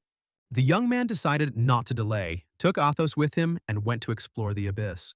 After descending to level 60, he encountered the primordial demon boss of star level 150, Abyssal Rage Roar.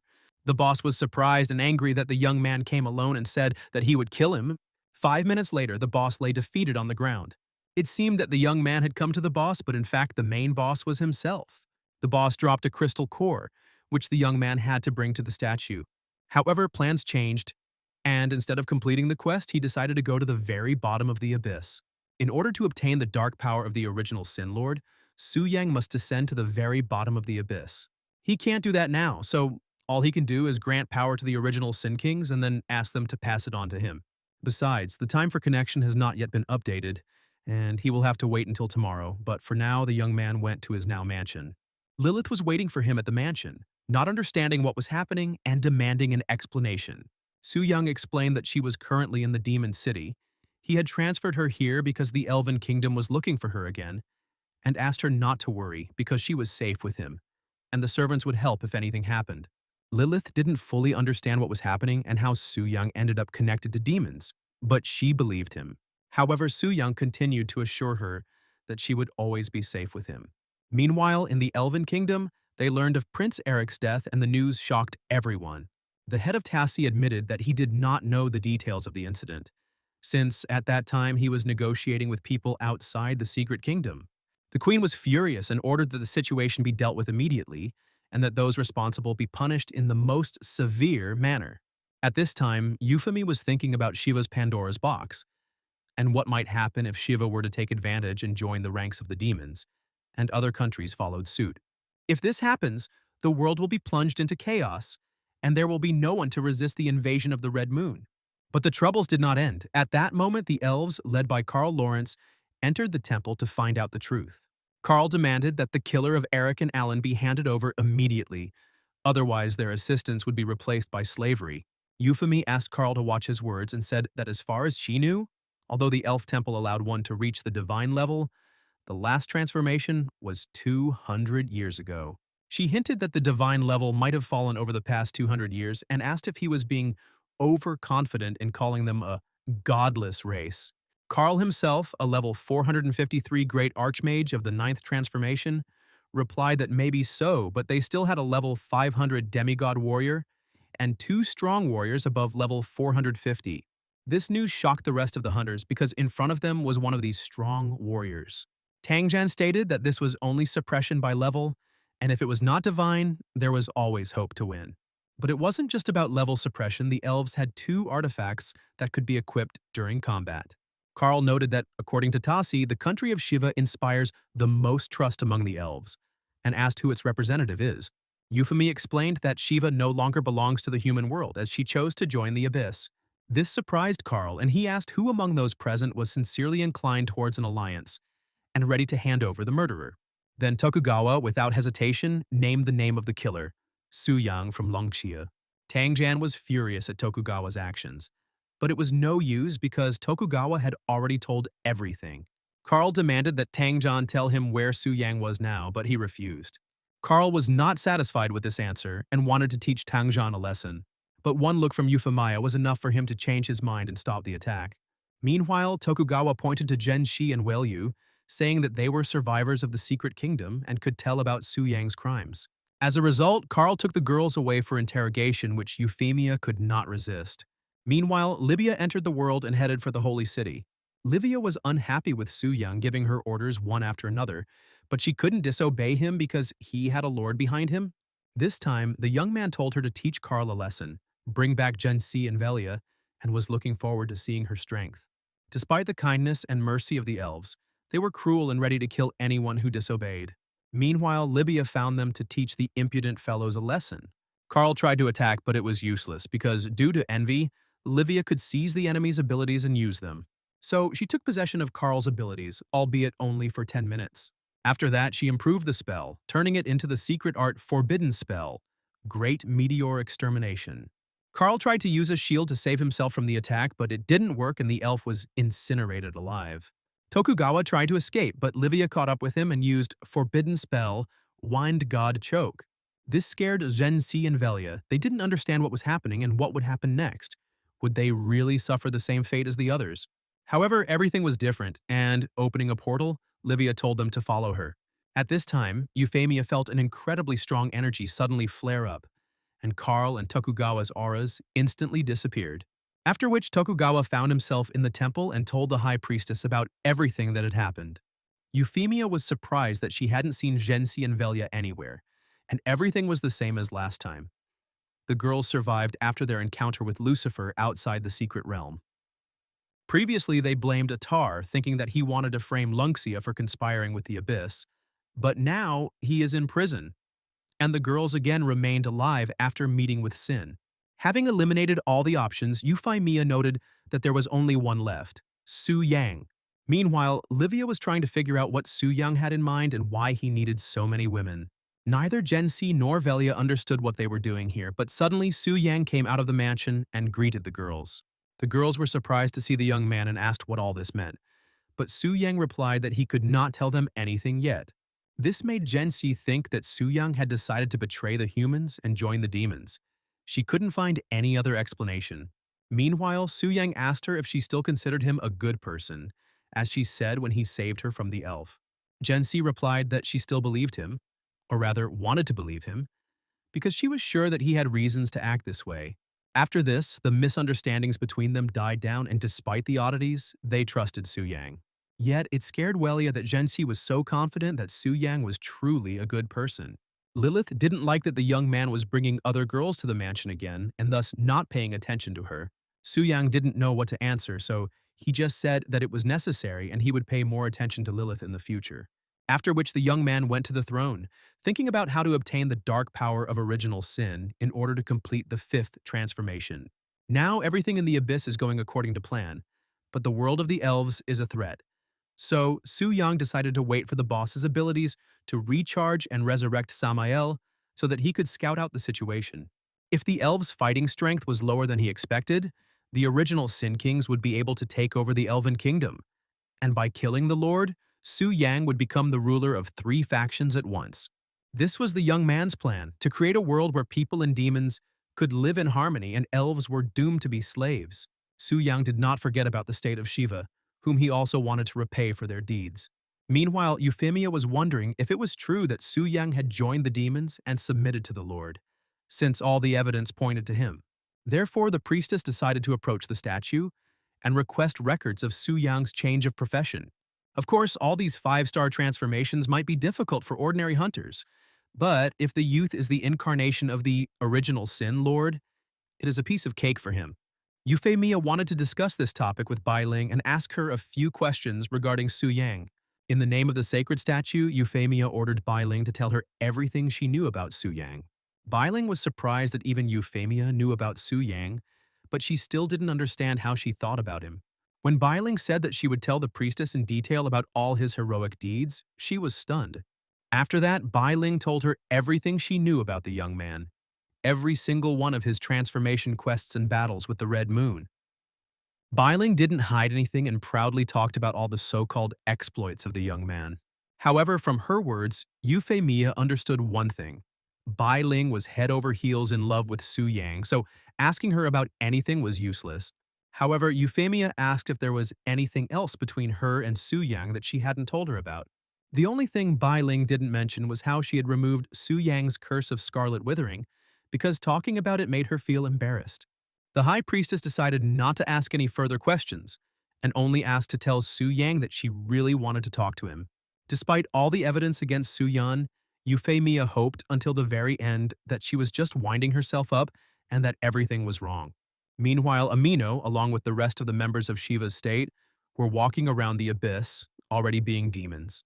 But suddenly Amino was grabbed by one of the demons and declared that in the name of the high priest of the demons he was accused of disrespect for the ruler and was sentenced to death. Amino denied his words, saying that everything was not so and he was faithful to the ruler until the end of his days. However, if Amino wanted to dispute anything, he had only one option: to go to the great monarch and tell him everything. After some time, the demons delivered Amino to Libya, where he also denied his guilt, claiming that he had done nothing that could offend the monarch. Livia became furious when Amino spoke to her, considering him a worthless weakling who shouldn't be allowed to do such a thing, and then kicked him with all her might. At the same time, Su Yung appeared and asked Amino if he didn't understand why he was sentenced to death for insulting the monarch. Amino looked up and was shocked, not understanding what Su Yang was doing here. The young man told him again who he was and added that he could now be considered the crown prince of the abyss. Su Yang recalled that he and his brother had once planned to kill everyone in the dragon spirit's secret realm, including him. However, their even greater mistake was that after the failure, they betrayed the people and joined the demons, where Su Yang was already waiting for them. Amino was angry at Su Yan and wanted to take revenge on him for everything: the death of his brother, the people of Shiva, and the harm caused to him. Su Yang didn't even have to answer because Livia stood up for him and took Amino's skill for herself. Moreover, Livia noted that the assassination attempt on the Lord's Guide aggravates Amino's guilt, and his skill is ideal for torture. As a result, Amino was tortured to death by his own snakes. What goes around comes around. Meanwhile, Su Yang told Livia to regard the new demon hunters from Shiva as an inferior race and only use them as servants. Having rested with Shiva, the young man decided not to stop and move on to the kingdom of the elves, as well as to another traitor, Tokugawa. Meanwhile, Karl returned to the palace to tell about what had happened and the small problems. Karl himself did not understand who the woman was who attacked them, and where she got so much strength that she instantly killed everyone. Karl was sure that she was from the abyss, but he did not know how to tell the queen about everything. The queen greeted Karl and immediately asked where Eric's killer was. Falling to his knees, Karl reported that Prince Eric's killer was a youth from the human world named Su Yang, from the Longxia clan, who had subdued the Black Dragon. The queen became angry and asked again where Su Yang was now. In a trembling voice, Karl said that initially there were 2 survivors in the secret kingdom who perhaps knew the whole truth, but on the way back they were attacked by a demon and they all died. Karl added that the demon was incredibly powerful and apparently one of the kings of original sin. This caused a violent reaction among the elves. No one could believe that the demon was so strong that he killed Lord Karl. Given the situation, the elves suggested that the queen, in parallel with the search for the killer, speed up the conclusion of an alliance with people in order to first deal with the abyss. The queen noted that since all her subjects agreed, in the name of the holy goddess of nature, she was ready to temporarily forget personal quarrels and enter into an alliance with people against the abyss. However, the investigation into Eric's death will continue, stating that the killer's blood will be the price for the blood of the royal family. In the Elven Kingdom, the Black Dragons have long been extinct. The elves have destroyed 95 Black Dragons, but no one has inherited the blood of the ancient devourer. Therefore, the queen was sure that the young man was unlikely to be lucky enough to possess the blood of the ancient devourer, and that killing him would be easy. Meanwhile, the cooldown for connecting to the boss was refreshed, and Su Yang became the overlord again. At the same time, he wanted to understand the limitations of the new semi-artifact, the Wrath King's armor, which required killing 100,000 star-level demons, 1,000 starlight demons, 100 shining moon demons, and 10 scorching sun demons. At first glance it seemed difficult, but not for Su Yan, who possessed the power of a sovereign, for whom it only took an instant. In an instant, he killed all the demons needed to remove the restrictions from the half-artifact. Immediately after this, he summoned Lucifer and ordered him to hand over the semi-artifact to its guide, himself. Meanwhile, he asked her what she thought of his guide, to which Lucifer replied that the guide was the choice of the ruler, and she had no right to question his choice. At the same time, Livia approached him, saying that there was a matter that required his attention and asked for an audience. Livia came to him to tell him about the resistance to the Red Moon invasion because she knew nothing about it, was confused, and wanted to hear an explanation from the Lord. Su Yang was surprised that the Abyss had never encountered the Red Moon before. However, since the Job Transfer Temple already had a well-established system related to the Red Moon, the youth decided to simply borrow it. And before the young man could begin his speech, something strange suddenly happened. Out of the blue, for unknown reasons, the very same Red Moon invasion began. Moreover, the Crimson Gates were activated in the Abyss, where nothing was previously known about the Red Moon. From the Crimson Gate, monsters of the Crimson Withering began to emerge, the first of which was a level 100 Whispering Chaos. Lucifer immediately tried to destroy it, but her attacks did not affect the monster in any way. This really surprised Lucifer and angered Livia, who asked her if she couldn't deal with such trash. After which, Livia attacked the monster, piercing its body with a blow, but even she could not kill it. Su Yang was surprised that even attacks from god-level kings were useless. And in that case, the legend that only a chosen hero could defeat the Scarlet Withering was true. However, no matter what the legends were, for the Lord of Original Sin to wipe the monster off the face of the earth was a piece of cake. However, it didn't end there, and suddenly a giant eye appeared from the Crimson Gate, looking straight at the ruler. Su Yang understood what this meant. He felt a monstrous pressure, but he did not think of retreating and advanced straight to the gate. But no matter how powerful the original Sin Lord was, even he couldn't resist the pressure of the Scarlet Withering. It suppressed him without a chance to escape. But what kind of ruler is he then if he cannot resist anything? As a result, Su Yang was unable to explore the world beyond the Crimson Gate, as he was barely able to escape from there due to the incredible pressure. Lucifer and Livia noted that the Lord's soul seemed to have changed slightly strangely. It seemed that he had been subjected to the scarlet desecration. Su Yang stated that it didn't matter and suggested that they first continue the previous conversation by telling them what the red moon was. After this, the Lord ordered Livia to spread the news of the red moon, and if the Crimson Gates appeared, to immediately kill the heretics coming out of them and bring him the red moon crystals. Moreover, he promised to grant a thread of primordial power to anyone who brought 1,000 red moon crystals. At the same time, Euphemia was perplexed. Not even half a month had passed since the last red moon, and another one had appeared in addition to the Abyss, world bosses, and a bunch of problems with the Elven Kingdom. Euphemia did not understand what was happening to the world and prayed to God to send the faithful servants a true savior who would lead them out of this hopeless future. Su Yang decided to visit Lilith, and as soon as he opened the door, the elf immediately threw herself into his arms because she had a nightmare that the red moon had swallowed him, which frightened her. However, their conversation was interrupted by Lucifer, who came to give him a small gift from the ruler. Lucifer didn't have the best opinion of the conductor and handed over the half artifact without even looking at the young man. Meanwhile, the demons hunted the Scarlet Withering monsters and tried to obtain as many red moon crystals as possible. Lucifer also wanted the crystals, so she killed anyone who dared to steal them from her eyes. She also wondered why the Lord chose Su Yang as his guide, since he was as weak as an ant and possessed by lust, which dishonored the king's dignity. However, Lucifer wanted to be the first to obtain 1,000 red moon crystals, in order to receive the thread of the original power as a reward. At the same time, new crimson gates opened near Lucifer from which new monsters emerged. This time, it was the god-level Scarlet Withering monster, Old Times Chanter. Lucifer wanted to deal with him right away by piercing his body with a demonic spear, but the attack didn't work. Furthermore, the monster responded to her with the attack Blood Tide of Destruction, declaring that the red moon would destroy everyone in its path. In response, Lucifer activated a barrier that instantly suppressed the monster's attack. His arrogance angered Lucifer, so she decided to immediately finish him off with a more powerful attack. However, Lucifer still received some damage because, as the Lord predicted, the level of the enemies in the Crimson Gates was synchronized with the level of the target.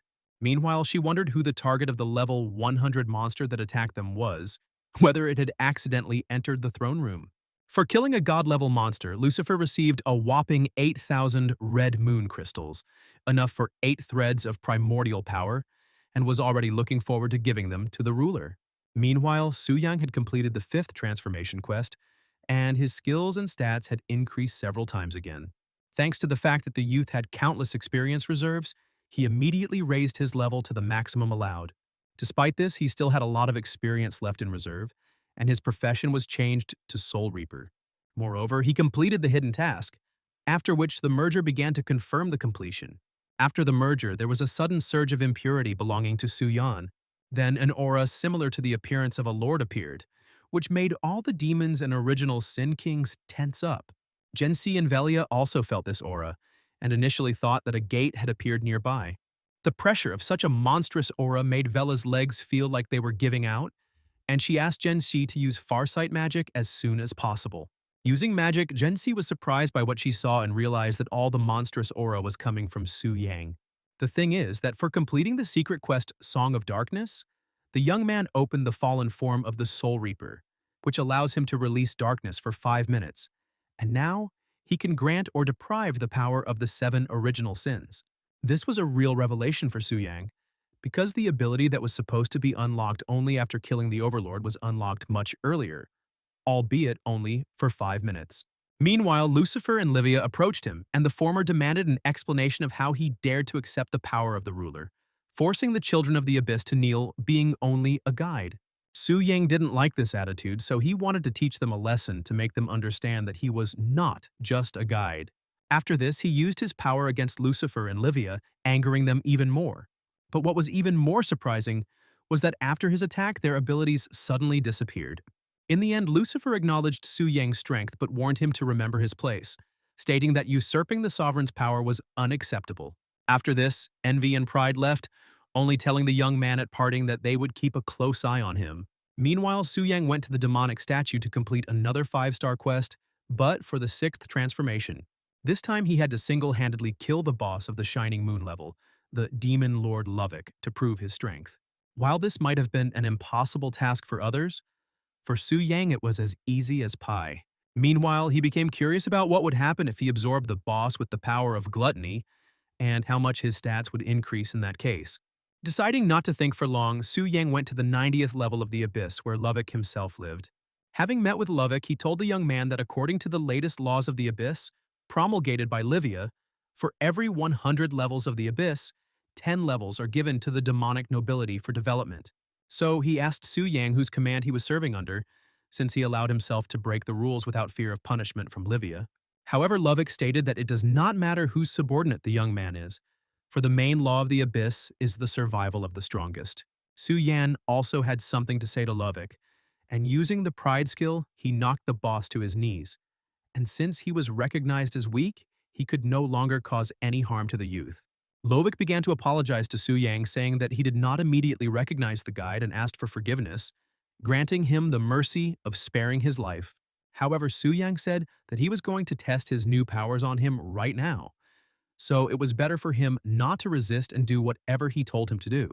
Having tested the abilities of pride, Su Yang decided to immediately try the skills of greed, sacrificing one of his items to take possession of an item of the same level from the enemy. After which he asked Lovick if he had any star-level equipment, and he replied that he did and was ready to give it all. Moreover, he also had a lot of Shining Moon-level equipment. Su Yang said that there was no need for that, as he only wanted to replace his star dagger, which was a bit outdated, and then used the greed skill against Lovick. The young man mastered the shield of Lovick called Demon's Roar of the star level, which has the effect of Unstoppable, which grants immunity to any type of control and reduces damage taken by 50%. Having experienced pride and greed, the young man decided to use laziness for the last time. This is a major sin that creates an area around the owner in which all items, equipment, and skills become invalid. Su Yang cast a forbidden spell on Lovick and ordered him to use it against him, but the monster failed, making a bit of noise and then simply disappearing. The young man was incredibly happy that he had acquired such powerful skills, but the mana consumption was also monstrous, and he almost ran out of it in just a second. There was another great sin that Su Yang wanted to experience, lust, but he decided to put it off for another time. As a result, after finishing the test of sins, Su Yang cut off Lovick's head and thus completed the quest. At the same time, the royal court was concerned about the disappearance of Lilith, and the issue of an alliance with people was being decided. Meanwhile, the queen was informed that her daughter was in Su Yang's hands, and there were people who personally saw her entering and leaving his house. This really angered the queen because a certain Su Yang not only arbitrarily tamed a black dragon, which is considered a harbinger of disaster, brutally killed her son Eric, but also kidnapped her beloved daughter. For these 3 sins, in the name of the holy goddess of nature and the royal family of the elves, the queen gave the order to kill Su Yang as well as destroy all witnesses, leaving no one alive. She also ordered Carl to go to the human world again to discuss the alliance and choose a day to begin the expedition to the Abyss, and temporarily handed him the royal artifact, Branch of the Sacred Tree, Blessed by the Goddess. The queen said to use the artifact to frighten the ignorant people, so that they would understand that the power of the elves goes far beyond their imagination. In addition, this artifact can be used if any of the Sin Kings attacks again to destroy them immediately. Immediately after this, the queen declared the meeting over and spilled her royal blood on the branch. She considered this a necessary measure to ensure the death of the young man, and the royal blood itself significantly strengthens the branch and reveals its full power. Moreover, she also endowed Carl with the blood of the original source so that he would find her as soon as possible, and the blood itself was supposed to help him in this. After Carl left, the queen asked Marita what she had learned to be so obsessed with the return of her cursed daughter, and even willing to sacrifice priceless primordial blood. Marita, the high priestess of the elves, said that this was an order from God, and that she would soon understand everything herself, and besides, the survival of the royal court depended on it. Meanwhile, Su Yang was watching Carl and learned that he and the other elves were currently heading to the human world to kill him. Meanwhile, the young man was worried about how the other boys would react if the elves revealed his location, and he hoped that he would not be considered a traitor.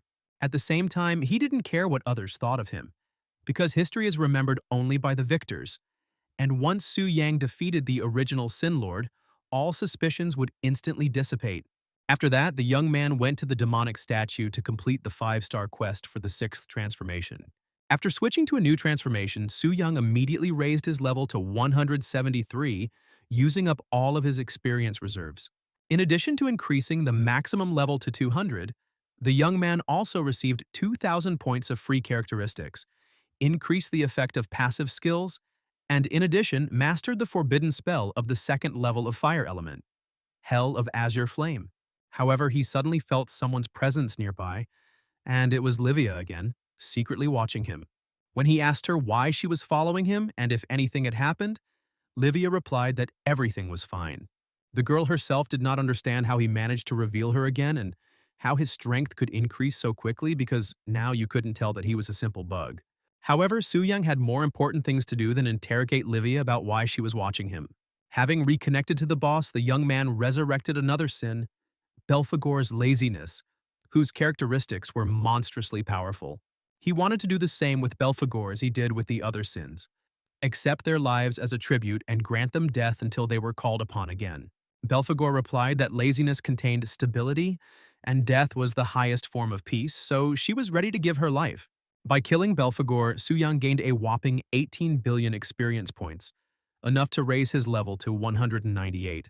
He also obtained her source of power, which grants immunity to the effects of the abyss up to level 600, and her essence, which increases health by 50 million and physical and magical defense by 50,000. In addition, he acquired a very powerful material, Belphegor's silver body, and the forbidden semi-divine magic Wall of Eternity, which gives complete invulnerability to physical damage for 1 minute, but makes it impossible to use skills. In addition, he received an artifact from the Confrontation of Sins series, Weapon of Justice, connected with the soul of Belphegor and possessing the theft of characteristics against a combat target.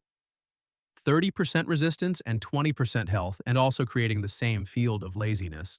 All 7 great artifacts had similar abilities. Their purpose was to create the core of a cleansing squad endowed with the same powers. And if the young man manages to collect all 7 artifacts, it will mean that he himself will become an entire army. Meanwhile, he called Lucifer and Livia to report to him on the progress of the Red Moon Crystals collection. The Demon Temple collected a total of 2,310 crystals, and all the demon people were sincerely happy to present them to the Lord. Livia thought she had wiped Lucifer's nose, but when she presented 8,000 crystals, the question of who would win their competition was closed. After which, as the Lord had previously promised for their efforts in obtaining the Red Moon Crystals, he rewarded the best with the thread of original sin and kept his word. However, what was more important to Su Yang were the crystals, thanks to which he could now use his Crimson Blade. Moreover, with the help of the same Crimson Blade, the young man could erase the original sins from this world, but to kill them, a lot of crystals were required. Before letting Livia go, he instructed her to give the gift to the guide, since Lucifer had done it last time. After Livia left, he asked Lucifer to stay, saying he wanted to look at the wound she received after fighting the Crimson Wither. After touching it, Su Yang confirmed his suspicions. The Scarlet Withering was growing stronger, and the Scarlet Filth was becoming an increasingly greater threat after fighting it. Even Lucifer, despite her strength, could not completely avoid the infection, but only managed to suppress its spread. However, with the help of the Lord's power, he was able to heal Lucifer and transform the Scarlet Wither into crystals. Meanwhile, he also told Lucifer that if she were to suddenly become infected, she should not endure it, but should immediately contact him. In the end, thanks to the demons and especially Lucifer, Su Yang collected a total of about 13,000 Red Moon crystals. So he decided that there was no longer any reason to delay, and the time had come to seriously test himself in action. Meanwhile, a delegation from the Elven Kingdom arrived in the Holy City, and with them the second prince of the kingdom, Andal Sevilaya, a level 250 blessed knight of the 7th transformation. Of course, the first to meet them was Tokugawa from the Flower Kingdom, for it was he who most of all desired an alliance with the elves for selfish purposes. In addition, Tokugawa wanted Karl to help him level up as quickly as possible, and then he could finally take revenge on Tangjan and the others. However, he was afraid of Tangjan like fire, and even Karl noticed this, so he considered Tokugawa a non-entity, and yet having an internal agent was very useful for him. Meanwhile, Andal turned to Tangjan and ordered him and the rest of the Longxia members to leave the alliance meeting. At this point, Lin Sanchong, the deputy head of the Immortal Martial Union, a level 354 ninth transformation Zodiac warrior, intervened in the conversation and demanded an explanation from the elf. Karl regarded this as disrespect to the second prince and immediately took out a branch to teach Lin Sanchong a lesson. Without the slightest hesitation, he attacked it with the destructive power of the branch, enhanced by the blood of the queen. When Tangjan asked what was going on in the kingdom, Karl replied that they had specifically included the prince in the second delegation to demonstrate their loyalty. He also noted that since Eric and Lilith's killers were from Longxia for Andal's peace of mind, they were forced to ask the Longxia delegates to leave the alliance meeting. Andal also added that if they were ready to hand over his brother's killer, then he could show mercy and not exclude Longxia from the further alliance. Moreover, Karl stated that the elven delegation would only go to the Holy Temple to participate in the meeting after all of the Longxia representatives were expelled from the Holy City. However, such impudent behavior and open disrespect for people did not please Euphemia either. Moreover, it made her angry. First, she healed Lin Sanchong and then aimed the shot at Karl. Using the same branch, Karl was able to easily repel Euphemia's attack with his own counterattack. Meanwhile, Euphemia asked Karl to watch his behavior and words, because politeness requires politeness in return. Karl thanked her for her guidance and was surprised at the same time, because it seemed that Euphemia had an artifact that could counter the branch of the sacred tree blessed by the goddess. He also urged Euphemia to sort out the problems that had arisen, otherwise the upset second prince would probably not be able to sign the alliance treaty. After that, Euphemia personally spoke with Tangjan to find out his opinion on the elves' demands. In Tangjan's own opinion, the problem lay with Su Yang. The elves thought too highly of him to the point that it was even confusing. He noted that the death of the elven prince alone would not have been a reason for such a violent reaction, and there must have been some other, more compelling reason. Euphemia replied that she agreed with Tangjan and that she also had some guesses about the young man. However, before the priestess could finish speaking, a global announcement from the system appeared that the third artifact from the Confrontation of Sins series had been received. This caused quite a shock, and Tangjan asked Euphemia who could possibly do such a thing, and whether she knew about it from the very beginning.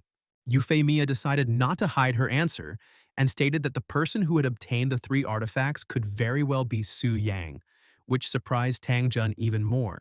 The priestess noted that if they looked back and remembered what they knew, starting with the mysterious mind control, the sudden appearance of Lucifer, and the rescue of Gen C and Valia. From the beginning, they suspected Atar of everything, but after he was sealed, events continued to spiral out of control. Moreover, after the incident in the Dragon Spirit secret realm, the young man had disappeared without a trace, and now Gen C and Velia had also gone missing, which Euphemia found very suspicious. Tangjan noted that he also had suspicions regarding the youth, but he denied them in every possible way, citing the fact that Su Yang was only at the fourth transformation level. After which, Euphemia put forward a guess that Su Yang was actually the Lord of the Abyss. However, this turned out to be a joke, and Euphemia explained to Tangjan that she had initially seriously assumed this, but after careful investigation, she had almost ruled out such a possibility. However, she was sure that the young man had a deep and intricate connection with the Abyss, and perhaps it was he who possessed the power of the Lord of Original Sin. According to the priestess herself, after all, if someone can control the Lord at will, then killing the original sin and getting his artifact will not be difficult. But on the other hand, the temple's influence covers the entire world, which means there should be some clues. But after the information about the third artifact appeared, the temple did not receive the slightest information. Therefore, Euphemia is confident that right now, the one who received the three artifacts of original sins is directly in the Abyss itself. As for whether all of this could be Su Yang's doing, Euphemia and the others were just guessing, as there was no confirmation of this. Meanwhile, Tangjan noted that it all started with the secret realm of the Dragon Spirit. Euphemia supported his words, saying that it all really started from there, and she suspected that the young man had inherited something that connected him to the Abyss and granted him incredible strength. And in that case, everything fits together. Tangjan pointed out that it made sense, and he himself had survived Lucifer's attack. But if that was the case, then why didn't Su Yang tell them the truth? Euphemy noted that he must have his own reasons, and for now she just hoped that they would have the opportunity to meet the young man in person. Then she would know the whole truth without guessing. After this, Euphemia changed the topic of conversation and wanted to discuss the idea of an alliance, to which Tang Zhan stated that Longxia was withdrawing from it. But this did not mean that they had given up on conquering the abyss. Tang Zhan was confident that even without outside help, they would be able to defeat the original Sin Lord and obtain the artifact with their own hands, and yet they decided to leave the alliance. Soon, Tang Zhan left the temple and a meeting of the alliance began, where the prince was to voice his conditions. However, from the very beginning, things did not go as expected by the others. Andel put his feet on the table, thereby showing disrespect, and told Euphemia to shut up and listen to his conditions. His behavior surprised everyone, but no one could object because Andel was the second prince of the kingdom. Andel stated that since it was the humans who first turned to the elves for help, then when dividing the spoils, they should receive 60%, and the humans 40%. In addition, he demanded that the remaining 4 artifacts from the Confrontation of Sin series be given to the elves as well. Such statements by Bo-Ki and Carolyn could not be left unanswered, and they called this demand outrageous. However, Andel stated that he didn't care, because 3 artifacts had already been found, and apparently someone from the people had taken possession of them, so they should look for the rat among their own. As a result, after much discussion and debate, the humans eventually agreed to the demands of the Elven Kingdom, and thus an alliance between humans and elves was officially concluded, with the first attack on the Abyss planned for a month later. After this, Andel and the others went to the capital of Lungxia, the Dragon City. The little girl, seeing the elf for the first time, was incredibly surprised and wanted to go up to him to greet him. However, one of the elves struck the ground powerfully, and the shockwave threw the girl several meters away. From the very beginning, the elves despised people and did not even hide it. They did not care who was in front of them. They were ready to raise their hand against anyone. Watching this, Su Yang realized that it was time to take action and make the elves pay for their disrespect and arrogance. Taking Lucifer with him, he went to the Dragon City to show the elves what the real difference in power was. Meanwhile, other hunters tried to stop the elves, but no one succeeded. And of course, Tang Zhan couldn't ignore such antics of the elves, so as soon as he learned about it, he immediately went to them. Tang Zhen asked Lin Sanchong to erect a shield so that no civilians would be harmed, and in the meantime, he asked the elves if they had really done all this. Anger got the better of him, and without thinking twice, he clenched his fist and aimed it straight at the offending elf. His blow was so powerful that it penetrated several meters of the ground, and it seemed that it left nothing of the elf except memories.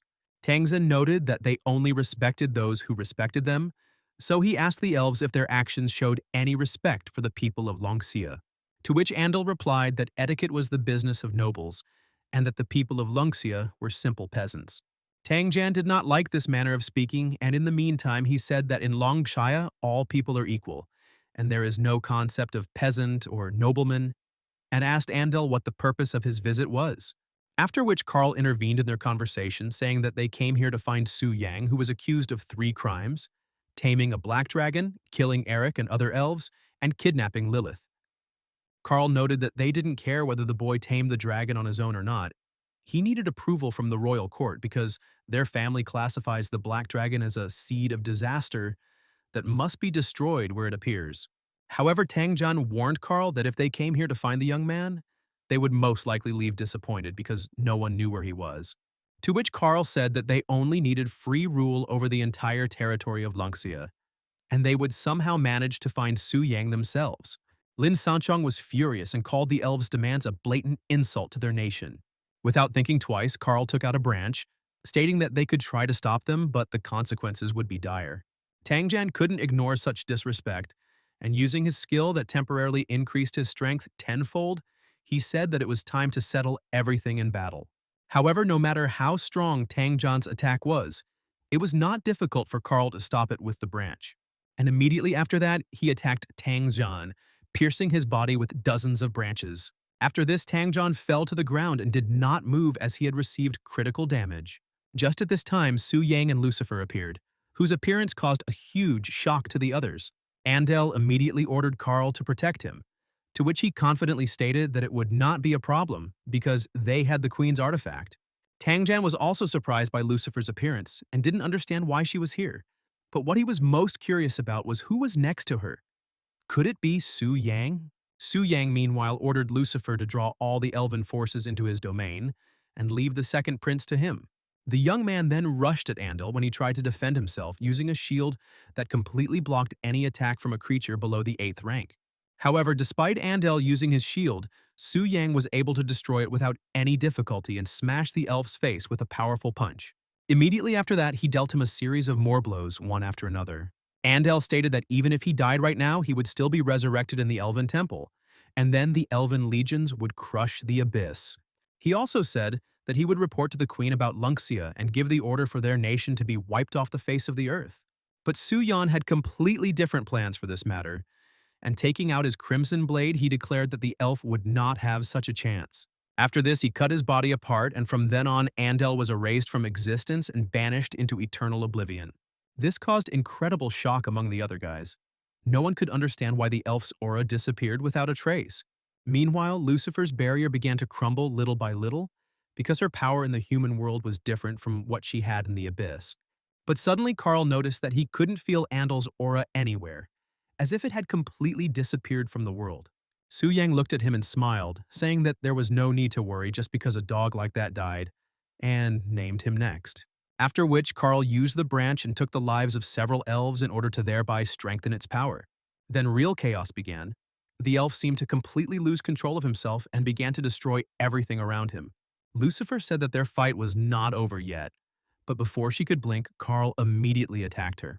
It was an incredibly monstrous force that even the strongest of the 7 original sins could not withstand. The young man, meanwhile, tried to attack Carl while he was focused on Lucifer, but he saw him in time and managed to use the power of the branch against him. However, Su Yang continued to dodge his attacks and eventually managed to get as close to him as possible. Carl tried to pierce his body with the power of the branch, but since the youth was under the effect of the demon's roar shield, he did not receive significant damage. But no matter what, the difference in strength between Carl and Su Yang was like a chasm, mostly due to the difference in the power of the items. After Carl's death, Su Yang took the branch for himself, after which Lucifer was freed from the clutches of the weapon. Lucifer asked him what he had just done, but the young man did not answer, only saying that there were some things they did not need to know. Tang Jan, barely speaking, thanked the stranger for his help and asked him who he really was, suspecting that it was that same Su Yang. At the same time, Queen Savaraya also suddenly stopped feeling the aura of Andal and Carl, as if they both disappeared without being reborn in the temple. The queen ordered to immediately find out what happened to Andal and Carl, why they were not resurrected in the temple, and where the rest of the delegation were. Savara even thought that it was Su Yang who somehow wiped them off the face of the earth without leaving a trace.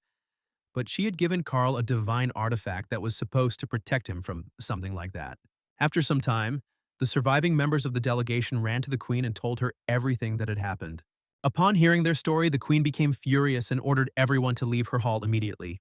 Savara noted that whoever might appear next to Lucifer could not be weak, meaning the stranger probably possessed monstrous power. So she ordered Marita to prepare an appeal for a divine prognosis to the sacred tree. To address the sacred tree, one must shed elven royal blood as an offering and tribute to the tree. As soon as the queen shed blood, the tree trembled, as if it had seen something truly terrible. At that moment, the tree opened its eyes and showed what had happened to Carl in his bloody, fleeting death. Savaraya couldn't believe what she saw, how someone could wipe the strongest elf off the face of the earth. She had never seen such power before. After this, the divine oracle of the sacred tree left a message to the elves, ordering them to kill the mysterious man at any cost. And although the oracle did not show his face, it united his aura and soul into a spiritual sign, and whoever wears it will instantly reveal himself because it is impossible to hide from the insight of the deity. The queen ordered to put aside all disputes with people and concentrate efforts on conquering the abyss, as well as to find this mysterious man and kill him at any cost. Su Yang, meanwhile, had mastered the powerful artifact, the branch of the sacred tree blessed by the goddess, which granted a number of attributes, protection, and also incredible power. As the young man expected, the artifact turned out to be monstrously powerful, and now it became clear why even Lucifer was unable to deal critical damage to Carl. However, the young man could not use the artifact because it was only available to those who belonged to the royal court. However, Su Yang was sure that there was a loophole to use the artifact, so he decided to ask Lilith about it. But contrary to all the hopes of the young man, Lilith saw this artifact for the first time and did not even know that it belonged to her family. Lilith was also pleasantly surprised that the young man was able to kill Carl and saw a real hero in him. Regarding the artifact, Lilith told Su Yang that she had read in ancient texts that royal blood was needed to awaken its full power. The elf decided to test this in practice and slightly pricked her finger with the sharp tip of a branch. After which, Su Yang felt the artifact's aura begin to change, most likely due to the effect of the ancestral curse. In addition, the branch's attributes were reduced by 10%. Lilith apologized, saying that she didn't know about it, but Su Yang reassured her, saying that everything was fine. The young man himself wanted to wait until he met the queen herself and force her to tell him everything personally. Immediately after that, Su Yang went into the abyss again to kill a group of monsters and increase his level to 200. He chopped down monsters one after another, and if experience was also awarded for kills with the Crimson Blade, he would have reached the maximum level allowed long ago. Meanwhile, he watched what was happening in the temple and was wary of the Elf Queen, being sure that she was trying to find him. At the same time, a demon attacked him from behind, deciding that the young man had let his guard down and would become easy prey. But everything turned out the other way around, and this demon became the last one. Su Yang finally raised his level to 200. However, after killing him, Su Yang felt as if something had gone wrong and an unknown change had occurred in the world. And this premonition turned out to be correct. After the youth reached the level, the system made a worldwide announcement that there were only 4 conditions left until the restoration of the original Sin Lord.